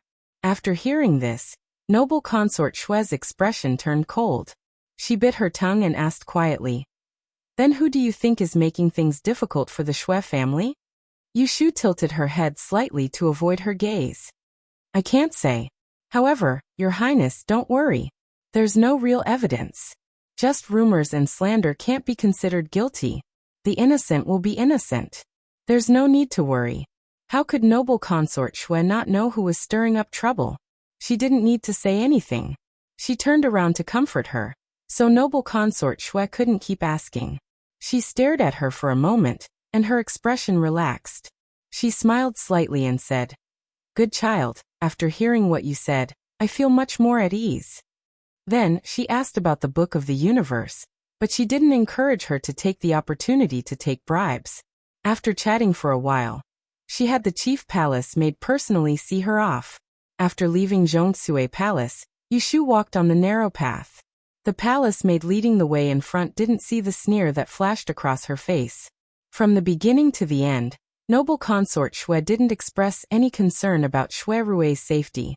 Even when Yushu clearly told her that Shui Rui had been captured, she didn't ask a single question. Did she forget to mention it, or was she really not worried? After leaving the palace, Yushu didn't return to the Celestial Commissioner. Instead, she returned home. She closed the door to her room, and didn't want anyone to disturb her. She calmed down and asked for her divination. After seeing noble consort Shui, she felt an indescribable anxiety in her heart. Originally, she was sure that Shui Rui's life was not in danger. It was obvious that his relatives didn't care about him at all. It was as if it didn't matter whether he was dead or alive. What was important was that he didn't drag them down. However, for her, the power and wealth of the entire Shui family were not as important as the safety of Shui Rui. Ever since she got the news that Shui Rui was missing, she had been forcing herself not to let her imagination run wild and lose her mind. That was because she was afraid that she couldn't help but plan for the worst. What if Shui Rui was in danger? Yushu stayed in the quiet room that was specially made for divination from day to night. She didn't know the Eye of the Four Lines, so she couldn't use the 6-line strange technique to divine the whereabouts of Shui Rui. Also, because of the blind spot of the law of time of calamity, she couldn't divine what disaster Shui Rui had encountered, let alone who took him away. In the end, there was still no beginning or end. With red eyes, she crumpled the paper in her hand into a ball. The string that had been stretched taut in her mind almost snapped. She hated herself for being powerless. Every time she encountered any trouble or got into trouble, Shui Rui would stand up for her at the first possible moment. And when it was his turn to be in trouble, she could only wait helplessly like this. It's all my fault for not being good enough. If I had a third of Master Qing Zheng's ability, I wouldn't have to worry about this now. Yushu blamed herself secretly. She was lost in thought as she looked at the small green stove in the middle of the table, where smoke was curling up. The fragrance of Tihuo lingered around her body continuously. She didn't know how much time had passed. Suddenly, she came to her senses and said, "Eh." She seemed to have thought of something, and her eyes lit up. How could I forget him? She couldn't find Qingzheng for help. Wasn't there still Yunhua? In the beginning, Yunhua and she agreed that if she helped him find his long-lost eldest son, he would lend her the book of Fantasy Fairy 6 Rens, so that she could find him after she succeeded. He left her a secret code for communication. And this secret code was the name of the Suzhou magistrate who might know the whereabouts of Yunhua's eldest son.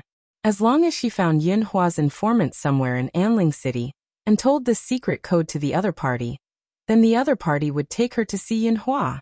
Yushu was not worried about how to persuade Yunhua to help after seeing him. The most important thing now was to find out who was the Suzhou magistrate more than 20 years ago. To avoid being exposed, she entrusted this matter to Shui Rui, and asked him to send someone to the south to inquire about the exact news. Now that something had happened to Shui Rui, she couldn't wait any longer. After dinner, Yushu put on her casual clothes and rode out the door. With the emperor's informant following behind her, it was inconvenient for her to move. So she went to Wangji Tower, and found someone to act on her behalf. The people in Wangji Tower were all people that Shui Rui trusted. The few assistants were all skilled, even Ah Xiang and Ah Ping, who were in charge of cleaning, were no exception. Although Shui Rui was not there, this group of people listened to her. She sent the inconspicuous Ah Xiang to General Feng's mansion to find Feng Zhaomiao. In his opinion, Shui Rui's friends who called each other brothers. In his opinion, only Feng Zhaomiao could be trusted and talked to. Ah Xiang had been gone for less than an hour, and he had already invited them back. Feng Zhaomiao quietly came in from the back door. Yushu was waiting for him in the courtyard. When she saw him, she quickly let him into the house. She closed the door and asked someone to guard outside. "Lotus Room, you asked me to come here in such a hurry. Is there news about my brother Rui?" Feng Zhaomiao asked anxiously without waiting for Yushu to speak. Yushu shook her head and saw his disappointed expression. At least she helped Shui Rui get revenge. At least there was still someone who remembered him. "Zhaomiao, I want to ask you for a favor." "Don't be so polite. Just tell me what you want." Feng Zhaomiao thought that he and Shui Rui had a life-and-death relationship. He saw how Shui Rui treated Yushu. "Do you know anyone in the Ministry of Personnel?" "Ministry of Personnel?" Feng Zhaomiao was confused. "I know someone in the Ministry of Personnel. What are you doing?" "I want you to help me find out who was the magistrate of Suzhou about 21 or 22 years ago." "Suzhou magistrate?" Feng Zhaomiao tilted his neck and muttered. Yushu saw his strange look and quickly asked, "What's wrong? Is it hard to find out?" "Oh no. I just remembered that Uncle Shui used to be this official." Feng Zhaomiao's words were shocking. Yushu didn't react and asked him, "Which Shui?" "It's Brother Rui's father." Feng Xiaomiao's words woke her up. Yushu heard her heart thumping. All kinds of suspicions suddenly came into her mind. Really? Did you remember Ron? She pretended to be calm and questioned him. Feng Xiaomiao said with certainty. Tisk, how can I remember wrong? Uncle Shui was like my father's brother when he was young. Although he passed away early, I often heard my father mention him since I could remember.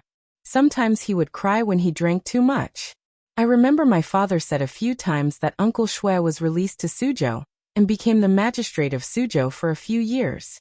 Because of that, the two of them were separated and couldn't meet often. Do you remember which year he was in office?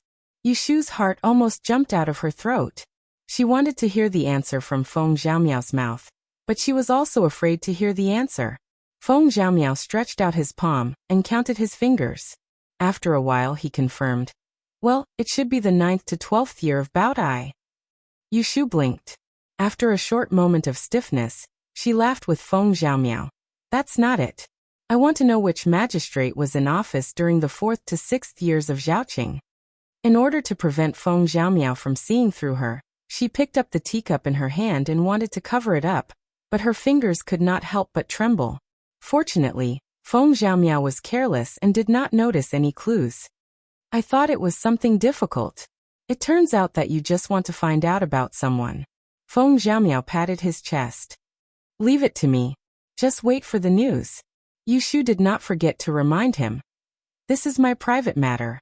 You must not leak it. Feng Xiaomiao promised her and told her not to worry. He was an honest person. If Yushu did not mention why she wanted to find out about such a person, he would not ask in detail. After a cup of tea, Yushu watched Feng Xiaomiao leave through the back door. Then, she sat alone by the small pond in the backyard, and was in a daze. Without warning, the clue that Yinhua left for her would point directly to Shui Rui's father. She used her brain to think about it. Feng Xiaomiao clearly remembered that Shui Rui's father was once the magistrate of Suzhou. How could Shui Rui not know? He clearly knew who the person she wanted to find out about was, but he hid the truth from her and stalled for time. What for? There was an answer in her heart that was about to come out, but she could not believe it no matter what. A gust of night wind blew the lanterns hanging under the eaves. The light and shadow in front of her opened and closed, just like her messy mood. Yushu sat up from the marble bricks. The cold slate made her legs numb. She sniffed and returned to her room with her arms crossed. The next day, when Shaoan, who had been absent from work recently, came to the Celestial Commissioner's office, he was shocked to see Yushu. He saw that her eyes were bloodshot, and there were dark circles under her eyes. Her eyes were swollen. He thought that she was poisoned. Yushu waved her hand and explained before he could ask. I got blinded by the wind yesterday. I didn't sleep well last night. Don't think too much. In fact, she had inhaled too much tihu and had sequelae. She couldn't sleep at night, and she had something on her mind. She stared at her eyes until dawn. That was why she became like this. Then go in and lie down. There are no classes in the study today. I'll stay here the entire day. If there's anything you need to do, just let me know. Yushu didn't feel sleepy at all, but with her present state, she couldn't do anything, so she told him. She turned and went into the cubicle to rest. She thought that she wouldn't be able to sleep, but not long after she laid down, she drifted into the land of dreams. She slept until noon without anyone disturbing her. When she woke up again, she was full of energy, but she didn't think that delay was waiting for her in front. Darren, this subordinate, was walking around the prison this morning and heard a matter. Su Qing came back and reported to her. Yushu sat under the window, holding the donkey roast meat that Wen Shaoan had sent someone to buy from the busy streets. She chewed on the soft meat as she nodded for him to speak. I heard that Ning Wangfu gave birth to a little imperial grandson. It seems to be the child of a concubine, so there wasn't much of a commotion when washing Xian. But that is Ning Wangye's first son. So many people are talking about it. Hearing such gossip, Yushu didn't think much of it at the time. In the middle of the afternoon, Jing Chun silently came. Come with me. He came in from outside. When he passed by her door, he stopped for a moment. After saying this, he went upstairs. Yushu couldn't see anything from his expression, but her intuition told her that it wasn't a good thing. She put down the documents in her hands and went to Jing Chen's room on the second floor. She closed the door behind her. "Why did you come at this time?" Yushu asked. Jing Chen, the temporary right commander, didn't have any desire for power. If he didn't want to see her, he wouldn't come if he didn't have to. Jing Chen didn't waste words with her and got straight to the point. "The emperor wants to investigate the Xue family." Yushu frowned and said, "Isn't it already being investigated? That Governor Su had been taken away for half a month, and he still hadn't been released after being interrogated." Jing Chen shook his head. It was clear that she didn't understand what he meant. He could only say it more clearly. "The Great Advisor has interrogated Su Li and used torture, but nothing came out. I think that Su Li really doesn't know anything, but the Xue family is still very suspicious." "What do you mean?" "The Great Advisor secretly investigated the murder case. He suspected that the murderer who killed Zhang Xueyuan was an old servant from the Taisher Library. But after Su Li was taken to the Supreme Court, that old servant disappeared." Jing Chen solemnly said, "Su Li insisted that when I was in danger last year, he was escorting Brother Xue back to the capital. If the emperor wants to investigate, he has already secretly ordered to bring Brother Xue back and interrogate him. Coincidentally, Brother Xue disappeared at this time, which increased the emperor's suspicion. He increasingly suspected that the Xue family has disloyal intentions." After yesterday's morning court, the emperor used the issue of sending troops to Wei country to provoke Prime Minister Xue in the Taiyan Hall. Out of character, the emperor ordered him to suspend the meeting and go home to reflect on his mistakes. Although Yushu had already predicted this, she still couldn't help but be shocked when she heard that the situation had taken a turn for the worse. "I saw the Great Advisor this morning and heard from him that last night, the emperor secretly sent someone to the Xue family to take away several people and put them in prison for interrogation in the Supreme Court. This morning, the emperor sent an oral order to Guohuai and the minister of the Supreme Court. He said that Brother Xue, as the minister of the Supreme Court, neglected his duty and left his post without permission. Therefore, he was suspended from his post and investigated." Bad news came one after another.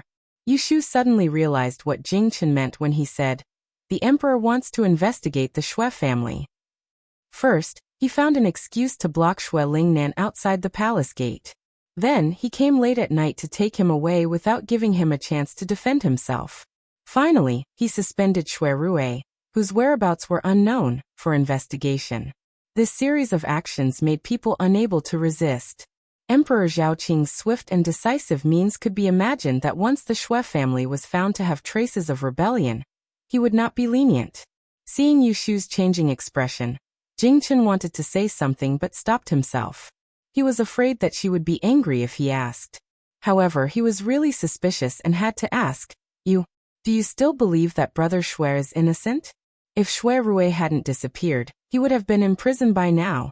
Thinking about it this way, rather than saying that he was held hostage, Jing Chen believed that he was more likely to be in hiding. She believed that Xue Rui was innocent and was implicated. This worried Jing Chen. He was afraid that she would be used by others. Yushu was trying to figure out Emperor Zhaoqing's thoughts when she suddenly heard him change the topic and ask about this. She was startled. The worry on her face disappeared. Her clear black and white almond-shaped eyes stared straight into people's hearts. "I don't dare to say whether the Xue family has the intention to rebel or not, but I dare to guarantee with my head that my brother is innocent. P.S.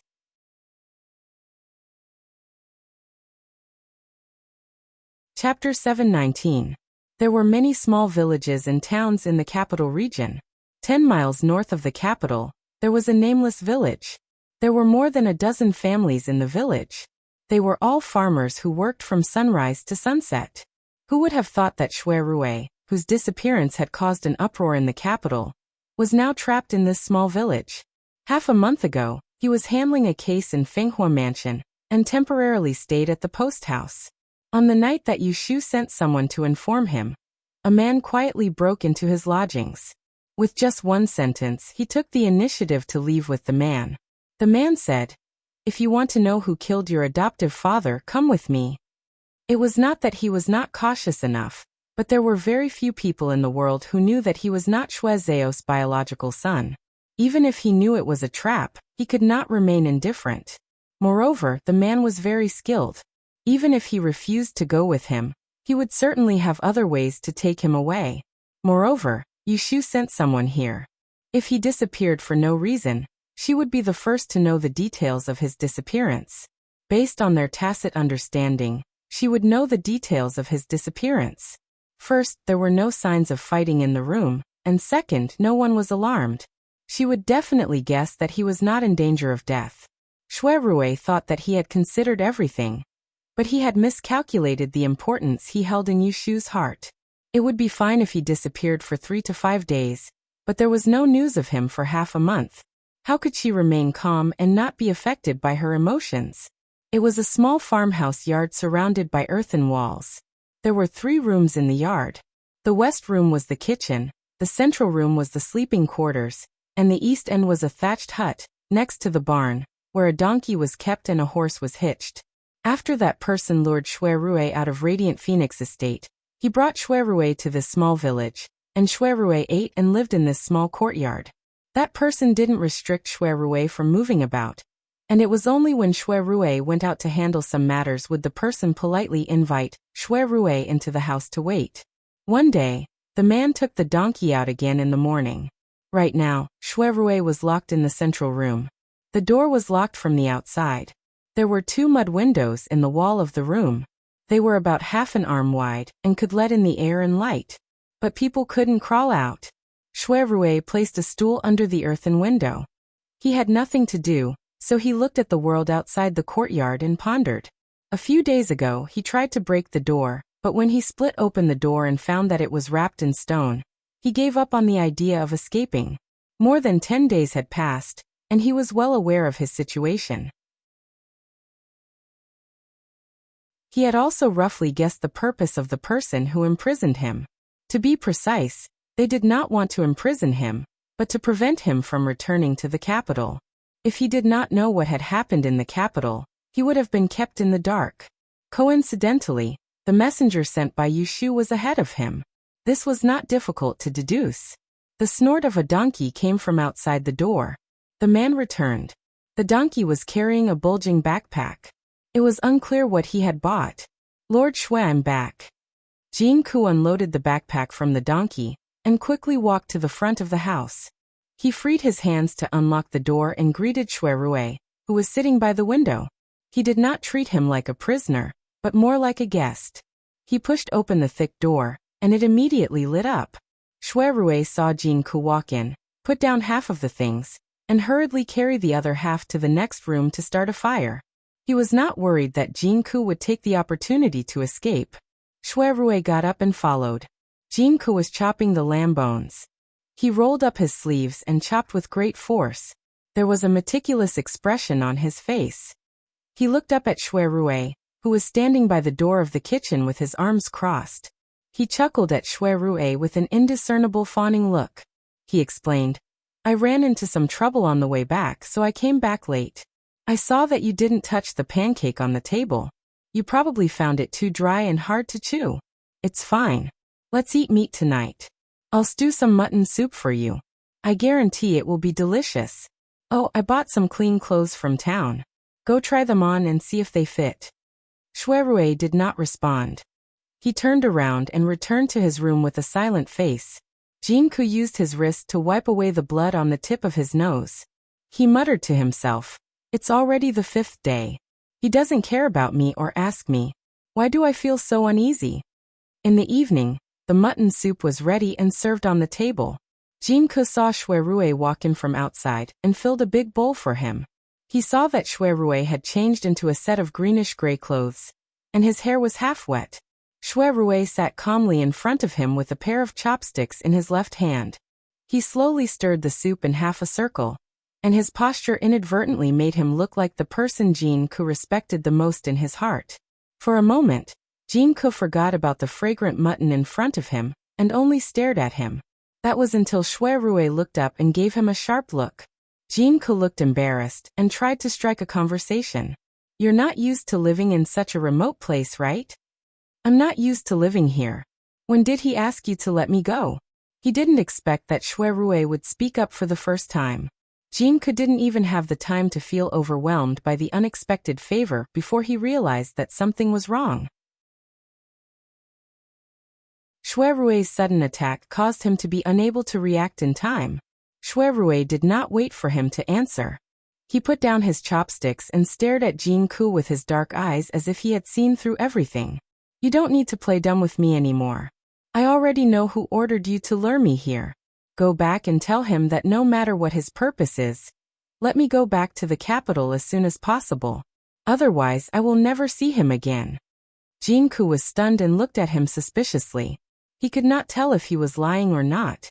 After all, since he'd taken Shui Rui away from Fenghua Estate half a month ago until today, he hadn't revealed a single word of his background. So how did Shui Rui discern an inkling? Seeing that Jingke did not believe him, Shui Rui smiled coldly. He only said one sentence, return to the princess's tomb. There were only a few people who knew about his background. This person had asked him to stay away from the capital before the Shui family was in trouble. Obviously, he had expected it. Originally, he had suspected that someone was targeting the Shui family. However, Jingke's humble attitude towards him made him have other guesses. In August of this year, he Yushu and Jingchen went to the princess's tomb to worship. In a secluded place in the countryside of An County, they met Mr. Yenya, who had concealed his identity. Later, it was proven that Mr. Yenya was Yun Huai, who faked his death 20 years ago. After returning to the capital, Shui Rui accidentally learned the truth from Yushu. It turned out that Yun Huai's other long-lost son was him. Yun Hua and Yushu had a private agreement. He asked her to help him find the whereabouts of his eldest son, and left her a clue. He asked her to investigate a Suzhou magistrate who was in office during the Baotai period. In fact, that magistrate was Shui Rui's adoptive father, Shui Zhao. From this, it could be seen that Yun Hua had an ulterior motive. He asked Yushu not to find someone for him. Instead, he had already decided that Shui Rui was his father. He could not recognize him directly, so he borrowed Yushu's mouth to tell Shui Rui.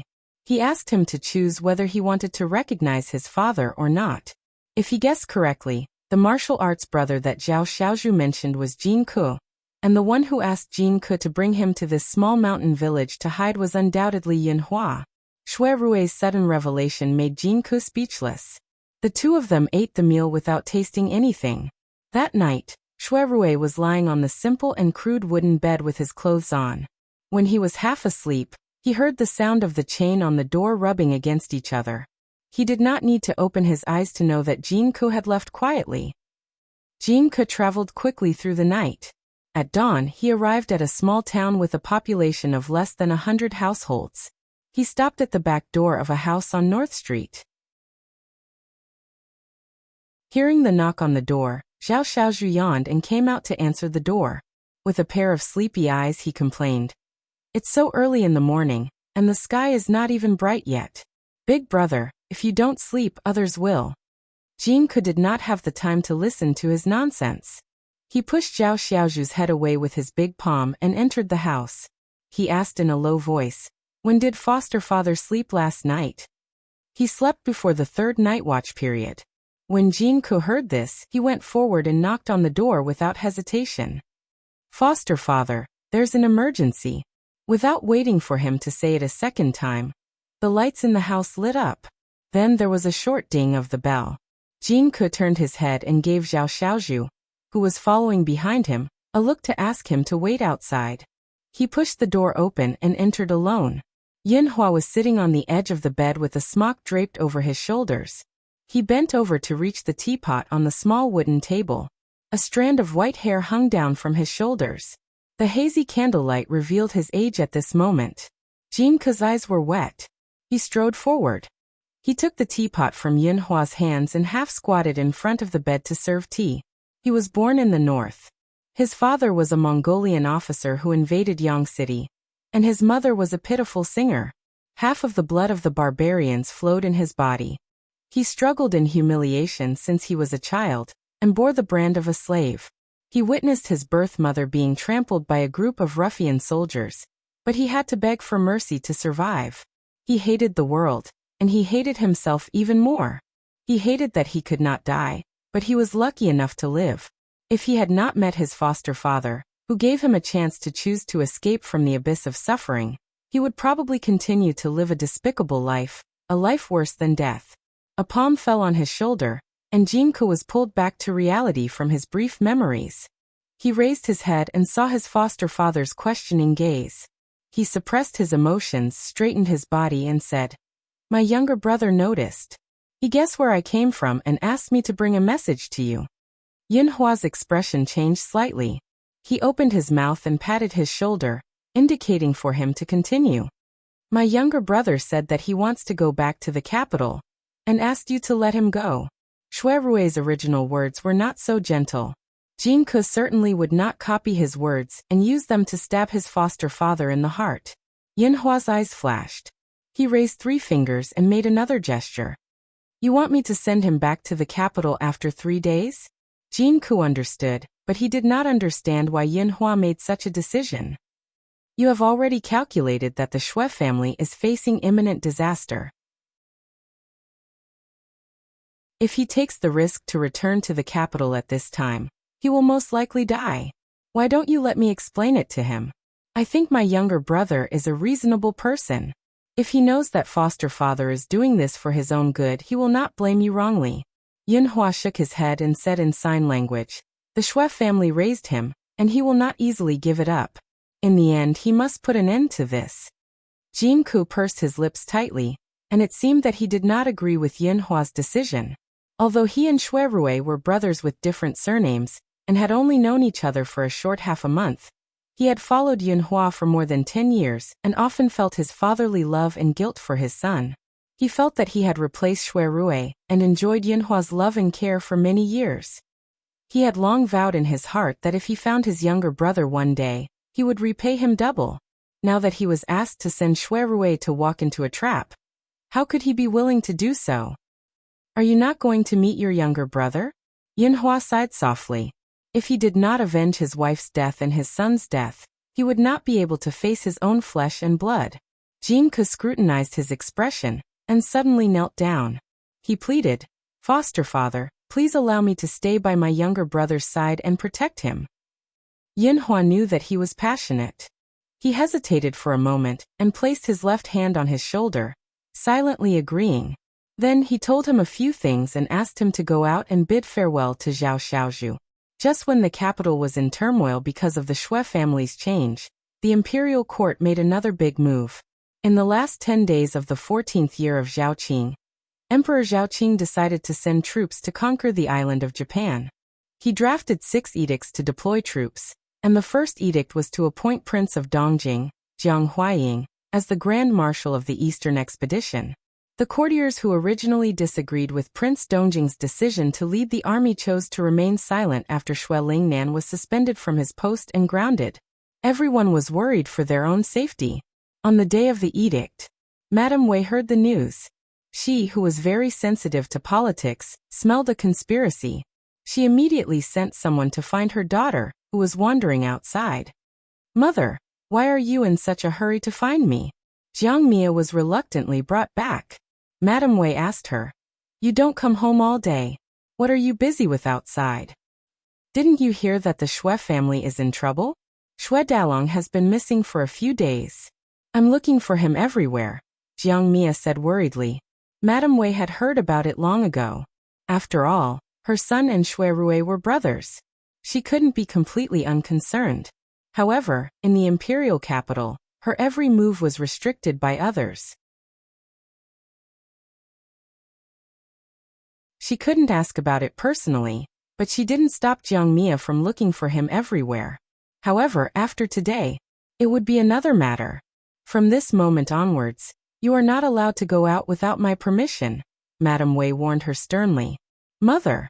Jiang Mia widened her eyes and refused to comply. "Shui Dalong and I owe him a debt of gratitude. Since young, you taught me to repay a debt of gratitude. Now that his family is in trouble, aren't we being ungrateful wolves if we just stand by and watch?" She talked back without thinking. Madame Wei laughed angrily and slapped her on the head. She scolded in a low voice. You only know that he is in prison. Do you know that our family is also in trouble? Jiang Mia was stunned. She was immediately silenced and asked, Mother, why do you say that? Is the emperor going to make things difficult for our Jiang family again? Madame Wei's face darkened. This child wasn't stupid and immediately hit the nail on the head. This matter was of great importance. She didn't hide it, but she was afraid that she couldn't explain it clearly now. This silly daughter was causing trouble behind her back again. Thus, she told Jiang Mia about Emperor Zhaoqing appointing Jiang Huaying as the Great Marshal of the Eastern Punitive Expedition to attack Wei Nation. Jiang Mia had followed her brother in and out of military camps since young. She was familiar with military strategy and had fought in wars. She had seen blood and killed hundreds of people. She was the #1 female general of Ningdong City. When she heard about the war, her first reaction was to frown deeply. This war wasn't going to be easy.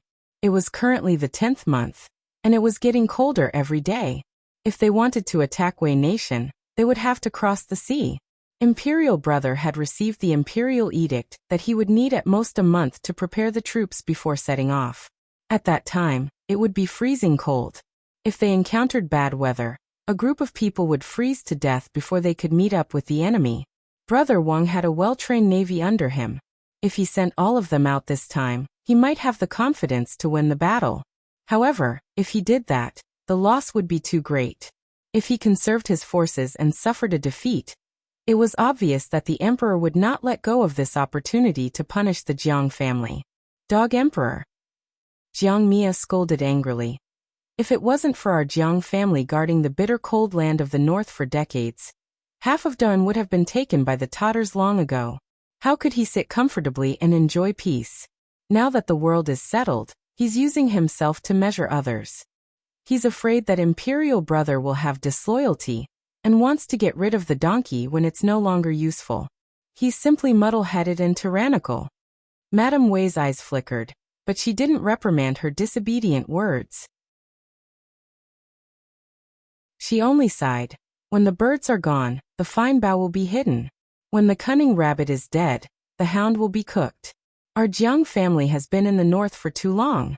Many people are jealous of your father and brother. When your father was still alive, there was still a trace of kindness here. Today's Anling City no longer has a place for the Jiang family. Our roots have already been planted in Ningdong City. Therefore, if he wanted to uproot them, how could the emperor not put in a lot of effort? No, I have to write a letter to Imperial Brother. We can't let him send troops now. We have to find an excuse to delay it until next spring, and win the war beautifully. We can't let that muddle-headed emperor get what he wants. Jiang Mia gritted her teeth. Madame Wei shook her head inwardly when she saw her being so impulsive. In the end, this daughter of hers was spoiled by them.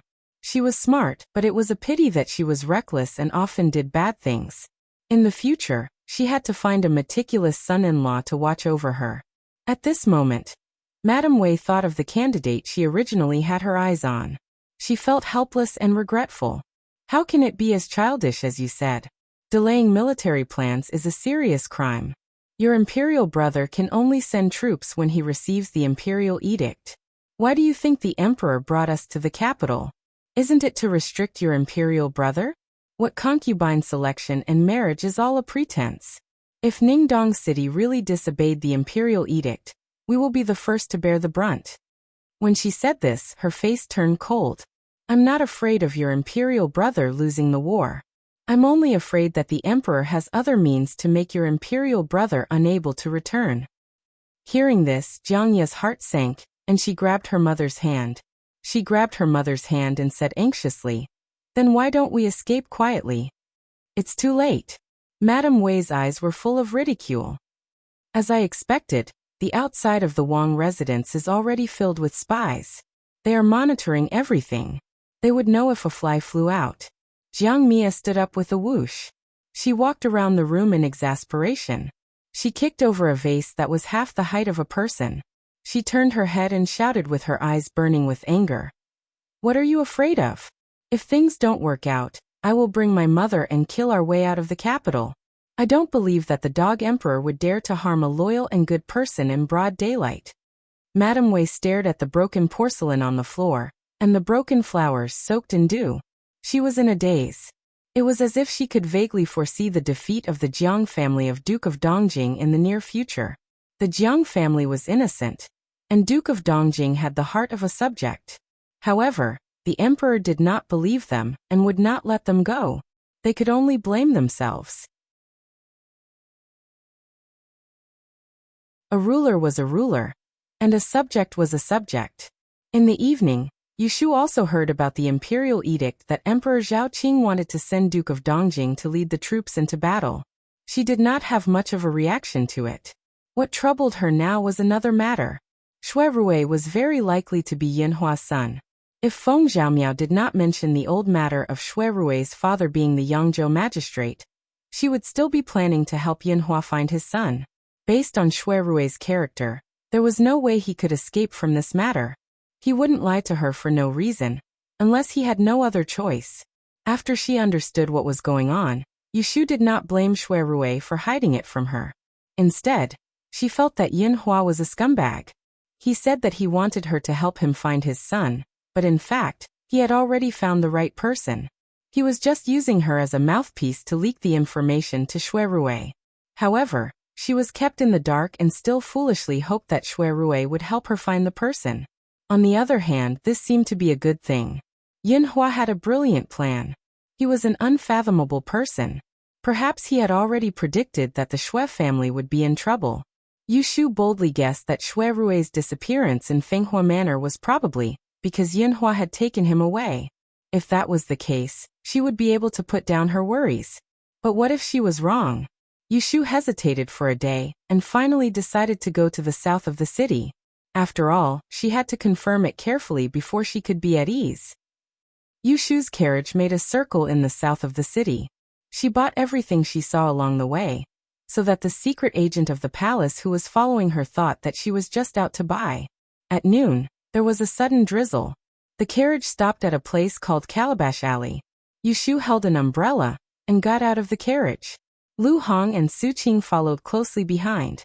The 11th house from the east, the 11th house from the east, Yushu said silently. She counted the houses one by one until she reached the end of the alley. There was another street in front of her. She stood at the intersection and looked back at the 10th house. After staring at it for a while, she had to admit that she had been tricked. There were a total of 10 houses in this Calabash Alley. How could there be an 11th house?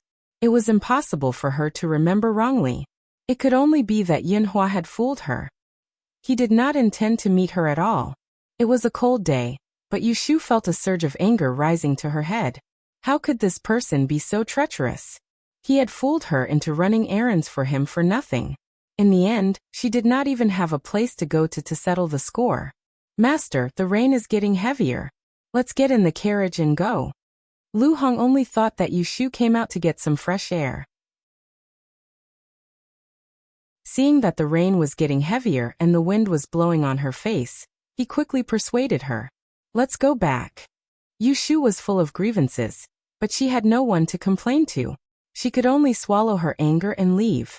Yinhua was such a shrewd person. He would not just watch Xue Rui be in trouble, he would definitely make the first move. Yinhua was a shrewd person. He would definitely not watch Xue Rui be in trouble. A series of changes happened to the Xue family. There were many people who were happy to see it. Not to mention others, the residence of the Assistant Minister of Revenue, Yin Zhorong, was one example. Not long ago, the third young master of the Assistant Minister's residence, Yin Yuanbua, was instigated by Prince Ning to slander Yushu's reputation in the theater. He was caught by Xue Rui and brought back to the Supreme Court. That night, he was sentenced, beaten half to death and thrown into prison. His father, Yin Zhorong, did not dare to return to the residence of Prime Minister Yin to ask for help. He went to the Supreme Court several times to plead for mercy, but he was rejected. After much difficulty, he finally managed to get everything together and brought a doctor to visit his son in prison. However, he also received bad news. Yin Yuanbua's lower body was injured.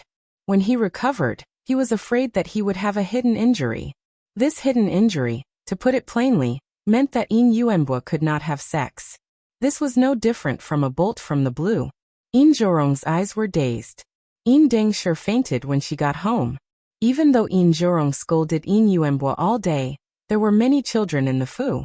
The husband and wife doted on their youngest son the most. The husband and wife hated each other. The grudge was too big. They had no choice but to endure the humiliation. Seeing that the Shui family was in trouble and Shui Rui had disappeared, the culprit, Yu Lianfang, had no one to rely on. How could they restrain themselves? If they did not take revenge, they would be ashamed to be parents.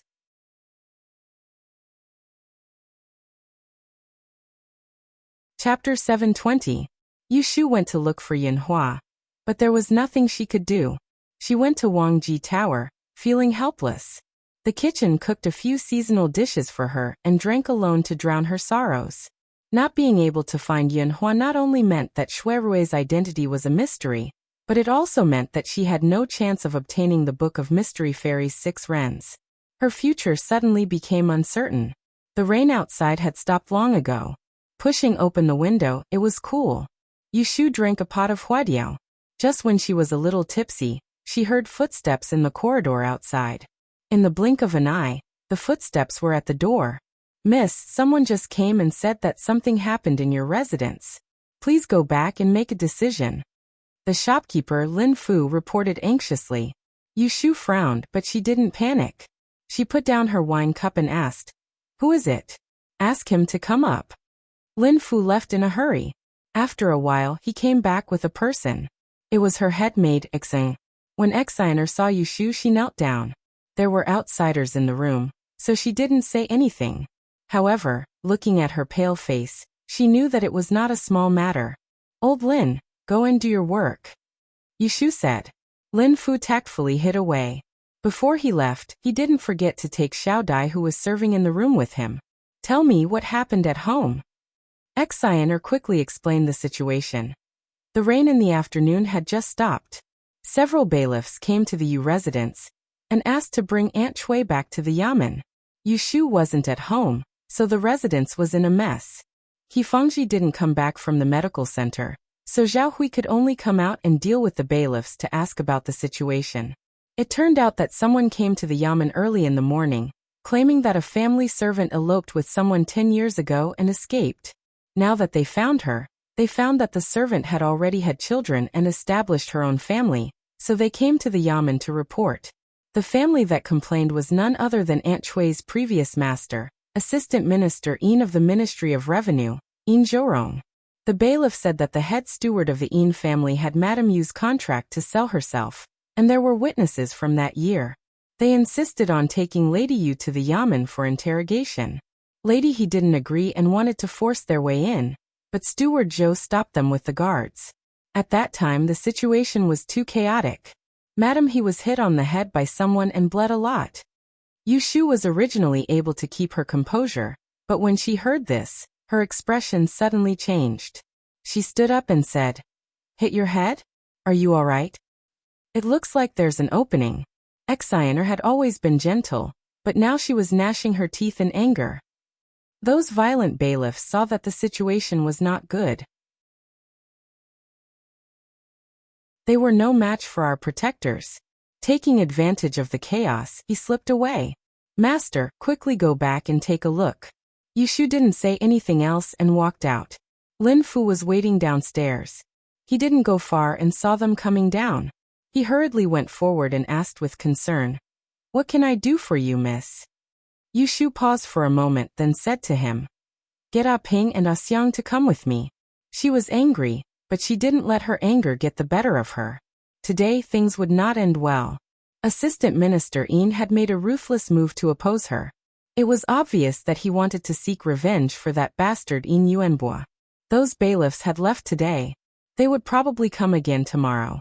She wasn't afraid of making a big fuss, but she was afraid that her family would be implicated. Ah Ping and Ah Xiang were skilled, so she brought them back to guard the house for the time being, just in case. When Yu Shu returned to the residence with her people, she glanced at the main hall. She saw that the tables and chairs were overturned, and the 2 vases at the door had been pushed over. They were broken on the ground, but no one cleaned them up. When she entered the backyard, she didn't see anyone. When He Fengji and her husband's residence, he saw a courtyard full of servants. Zhou Hu was kneeling outside. Yushu was angry and didn't even look at them when she walked past them. What use were they if they couldn't protect their master? Yifangji came back before her.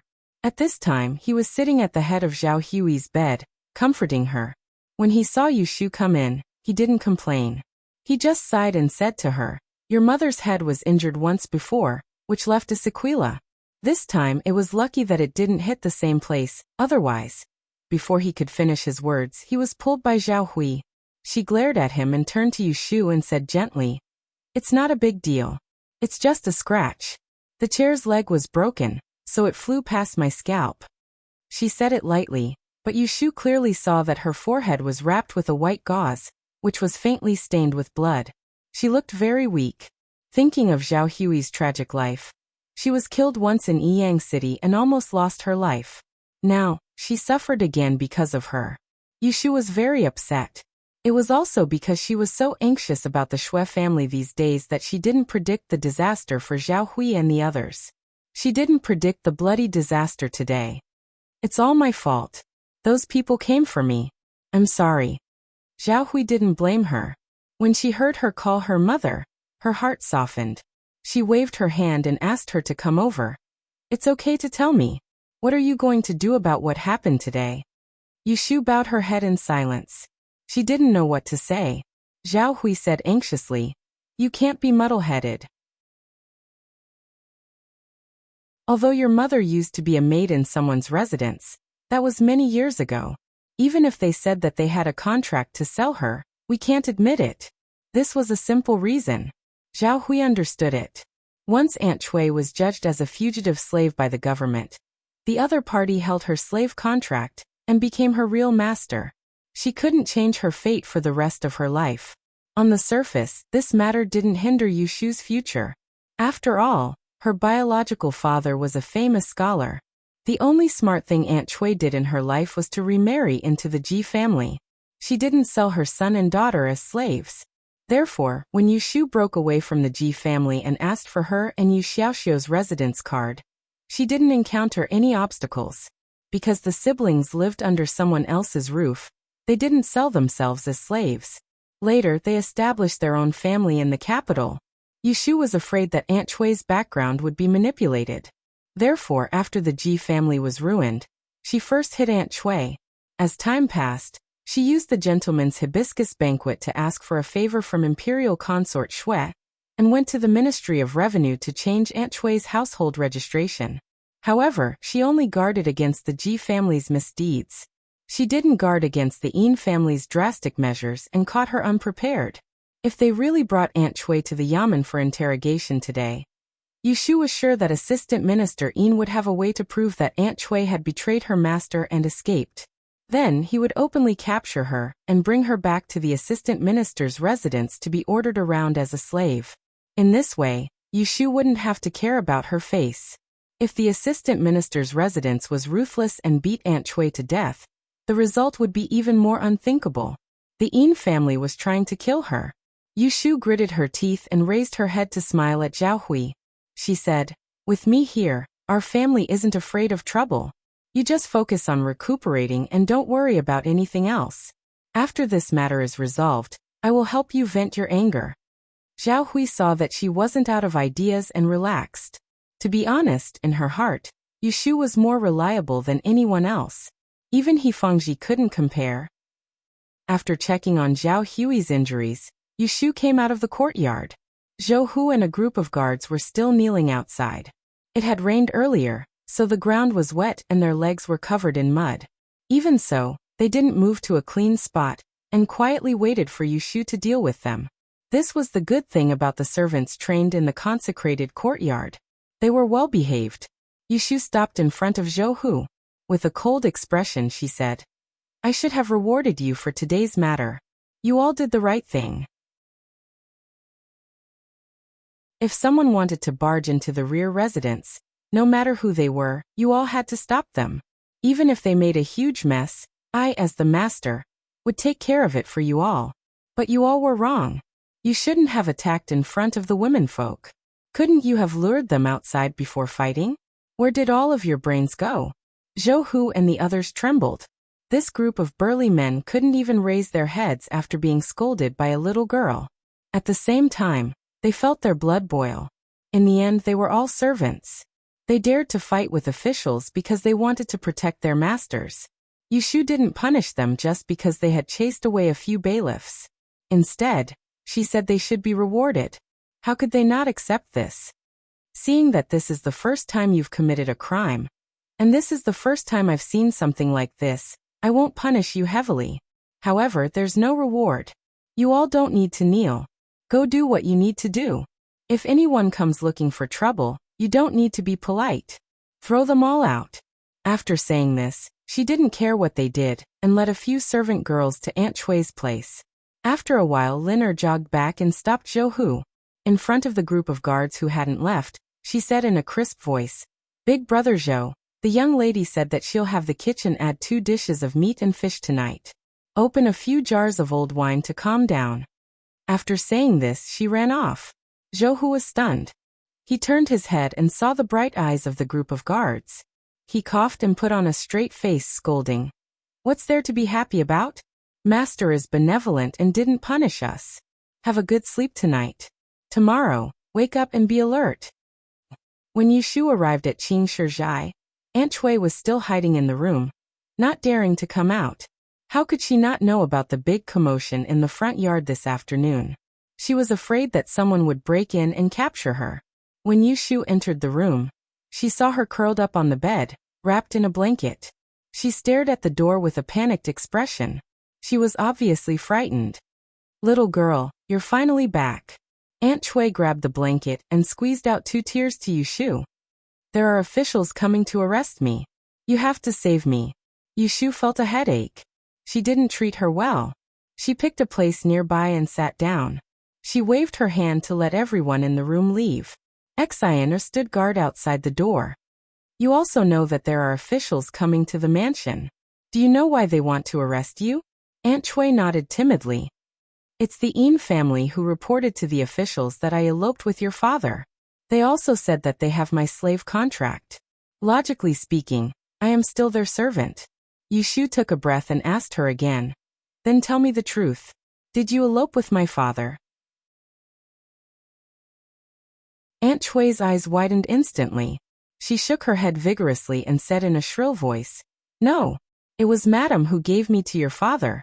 I didn't have the guts to elope with someone." Yushu narrowed her eyes. She felt very lucky in her heart. She confirmed again, "Then what about the contract you signed when you sold yourself to the Yin family?"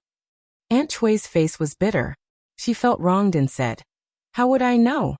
Maybe your damn father kept it."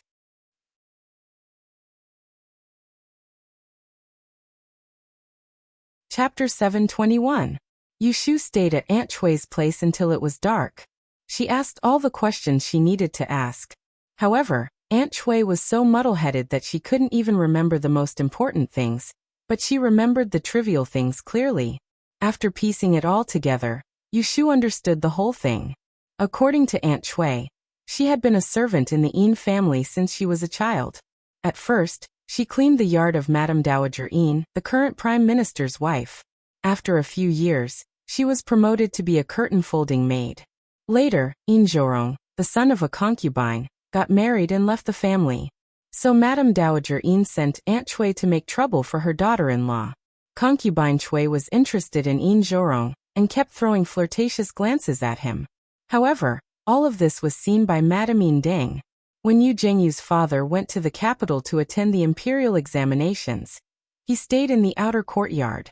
Madame Yin Deng used a little trick to make concubine Chui, who wanted to throw herself into the arms of the master, and the poor scholar become engaged. Aunt Chui won the lottery and became pregnant with Yushu. Madame Yin saw it. She took the opportunity to be a good person.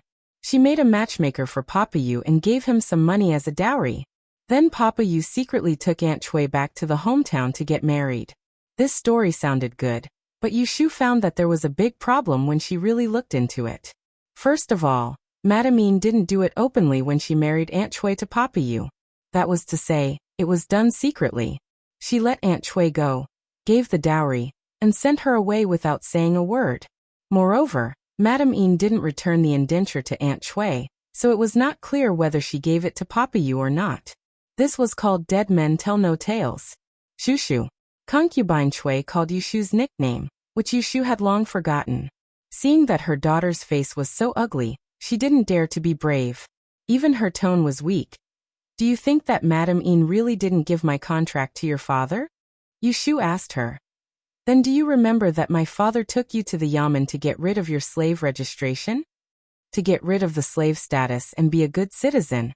It was not enough to just get the indenture. You had to go to the local government to get rid of the slave registration. Otherwise, even if the owner didn't care, you would still be a pariah. Aunt Shui said with a sad face. I said I don't remember. Your father didn't mention it to me. She hated him so much that she didn't even want to talk to him. Who knew if he helped her get rid of her slave registration? As soon as Yushu heard her crying, she was annoyed. She glared at her and said, the Yin family dared to take your indenture to the yamen because Yin Zhorong was a senior officer in the Ministry of Revenue. Even if you got rid of your slave registration, he still had a way to change it. They also said that they have witnesses who can prove that you eloped with my father more than 10 years ago. As long as you go to the yamen and go to court, you won't be able to defend yourself. Just wait to be caught and used as a slave. Aunt Chui's eyes were dizzy. She trembled and said, How can I do this? How can I do this? I'm already the wife of an official. In the future, I can count on you and Xiaoxiu to help me earn a title of nobility. How can I be a servant to his family? Isn't this killing me? God, this is killing me. Sob, sob, sob, sob. As she said that, she wailed and pointed at Yushu. She cried and scolded. It's all your fault for offending others. In the end, the retribution is on me. If you didn't ruin the marriage with the Yin family, there wouldn't be so many disasters now. What sin did I commit to give birth to a debt-demanding ghost like you? Bang! Yushu punched the wall of the bed and made a loud noise. Aunt Shui was so scared that she froze. She was already under a lot of pressure because of Shui Rui's disappearance. Now someone was using Aunt Shui to create trouble and add to the chaos. However, Aunt Shui didn't want to save trouble. She couldn't bear it anymore and exploded on the spot. Who told you to look for your old master when you had nothing better to do? For your glory and wealth, you're even willing to sell your own daughter. If you really want to bring up old scores, when my father died, you should have been a widow for him. At the very least, you should have set up a chastity memorial arch to accumulate merit for us sisters. Instead, you insisted on being someone's concubine. For the sake of your own good life, you implicated Xiaoxiu and I. We don't mind you making a fool of yourself, but you're blaming me for not letting you trample on yourself? If she hadn't taken over this body, how could Yushu tolerate such a sarcastic person like Aunt Shui? Although she didn't have the memories of her previous master, she had heard from the aunt who had taken care of the siblings that although Yu family's father had died early, his ancestors had some savings and his family had land. Although the Yu family was in dire straits, they had the help of the local clan. Aunt Shui was truly a good mother. With this family's wealth, it wasn't impossible for her to raise 2 children. However, she couldn't bear the loneliness. Not long after Yu family's father died, she hooked up with the 3rd master of the Ji family and sold the Yu family's house and land to prepare a dowry for herself. Then, she happily went to the Ji family to become a concubine. If she became someone's concubine, it would be admirable if her children didn't have to worry about food and clothing. However, she only cared about her own happiness and didn't care about the life and death of the siblings. After being scolded by her, Aunt Chui's face turned green and red. Finally, she rolled her eyes and fainted. Xiana was guarding outside the door. She was crying and scolding inside, knowing that she had heard something she shouldn't have. She simply lowered her head like a quail. After a while, the room suddenly became silent. Yushu came out and said to her, Madam is tired. Let her rest. You stay here and beat the people in the yard. Report to me later. Yes, madam.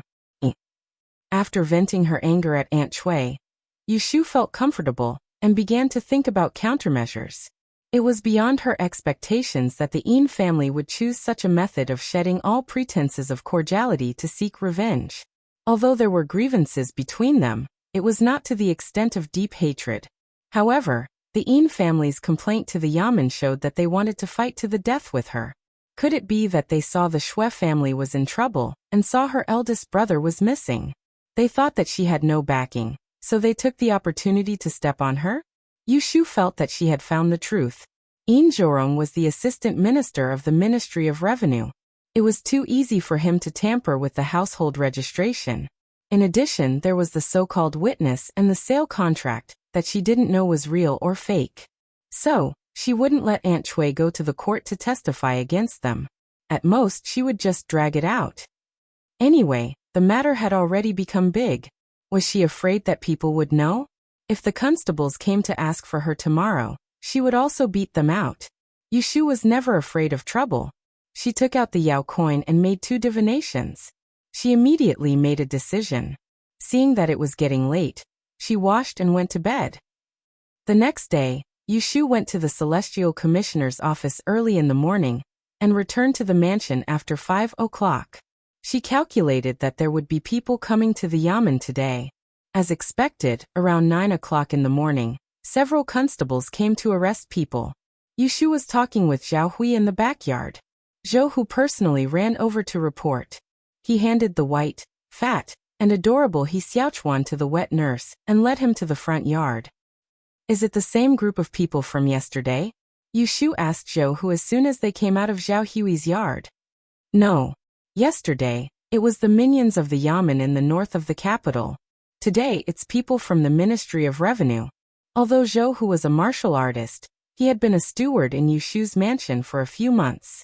He was no longer a novice, and had some understanding of the power factions in the capital. When Yu Shu heard that there was a different group of people today, she thought for a moment and guessed what trick Assistant Minister Yin was playing. According to the Yin family, Aunt Chui was an escaped slave of the Yin family. After more than 10 years, they found her and wanted to catch her. However, Aunt Chui had set up her own family. This was a civil dispute. Anling City had 2 yamens in the north of the capital and the south of the capital that specialized in handling lawsuits for the common people. That was why the constables from the yamen in the north of the capital could come to Yu Shu's mansion aggressively to arrest people. Their target was not Yu Shu, who was an official of the imperial court, but Aunt Chui, who was a commoner. The Ministry of Revenue had the authority to control the household register. Concubine Chui's household register was fake, so it was reasonable for her to sue the Ministry of Revenue Yamen and ask the supervisor in charge of the escaped slaves to come forward.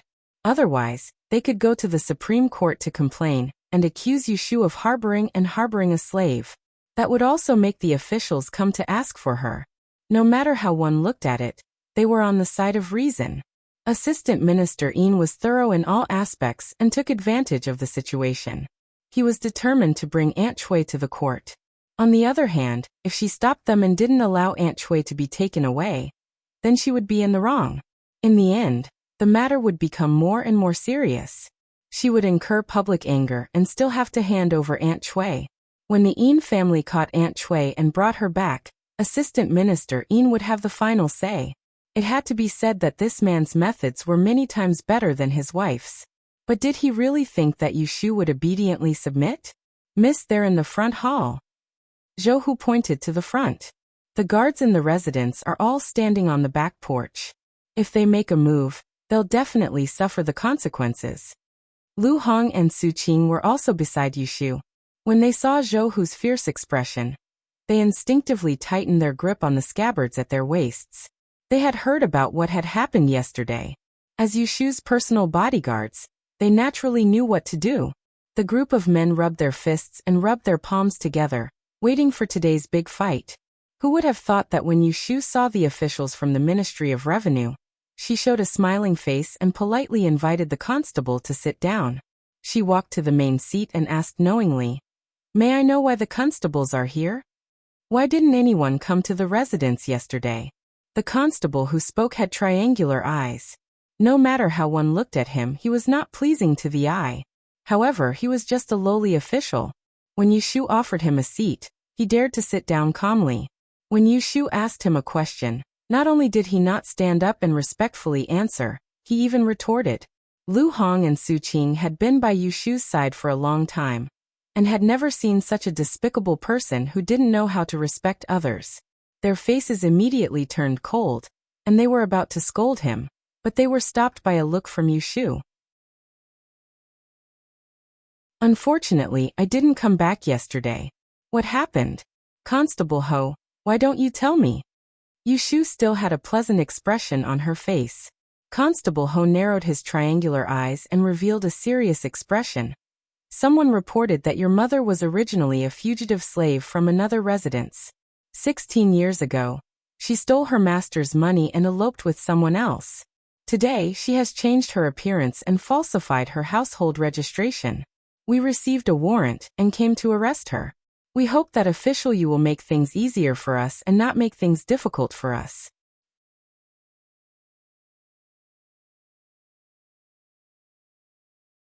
Chapter 722. It was said that the king of hell was easy to provoke, but the little demons were difficult to deal with. Arrestor Ho opened his mouth and was about to arrest her with a businesslike attitude. Yu Shu didn't look angry at all. She pretended to be surprised and asked, "What did you say? My mother is an escaped slave?" Arrestor Ho, you've got the wrong person. Although my mother is of humble birth, I've long sought Imperial Consort Nyang's permission to return my mother to a good citizen. Although this matter is not known to all, there is no lack of people who know about it. Who is it that is so unreasonable and falsely accusing my mother? Constable Ho said coldly, "That's right. Your mother's contract of sale proves that she is a servant of Assistant Minister Yin's residence. Otherwise, why would we dare to come to your residence to arrest her?" Contract of slavery? Yu Shu shook her head and laughed. Then there must be a mistake. My mother was indeed a servant of the Yin family a few years ago, but the madam of that residence was virtuous and virtuous. She returned the contract to my mother and acted as a matchmaker for my late father, allowing both of them to return home. It had already been more than 10 years. How could there still be a contract of slavery? I said you've got the wrong person. Please leave. Arrestor Ho saw that she was going to play dumb to the end. He looked at Yu Shu and saw that she was just a little girl around 10 years old. She was rumored to be amazing and even thought that she was born with 3 heads and 6 arms. Because he was ordered to come here, he was very confident. He thought that if he completed this task well, he might be able to show his face in front of the assistant minister. Immediately he pulled a long face, raised his eyebrows and glared. He threatened. There are witnesses and material evidence. Darren, are you going to defy the law? Law. Do you have the final say in the law? Yu Shu sneered and straightened her upper body. She looked at him and said, "Get the hell out of here before I get angry." Just a moment ago, he had a friendly expression on his face, but now his expression had changed faster than flipping the pages of a book. That contemptuous gaze landed on him, as if he was looking at a dog instead of a human. Ho flew into a rage out of humiliation. He slammed the table and stood up. "We are under orders to capture the fugitive. Hand him over now, or don't blame us for being impolite." Yu Shu picked up her teacup. Expressionless, he said, "Send the guest off." Zhou Hu stood behind Yu Shu and raised his hand towards the door. 2 servants walked in, and were about to drag a few bailiffs out. Arrestor Ho's sleeve was tugged by someone. He subconsciously waved his hand to break free, but he ended up slapping the servant's face. The servant took a step back and fell on his butt. He was stunned for a moment, but before he could react, he heard a dang sound. He turned around and saw that Yu Shu had slammed the teacup on the table, and was looking at him expressionlessly, not waiting for him to speak. Behind him, the steward with thick eyebrows and round eyes walked out in large strides, bringing with him a surging aura. In the blink of an eye, he arrived in front of him and kicked out, hitting him squarely in the knee. Plop! The arrestor fell from his chair. Kneeling on the ground, Zhang Xian didn't wait for him to fly into a rage before stomping on his back. The force of the stomp was so great that he almost spat out a mouthful of blood. The expressions of the bailiffs who had followed him all changed. They reached out and placed their hands on their swords, ready to step forward to rescue him. Lu Hong and Su Qing saw this. First he stood in front of Yushu. Men! Zhou bellowed. In an instant, more than 10 figures rushed in from outside the corridor. With Ah Ping and Ah Xiang around, they easily captured all the bailiffs present. Arrestor Ho, who was lying on the ground, was shocked when he saw this scene. He felt a sharp pain in his back. He couldn't speak. Then, a pair of lotus green boots appeared in his line of sight. The tips of the boots were embroidered with golden ripples, slowly enlarging. They stepped on his face. Who do you think you are to behave so atrociously in front of me? I'll teach you a lesson today. Remember to tuck your tail between your legs in the future. With that, she walked away. Arrestor Ho was dragged out by his collar, together with the other bailiffs, to a large lotus pond in the front courtyard. It wasn't until someone pressed his head into the bone-chilling mud that he felt suffocated. He had no strength to struggle. Only then did he understand what Yushu meant when she said, "Don't wait for me to get angry." Unfortunately, it was too late for regrets. Yushu wasn't cruel enough to kill a few of her henchmen. She just gave them a light punishment, so that they wouldn't dare to act violently again. However, when Yin Zhorong and his wife heard it, they had a different understanding. What? She beat away all the bailiffs who came to arrest her? Madame Yin Deng cried in surprise. Yin Zhorong had just returned from the yamen.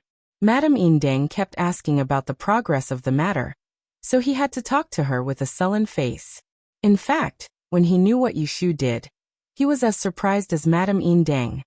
He knew that Yushu wouldn't let her mother be taken away, but he didn't expect that she would dare to instruct her servants to beat up the bailiffs. She didn't look like a little girl at all.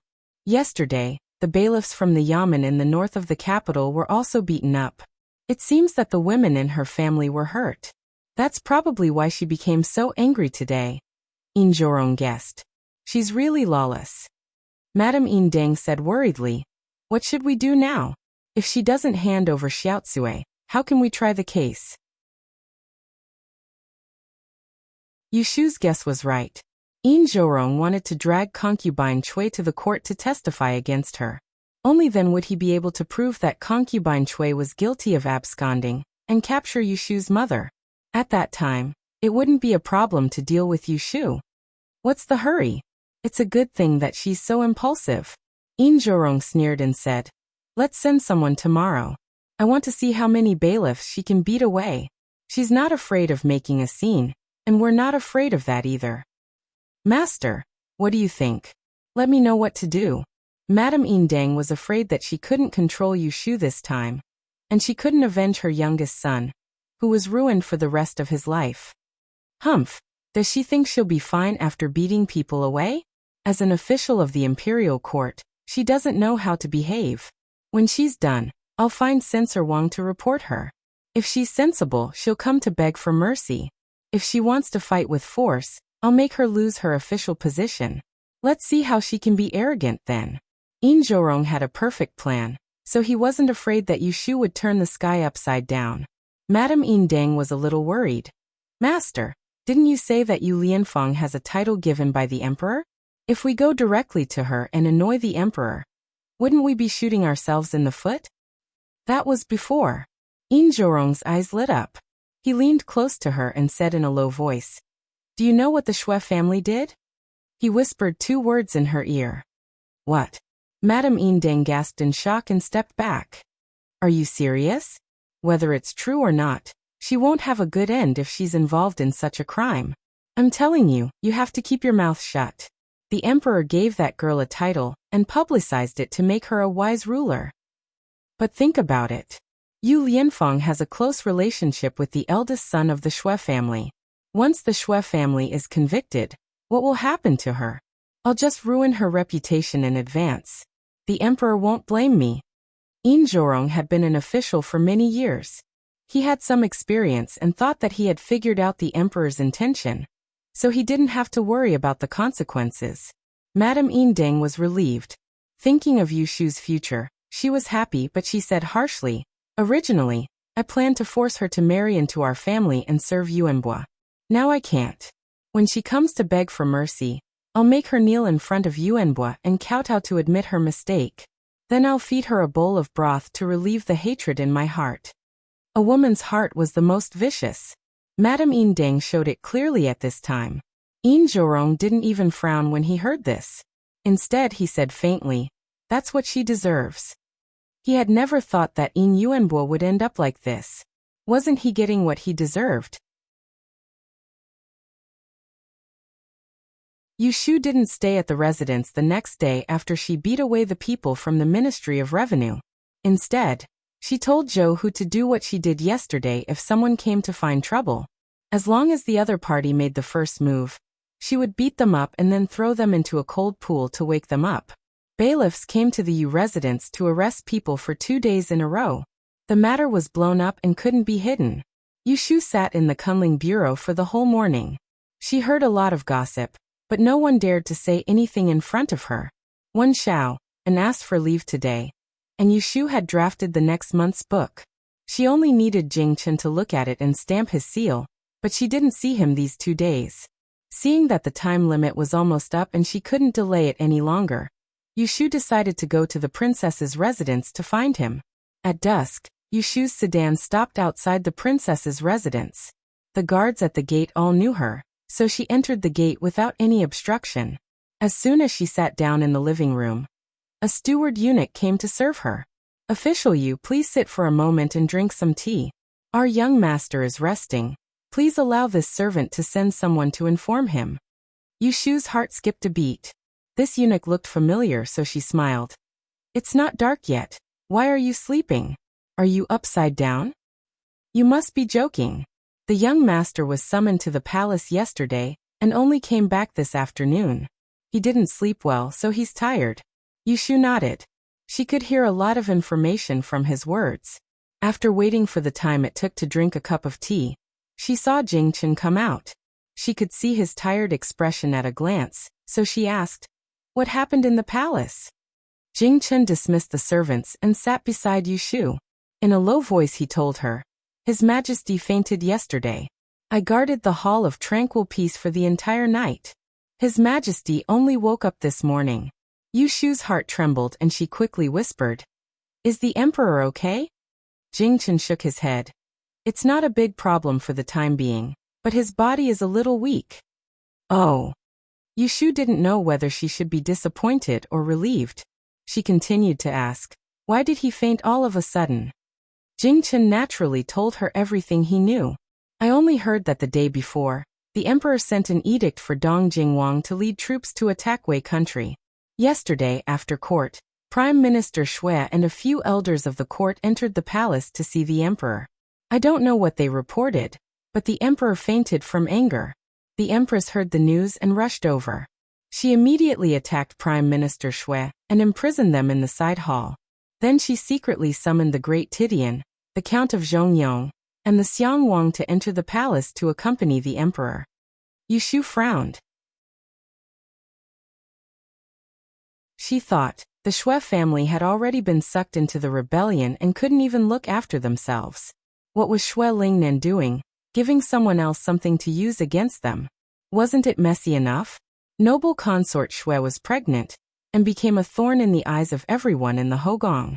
If Empress Rui had a chance to hit her while she was down, she wouldn't easily let it go. Then why did you also go in? It was the great Tidian who informed me. Jing Chen warned Yu Shu.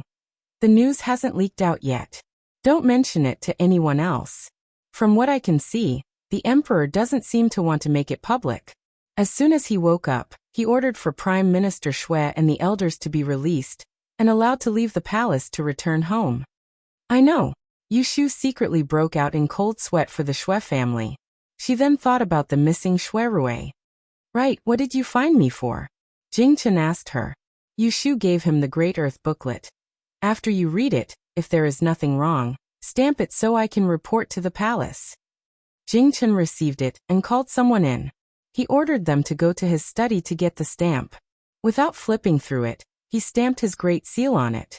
After Yu Shu finished this matter, she politely declined Jing Chen's invitation to stay for a meal. She left the Princess Fu and returned home. She didn't want to see the people from Wangji Tower when she entered the house. "Miss," the chambermaid Xiao Dai welcomed her with red eyes, begging. A group of troublemakers came to the restaurant.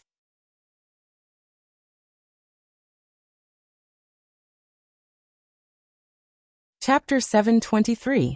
Ever since the news of Shui Rui's disappearance came back to Wangji Tower, Lin Fu had been on tenterhooks. He had warned everyone in the restaurant to be on guard against villains. Even if they were careful, they still couldn't stop it. That evening, the restaurant was full again, and there were no seats left downstairs. The customers who came later either left in disappointment, or generously booked a private room on the second floor, and paid an extra 10 taels of silver to unlock the door. Apart from noon, business was good at this time of the day. Lin Fu sat behind the counter and used a small scale to calculate and keep accounts. His abacus was so fast that it was not enough for both hands. Downstairs, there was another table of regular customers who had settled the bill.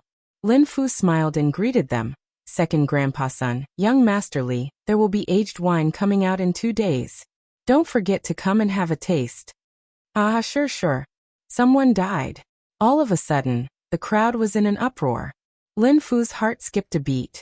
He grabbed the waiter who was passing by with the dishes and asked the waiter to guard the counter.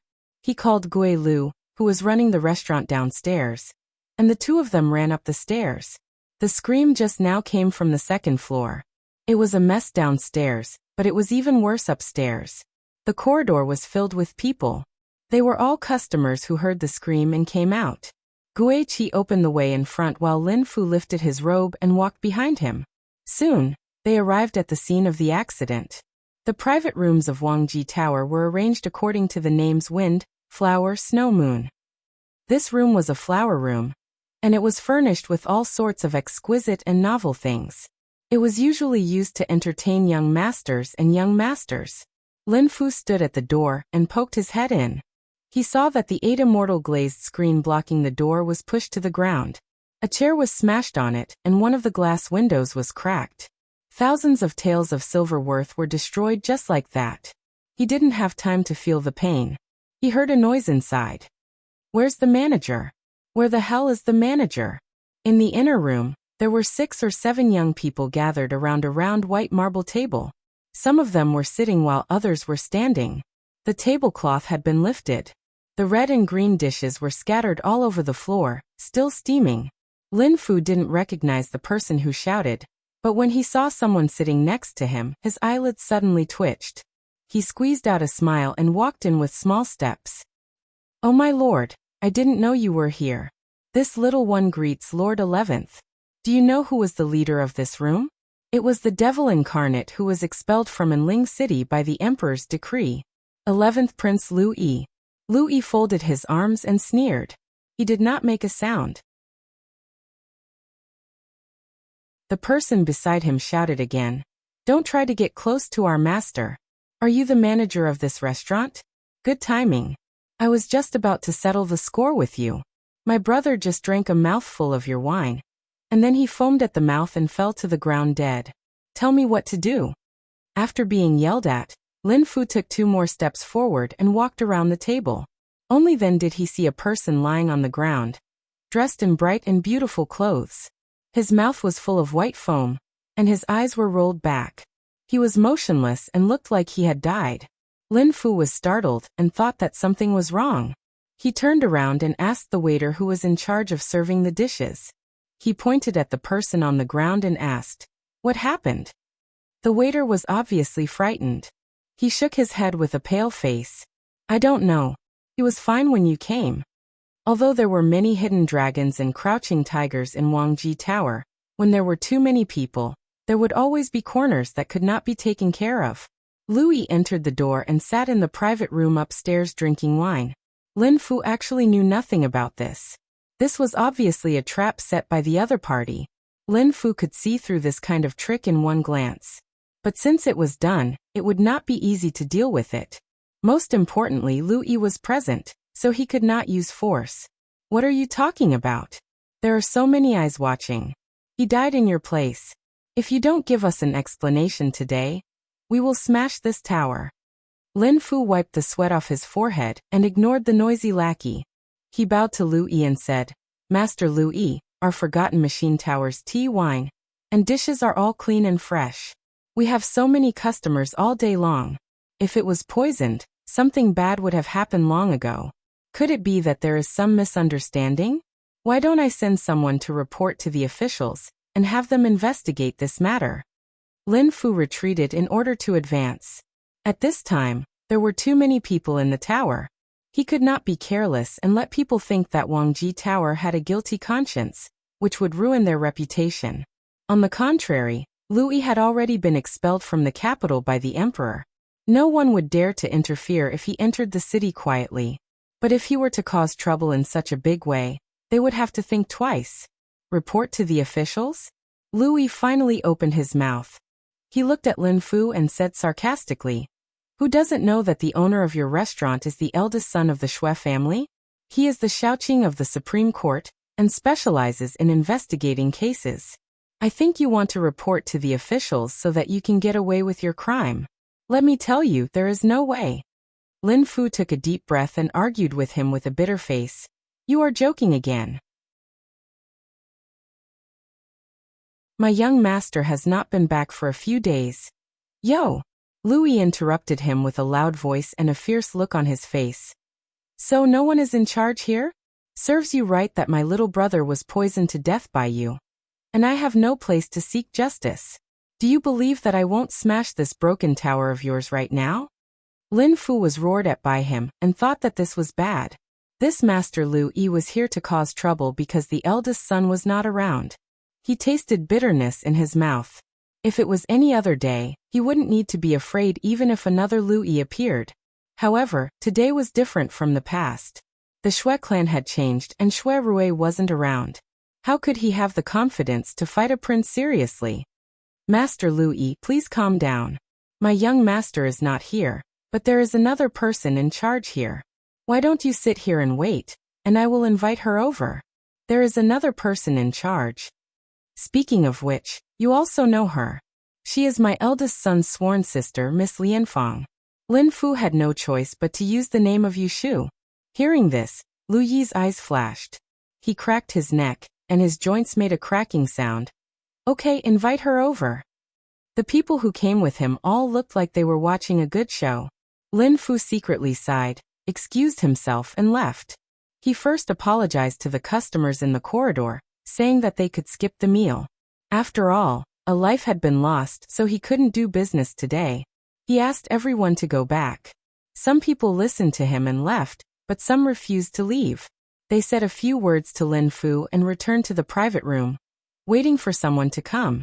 Then they continued to watch the show.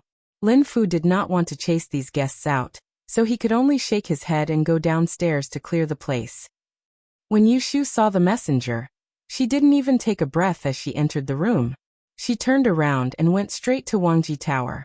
The carriage passed by the front door, and saw that the door was unlocked. The sky was dark, and 2 of the 4 red lanterns on the door were extinguished. There were still many onlookers standing at the entrance, and they did not want to leave. Yushu ordered the driver, Lu Zhong, to go through the back door. Lu Hong and Su Qing rode their horses and followed closely behind. Yushu entered the restaurant from the backyard. All the customers downstairs had left, and the table was filled with cold leftovers. It was quite desolate. The waiter, Guiqi, was squatting at the staircase. When he saw her rushing in, he rushed over. "Where is everyone?" Yushu asked. "They are upstairs and Manager Lin is accompanying them." Yushu nodded, and Guiqi led the way in front. As they spoke, they went up to the second floor. The customers in the rooms on both sides of the corridor heard footsteps and poked their heads out. There were many who knew her, but they did not have the time to greet her.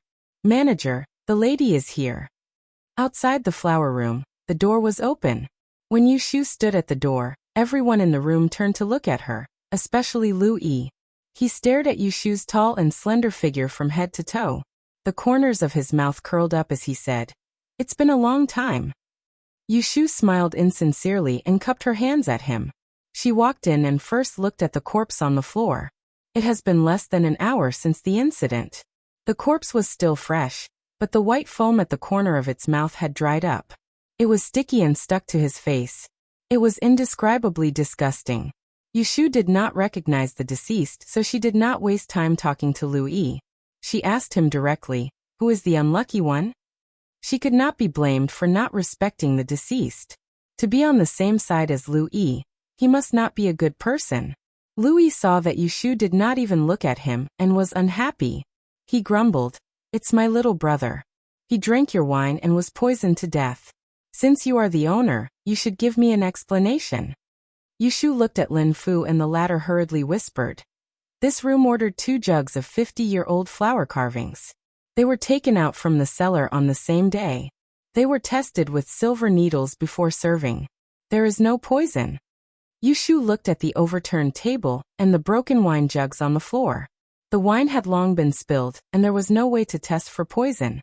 She moved her feet and was about to approach the corpse when she heard Lu Yi's men shouting, "What are you doing?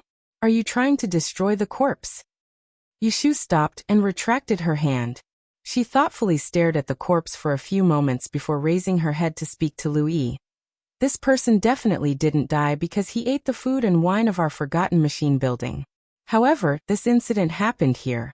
How about this, Lord 11th? Give us a plan and we will discuss how to handle it." Yushu lowered her stance, but Lu Yi did not budge an inch. "Don't talk nonsense with me. This person was poisoned to death after eating your food." Yushu pulled a long face. "If you are not willing to settle this privately, then report it to the authorities. If you want to investigate, then investigate thoroughly. The crime of poisoning someone to death is not something our restaurant can bear." Lu Yi sneered. "So what if you want to report to the authorities? Do you think I'm afraid? However, let me remind you, don't forget who I am. I don't even know who poisoned me. Fortunately, it was someone else who died. If I had taken that mouthful of wine and something happened to me, all of your heads added together wouldn't be enough to chop off." Yushu's face changed slightly. She could hear the threat in his words. This scheme of framing someone was not very clever. However, with Lu Yi involved and someone dead, it was different. If this prince was not careful, it could be said that they were plotting to kill a prince. The Xue family was at the heart of the struggle. The owner of this Wangji restaurant was Xue Rui. If they were to bear the suspicion of plotting to kill a prince, wouldn't it be adding fuel to the fire? She weighed the pros and cons and had no choice but to make a compromise.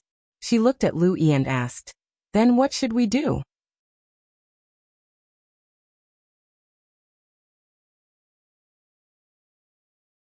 Chapter 724. Because Lu Yi was involved in the headless case of the imperial envoy, he became the scapegoat for Prince Ning. Not only did he cause Consort Xian to fall out of favor in the palace, the worst part was that she was expelled from Anling City by an imperial edict, and had no chance of becoming the emperor. In the palace, Yushu had seen Consort Xian and received benefits from her. While she was disgusted by Lu Yi, who had once tried to encroach on her, she also felt a bit of pity. But now, seeing his extremely poor face and how he wanted to take someone's life as soon as he opened his mouth, she felt that he deserved to end up like this. She looked around and saw panic on a few familiar faces. She sighed in her heart. "You know better than me how people die. It's impossible for me to compensate you with a life. At most, I'll pay for a coffin and ask someone to arrange their funeral. I'm sorry, but I can't do anything more than that." Yushu did not intend to fall out with Lu Yi, but she also would not show her fear. She rejected Lu Yi's excessive request and turned around to say to Lin Fu, "Go withdraw 200 taels of silver from the account, and give it to 11th Master." Lu Yi was furious and jumped up from his chair. 200 taels of silver? Do you think you are sending a beggar away?" Yushu sneered. "It is enough to buy a good cypress coffin." Lu Yi did not see her begging for mercy as he expected, and was instead ridiculed. He angrily kicked over a nearby chair and pointed at Yushu's nose. "Let me tell you, if you do not take out 200,000 taels of silver today, I will sue you thieves for plotting to harm the Tian family. I will let all of you die." Yushu frowned. Lu Yi could not stand being tricked, and was exposed in just a few words. She knew that he took the risk to make this scene not just to vent his anger, but to get money. She found it a little strange. Even if Lu Yi's mother's family, the Lu family, had been hurt because of his uncle Lu Buhuan's case, the Lu family was still one of the 12 prefecture's aristocratic families. Why would Lu Yi be short of money and need to come to the Wangji Tower to extort money? Since she couldn't figure it out, she decided to keep it for later. What troubled her now was that 200,000 taels of silver was a huge sum of money. Even she didn't have this much money. If she wanted Wangji Tower to compensate her with this huge sum of money, she probably wouldn't be able to come up with it in a short time. Even if she could, she wouldn't hand over Shuirue's belongings. Shuirue wasn't around. His territory and his people should be protected by her. If she couldn't even do this, why was she worthy of his love? 200,000? Yushu pointed at the dead person on the ground and mocked Lu Yi. I didn't ask in detail where this esteemed guest came from. Could it be that he is a relative of the imperial family that needs a golden body after his death? One of Lu Yi's companions blurted out. That is our 11th master's little brother. Isn't he a relative of the imperial family? 100,000 taels of silver is too little for you. Little girl, if you know what's good for you, obediently hand over the money. Don't make us brothers angry. When we deal with you later, you won't be able to cry even if you want to. This kind of vulgar words entered their ears, causing the faces of everyone on Yushu's side to change. What kind of status did Yushu have? In the past, even if it was Prince Jing Lu Tan, he would have to politely call her Lianfang Gunyang when he came. They didn't know where Lu Yi found this ruffian that dared to say such vulgar words to dirty her ears. He really deserved to die. Gue Lu and Gue Qi wanted to rush out to teach this grandson a lesson, but were quickly held back by Lin Fu, who secretly shook his head at them. Yushu suddenly heard these words. Even if she had been through hundreds of battles and was immune to poison, as a female, she would still have a weakness. Looking at the little ruffian who was baring his teeth and smiling lewdly, she was so angry that she trembled. Her eyes suddenly became as cold as the snow of the 12th lunar month. Impudent! Lu Hong and Su Qing shouted. Seeing that Yushu was being humiliated, they were about to step forward to teach her a lesson when they saw Lu Yi suddenly turn around and give that lewd face a big slap. Did this Yi ask you to speak? Everyone was shocked at first, but when they heard Lu Yi's next words, a sentence ran out in their hearts. Birds of a feather flock together. This little girl was first seen by this Yi. If you want to let her be happy, this Yi has to do it first. Is it your turn? After saying that, he turned his head and stared at Yushu, narrowed his eyes and licked his lips. Suddenly he changed his mind. If you don't want to pay, fine. As long as you are willing to accompany me tonight, I will not pursue this matter. Yushu lowered her head in silence. Just when everyone thought that she was going to explode, she raised her head expressionlessly and asked him, Do you mean what you say? Lu Yi sneered. If I want to deceive you, then let me die without descendants. All right, then let's go. She then said to Lin Fu and the rest. Don't worry, I will be back soon. Yushu straightened her back and turned around to leave. Lu Yi was stunned for a moment and called out to her. Hey, where are you going? Yushu turned around and looked at him coldly. Didn't you say that I should go with you? Then let's go. No matter where you go, I will accompany you to the end. Lu Yi's eyes widened in surprise and joy as he watched Yushu disappear. Fearing that she would regret it, he hurriedly chased after her. Lu Hong and Su Qing looked at each other and gritted their teeth as they followed. Their companions looked at each other in dismay. After a while, they carried the dead man on their shoulders and ran away in a hurry. The diners who stayed to watch the show did not expect such an ending. They sighed for a while and then left. When the place was empty, Gue Lu and Gue Qi could not bear it anymore, and shook off Lin Fu's hand. Gue Lu angrily said, Old Lin, why did you stop us just now? Didn't you see that the girl was coaxed by them? No, I have to chase after her. If something happens to her, how am I going to explain it to the young master? Little six. Lin Fu hugged him tightly and said with a crying face, Do you think I want the girl to go with them? If I were alone, I would have fought with them. But don't you see who it is? It's the 11th prince. Even if the emperor doesn't like him, he's still a living ancestor. If he doesn't care about his face, if we do, we'll lose our lives. Young master isn't here, and the Shui family is in such a big trouble. Who can protect us? If the 11th prince really insists that we tried to poison him, all the people in the Wangji building will die. You don't want to live, but what about little Qing, little Dai, and Gong Erlang and his wife? Little Bai is pregnant. Do they also want to live? The girl, she left with them to protect us. Gui Lu's body trembled and froze. Little Dai and little Qing directly hugged each other and cried bitterly. The cook Xiuqing had always been strong, but now she secretly wiped her tears and said sadly, "The young master has only left for half a month, and there are already villains who bully us. If the Shui family really falls one day, what should we do?" No matter how strong one's fist was, it couldn't be more powerful than wealth. They all had extraordinary backgrounds and unique skills. Just because they were born lowly, without a noble to shelter them, they would be trampled on. "Don't cry," Lin Fu comforted everyone with red eyes. "The girl is powerful. She won't let anyone take advantage of her. We will wait here for her to come back. I, old Lin, will say that if something happens to the girl, I will compensate her with my life and avenge her when I become a ghost." Lin Fu persuaded the two impulsive waiters. At this time, the restaurant was in a mess, but they didn't have the mood to clean it up. It was already midnight, and no one was hungry. They moved to the bottom of the building, casually vacated a few benches, and sat at the door looking outside. At this time, a slender figure suddenly walked in from outside. When he saw the group of people waiting inside, he stopped for a moment. Under the light, a slight smile appeared on his thin face. "You all know that I am coming back, so you are all waiting here?" Everyone was in a daze for a moment, and then someone shouted, "Young master!" Little Qing and little Dai were the first to rush over and kneel at the feet of the person, crying, "Young master, quickly save the girl has been taken away." The person who returned late at night was Shui Rui, who rushed back overnight.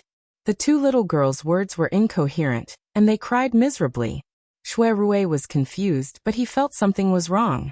He turned and asked Lin Fu, "What happened? Who was taken away? Was it Ashu?" Lin Fu also knelt down and said with an ashamed face, "Miss Lianfeng left with the 11th prince." "What?" Shui Rui's voice suddenly became fierce. Lin Fu didn't dare to hide anything, and he quickly explained what happened. In the evening, the 11th prince secretly came to the restaurant with some people. One of them died mysteriously, and he blamed it on us. This lowly one couldn't do anything, so he asked someone to invite the girl over to help him. The 11th prince opened his mouth and demanded us to pay 200,000 taels of silver. Otherwise, he would report us to the authorities and accuse us of murdering the emperor. The girl didn't agree, so the 11th prince forced her to leave with him. He said that as long as the girl was willing to spend a night with him, he would let us go. They even humiliated the girl and said a lot of dirty things. Little Dai rubbed her eyes and interrupted. The girl endured it all, and in the end, she left with them without saying a word. It was all because of us. Gui Lu was ashamed and ashamed. "Why are you still talking about this? Young master, quickly take Gui Lu and Gui Qi to chase after them. I think the 11th prince has evil intentions towards the girl. If we're too late, I'm afraid." The cook Xiuqing looked at Shui Rui's dark eyes and didn't dare to continue. Crack! A light sound came from his joints. The veins on Shui Rui's forehead were bulging. He turned around and disappeared in front of everyone like the wind. The sound of hooves neighing came from the street, making people's throats tighten. "Young master, wait, we'll go too." The two waiters were about to follow, but a figure appeared in front of them and lightly blocked their chests. "There's no need for you, I'm enough." Only now did they notice that there was another unfamiliar man that came in with Shui Rui earlier. This person's features were mediocre, and he was around the age of 30. He wasn't tall and seemed to be slightly frail, but the force of his push forcefully caused Gui Lu and Gui Qi, who were both martial artists, to be unable to move, and it seemed as if the person before them wasn't a person but a mountain. Jin Ke blocked them and didn't say much before leaving.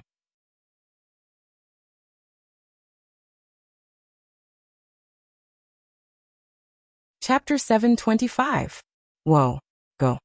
Shui Rui swung his horsewhip forcefully and swiftly passed through the streets that were wet after the rain.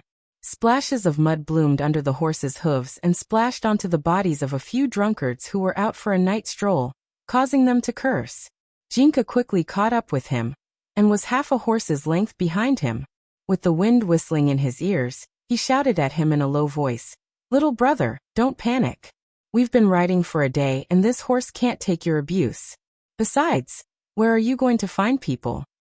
Shui Rui looked ahead and turned a deaf ear to Shui Rui. And then he lowered his shoulders and dashed swiftly towards a certain direction. The horse beneath him was truly pitiful. Its legs were trembling, yet it didn't dare slow down under Shui Rui's fierce urging, and it could only wail sorrowfully as it sprinted madly. Jingke had no choice but to follow him. They passed through half of Anling City and came to a side street of Songyang. He could vaguely see two lights in front of him, and there seemed to be shadows under the lights. Shui Rui galloped forward for a few feet and suddenly stopped. He turned over and jumped down. There was a mansion in front of them. The door was closed and there was no one guarding it. However, there were two people hesitating in front of the door, and they were very anxious. Shui Rui strode forward and grabbed one of them and asked, "Where is your master?" Lu Hong suddenly came back to his senses and looked at the person in the dark. He recognized Shui Rui and felt as if he had seen his savior. He didn't have time to be curious about where he came from and hurriedly told him that they had followed Lu Yi's carriage here and lost Yushu. They saw a light outside the door and suspected that Lu Yi and the others had entered the house. They didn't dare to open the door and just paced around outside the door. "Master Shui, do you know where this is?" Shui Rui looked up at the lintel of the door and gripped the whip tightly. His palm was wet and sticky. As it turned out, this was the guest house that Lu Yi stayed in outside the palace. He was not an adult prince, so he did not have the right to be conferred the title of king. In a fit of anger, Emperor Zhaoqing had chased him out of the capital. He could not return to the palace, so the number of places he could stay in the capital could be counted on one hand. The reason why Shui Rui was able to find this place was because he knew that Lu Yi was with Yushu and would not wander around outside. Lu Yi was a pervert at such a young age. The most despicable thing was that he was arrogant and overbearing. No one knew how many girls he had harmed. If it wasn't for his identity as a prince, no one dared to offend him. It wouldn't be an exaggeration to call him the #1 pervert in Anling City. Needless to say, it was easy to guess why he brought Yushu here. "How long have you been chasing me?" His voice was low and hoarse, as if he was desperately trying to suppress some kind of emotion. "A long time." Lu Hong looked at the frightening expression on Shui Rui's face and couldn't help but take a small step back. Shui Rui turned to Jin Ku and said, "Do me a favor. Climb over the wall and open the door. Do not disturb the people inside." This was the residence of a prince after all. The outer courtyard walls that had been carefully repaired were more than 2 zhang high. There were caltrops buried at the top of the wall. Even those with excellent lightness skills would find it difficult to climb. But to Jin Ku, it was a small matter. He nodded in agreement and retreated without hesitation. Then, under the astonished gazes of Lu Hong and Su Qing, he opened his arms and soared into the sky like a swallow, easily leaping over the high wall and disappearing without a trace. A moment later, the door in front of them creaked open. Shui Rui flashed inside. Lu Hong and Su Qing looked at each other, gritted their teeth and followed in. However, Louis did not have good intentions in bringing Yushu back to his residence impatiently. This person, the more he couldn't get what he wanted, the more he couldn't forget. He still remembered half a year ago, when he sneaked into the guest room where Yushu was resting and was beaten up. Since then, it became a sore point. He didn't know how many times he secretly swore that he would get her sooner or later. Now that he had the opportunity today, he threw his original plan of blackmailing to the back of his head, and only wanted a moment of pleasure. Lu Yi's evil nature was not concealed at all. Yushu also saw it. If it was in the past, she would have shed all pretense of cordiality to teach this pervert a lesson. But he hit her soft spot by a stroke of luck. In order to protect the people of Wangji Tower, she could only swallow her anger, beat him at his own game, and tricked him to leave. So now she had entered the wolf's den, and became a dish on Lu Yi's plate. On this side, Lu Yi brought Yushu to a room filled with incense and asked someone to guard the door. When he turned around, he revealed his true colors. He looked at Yushu's tall and well-proportioned figure and snorted. "Since you dare to follow me, you must know what I want from you. Since you dared to follow me here, You must know what I want from you. To tell you the truth, I have seen countless people and have seen all kinds of beauties. Your face can't be considered beautiful, but your muscles and bones are well proportioned. Your hips are high, your legs are long, and your lower body is strong. You are one in a million. I can tell with one look that when a woman like you is on the bed, you will definitely be ecstatic and very enjoyable. Even if I don't have that 100,000 taels of silver, it is not a loss for me to exchange for your first night. Yushu listened to his lewd words. She was so disgusted that she wished she could slap him to death. But in order to protect herself, her expression was cold. When he came near and reached out to grab her, she cleverly stepped sideways to avoid him. She covered her nose with one hand and said in disgust, "What's the smell on your body? It stinks." Louis stopped and lifted his sleeve to sniff himself. A sour and fishy smell assailed his nose, like leftovers from the previous night. His expression became distorted. He looked at Yushu and hesitated. His obsession with cleanliness made him clench his teeth and walk out. "I don't know which bastard vomited on the stairs. I stepped on it when I went out. Wait for me, I will go and wash it." Louis left and ordered the guards to keep an eye on Yushu. They closed the door and windows so tightly that not even a fly or a mosquito could fly out. Yushu sat alone under the lamp. She did not intend to open the window. She sent Louis away not to make a last-ditch struggle, but to quietly think about how to escape later. At least Louis was right about one thing. She dared to follow him because she knew what he was thinking. However, that pervert did not know her character, and thought that she was a weak woman who could be bullied at will. She sneered silently and touched her bosom to make sure that the thing was still there. She had a plan in her mind. Not long after, Louis came back. She did not know how he took a shower, but his hair was still wet. He wore a cloak outside and took it off as soon as he entered the room. He was only wearing an apricot yellow undergarment. The thin material made it obvious that he was not wearing anything inside. Yushu felt disgusted, so she fixed her eyes on his face and did not pay attention to anything else. Louis saw her sitting there with a cold and arrogant expression. Her clothes were neat and tidy. He could not help but swallow a mouthful of saliva, and his breathing became heavier. "You are so untactful. I have already washed up. Why don't you wait on the bed? Do you want me to carry you over? Tsk, come let me." He stepped forward and stretched out his arms. He wanted to hug her, but before he could touch the corner of Yushu's clothes, she threw something out and slapped it on his face. "See." Louis sucked in a breath of cold air. He caught it and held it in his hand. He raised his head and fiercely glared at Yushu, scolding, "You want to refuse a toast only to drink a forfeit?" Yushu crossed her arms and raised her chin. "Look at the thing in your hand first. It is not too late to decide whether I want to drink a toast or forfeit." Louis heard this and looked down. He saw that he was holding the weapon that Yushu had used to hit him.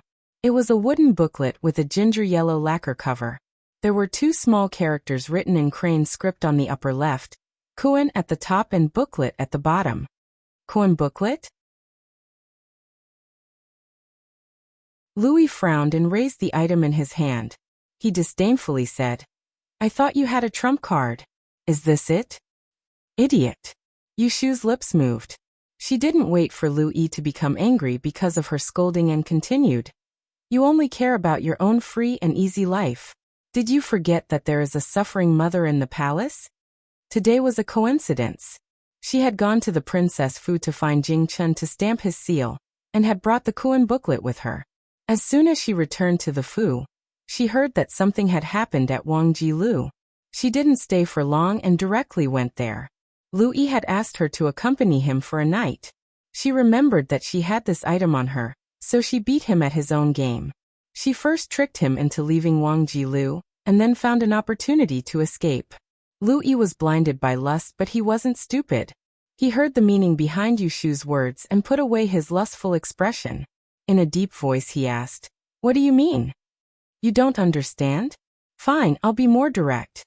The item in your hand is next month's Koan booklet. I don't need to explain to you what the Koan booklet is. Did you forget that I am an adjutant at the Koanling Bureau? Daozi Jingchen is the right commander.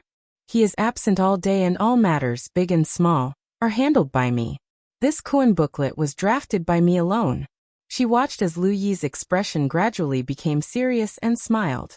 Speaking of which, I once entered the palace to see Consort Xian. Because she treated me gently and amiably, I didn't harm her in the past few months. I even arranged for her bedtime to be between a few unfavored consorts so that the emperor wouldn't be annoyed. The koan booklet in your hand is not sealed. It still has the official seal of the right commander. You can take a look to see if I'm lying. Lu Yi opened the koan booklet with a dark expression. As expected, his birth mother Consort Xian had bedtime for 2 days and was surrounded by unremarkable consorts and beauties. When he flipped to the last page, it was impressively stamped with a large seal.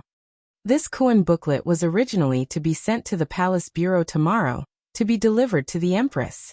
However, I've changed my mind. I feel that it's better to draft a new one. Your Highness, what do you think?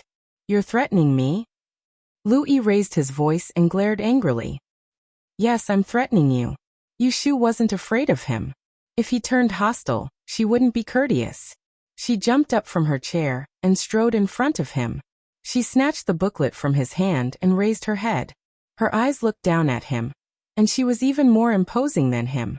She raised the koan booklet high up and said with a face full of malice, "If you dare to touch even a finger of mine today, I will draft a new koan booklet tomorrow and arrange 2 more good days for Consort Xian to enjoy the treatment of a favored consort."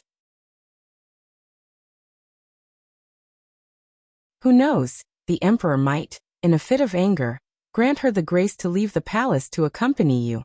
A consort that had already fallen out of favor, suddenly enjoying the treatment of a favored consort, would only attract the emperor's disgust.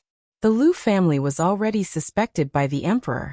Without Consort Xian as a shield, when the day came when the Lu family collapsed, there wouldn't even be a chance to plead for mercy. Yu Shu's words could not be clearer. Lu Yi's heart trembled as he listened. When he looked at the woman in front of him again, the fire that had been burning earlier had been extinguished by a bucket of cold water. How could he have any lustful thoughts? All that was left was anger, and a fear that he didn't want to admit. I've already said everything that needs to be said. Tell me, should I drink a toast or drink a forfeit? Yu Shu took the thin booklet and patted Lu Yi's shoulder. Her pats were neither light nor heavy, and there was a hint of mockery and humiliation in them. It was as if she was lecturing an ignorant fool. Lu Yi was furious, but he didn't dare to say anything. He held back his anger and his face turned red. He grabbed Yu Shu's wrist and trembled with anger. I let you go now. What will you do? Yu Shu coldly smiled. If you let me go, it means that you still have some humanity in you. You still have filial piety in your heart. Naturally, I won't make things difficult for Consort Xian. Lu Yi gritted his teeth and pulled back his arm. He pulled Yu Shu in front of his face and lowered his head to get closer to her. He fiercely threatened. If I find out that you don't keep your word, I have ways to kill you. Yu Shu frowned and raised a hand to push him away.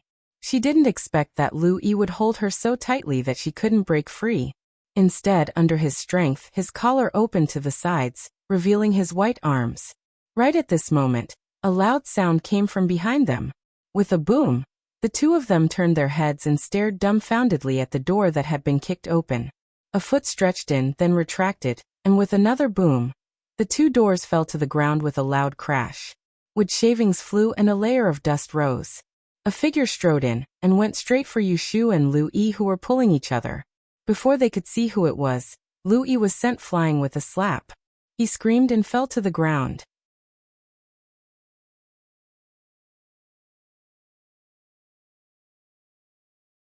Chapter 726. Yu Shu knew that Shui Rui would definitely return to the capital, but she did not expect that they would meet under such circumstances. Even though her heart ached, she could not restrain herself from grabbing his arm, which was placed on her shoulder. Big brother, you're back. Shui Rui lowered his head to look at her. When he broke down the door, he saw Lu Yi's disheveled clothes clinging onto her. In a moment of anger, he did not even think before making a move. Seeing that she was safe and sound, he heaved a sigh of relief. His eyes reddened from the lingering fear. He squeezed her shoulder tightly and said in a low voice, "It's all my fault, causing you to suffer." She had an unyielding personality, but because of him, She had to suffer the oppression of others. She was a lone woman and had to take the risk to run into a wolf's den. Yushu shook her head. She didn't feel wronged, nor would she complain about Shui Rui. It couldn't be any better that she was able to see him safe and sound, so she patted his back and consoled him. I'm fine, it's good that you've returned. Lu Yi lay sprawled on the ground. After recovering from the pain, he opened his eyes and saw the culprit's back facing him, hugging Yushu. The two of them were not intimate at all, and did not place him in their eyes at all. Immediately, he spat out a mouthful of blood and shouted, "Where did this dog thief come from? Where did this bastard come from? Guards, catch him for me. Guards, come quickly." However, no one came to his rescue even after he shouted until his throat was hoarse. Shui Rui turned around and pushed Yushu behind him. He coldly looked at the naked 11th prince on the ground and said, "Lu Yi, you sent people to assassinate the imperial envoy. His Majesty has already banished you from the capital, but you did not repent and disobeyed the imperial edict to enter the capital." The lights in the room dimmed. Only then did Lu Yi recognize Shui Rui. At first he was startled, then strangely shouted, "How could it be you? Didn't you flee to escape punishment?" The Shui family was in trouble, followed by the disappearance of Shui Rui. There were rumors in the capital that eldest young Master Shui had fled to seek refuge. Lu Yi took Shui Rui's words for granted. He had shouted for a long time, but there was no response. His subordinates must have been dealt with by someone else. Lu Yi couldn't help but misunderstand. In the blink of an eye, his expression changed. He pointed at Shui Rui and stammered, You traitor, could it be that you want to take me hostage?" Sneering, Yushu looked at the frightened Lu Yi, hating him for thinking of sullying her. She coldly said, "What's the point of holding you hostage? Wouldn't it be better to just kill you?" Shui Rui nodded expressionlessly. "Since he saw me, why don't we just kill him?" Lu Yi's eyes widened. He looked like a chicken that had its neck strangled. His face turned green. He actually took their joke seriously, and was scared half to death. His prestige as a prince was completely gone. Yushu was about to say a few more words to scare him when Shui Rui walked forward, and pulled Lu Yi up from the ground. His slender and powerful fingers spread open and ruthlessly strangled Lu Yi's neck. She jumped in fright and quickly rushed forward. "Big brother, what are you doing?" Shui Rui didn't speak, yet he tightened his grip even more, causing Lu Yi's expression to instantly turn purplish green. He tried to struggle, yet because of the sudden and swift feeling of suffocation, his entire body was powerless, and his head was dizzy. Terror that blotted out the heavens, and the earth assaulted him as he faced the two pitch-black eyes. Yushu saw that Lu Yi's eyes were rolling back from Shui Rui's grip, and hurriedly grabbed his hand. "Don't. Let go. Let go. Let go. Don't be so anxious." Shui Rui turned his head to glance at her before he released his grip.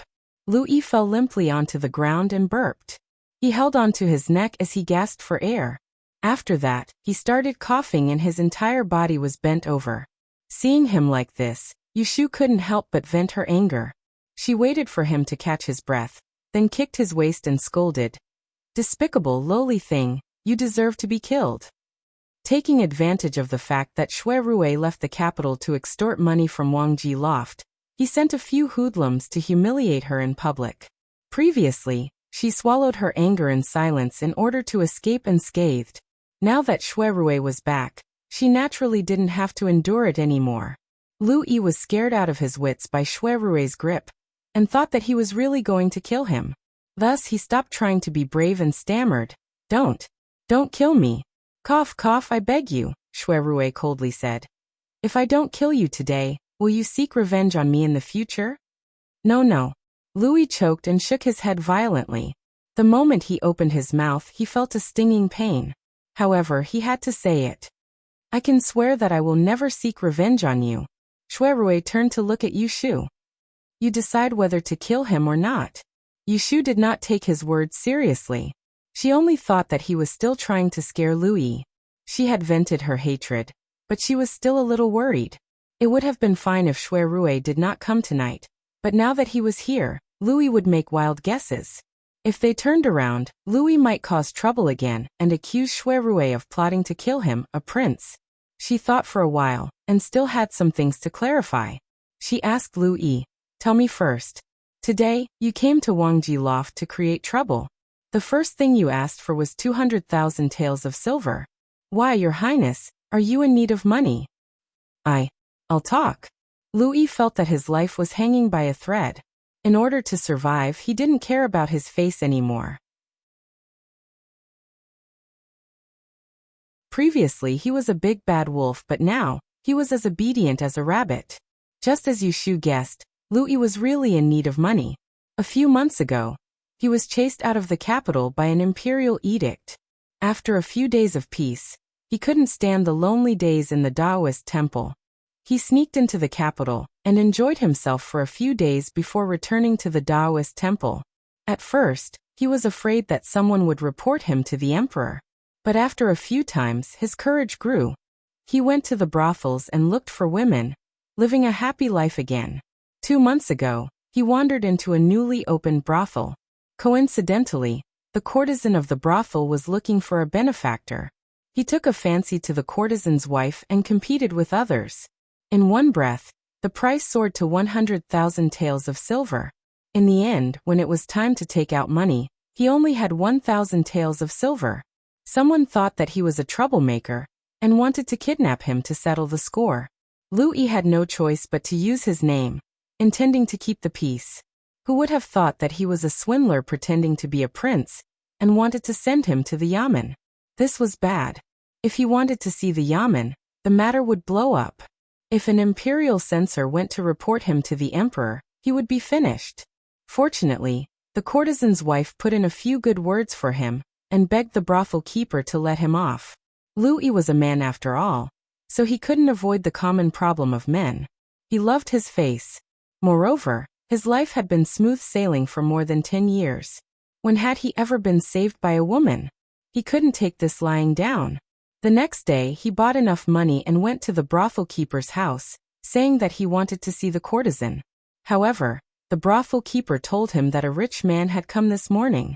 When he heard that the courtesan didn't get chosen last night, he happily took out 10,000 taels of silver as a deposit and said that he would come back at night to pick her up.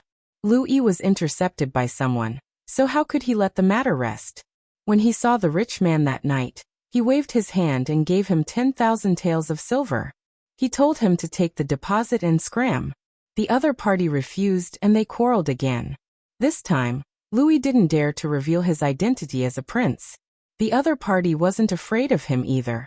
The stalemate couldn't be resolved and the brothel keeper came up with an idea. Both parties would compete and the highest bidder would win. Louis only had 100,000 taels of silver. How could it be that much?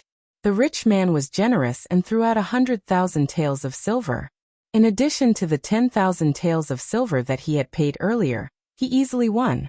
Louis was flustered and exasperated. At this time, the courtesan appeared. She said that compared to the fat rich man, she would rather follow Louis. She took out 50,000 taels of silver and gave it to the brothel keeper. She wanted to leave with him. The rich man didn't have any more silver and left in disappointment. By right, Louis should be satisfied with the return of the courtesan, but he refused. How could he use a woman's money to show off? Furthermore, it was the private savings of a prostitute. Thus, he left the 100,000 taels of silver as a deposit and boasted that he would take her away the next day when he had enough money. This was the problem. Louis had been chased out of the capital and didn't have that much money on him.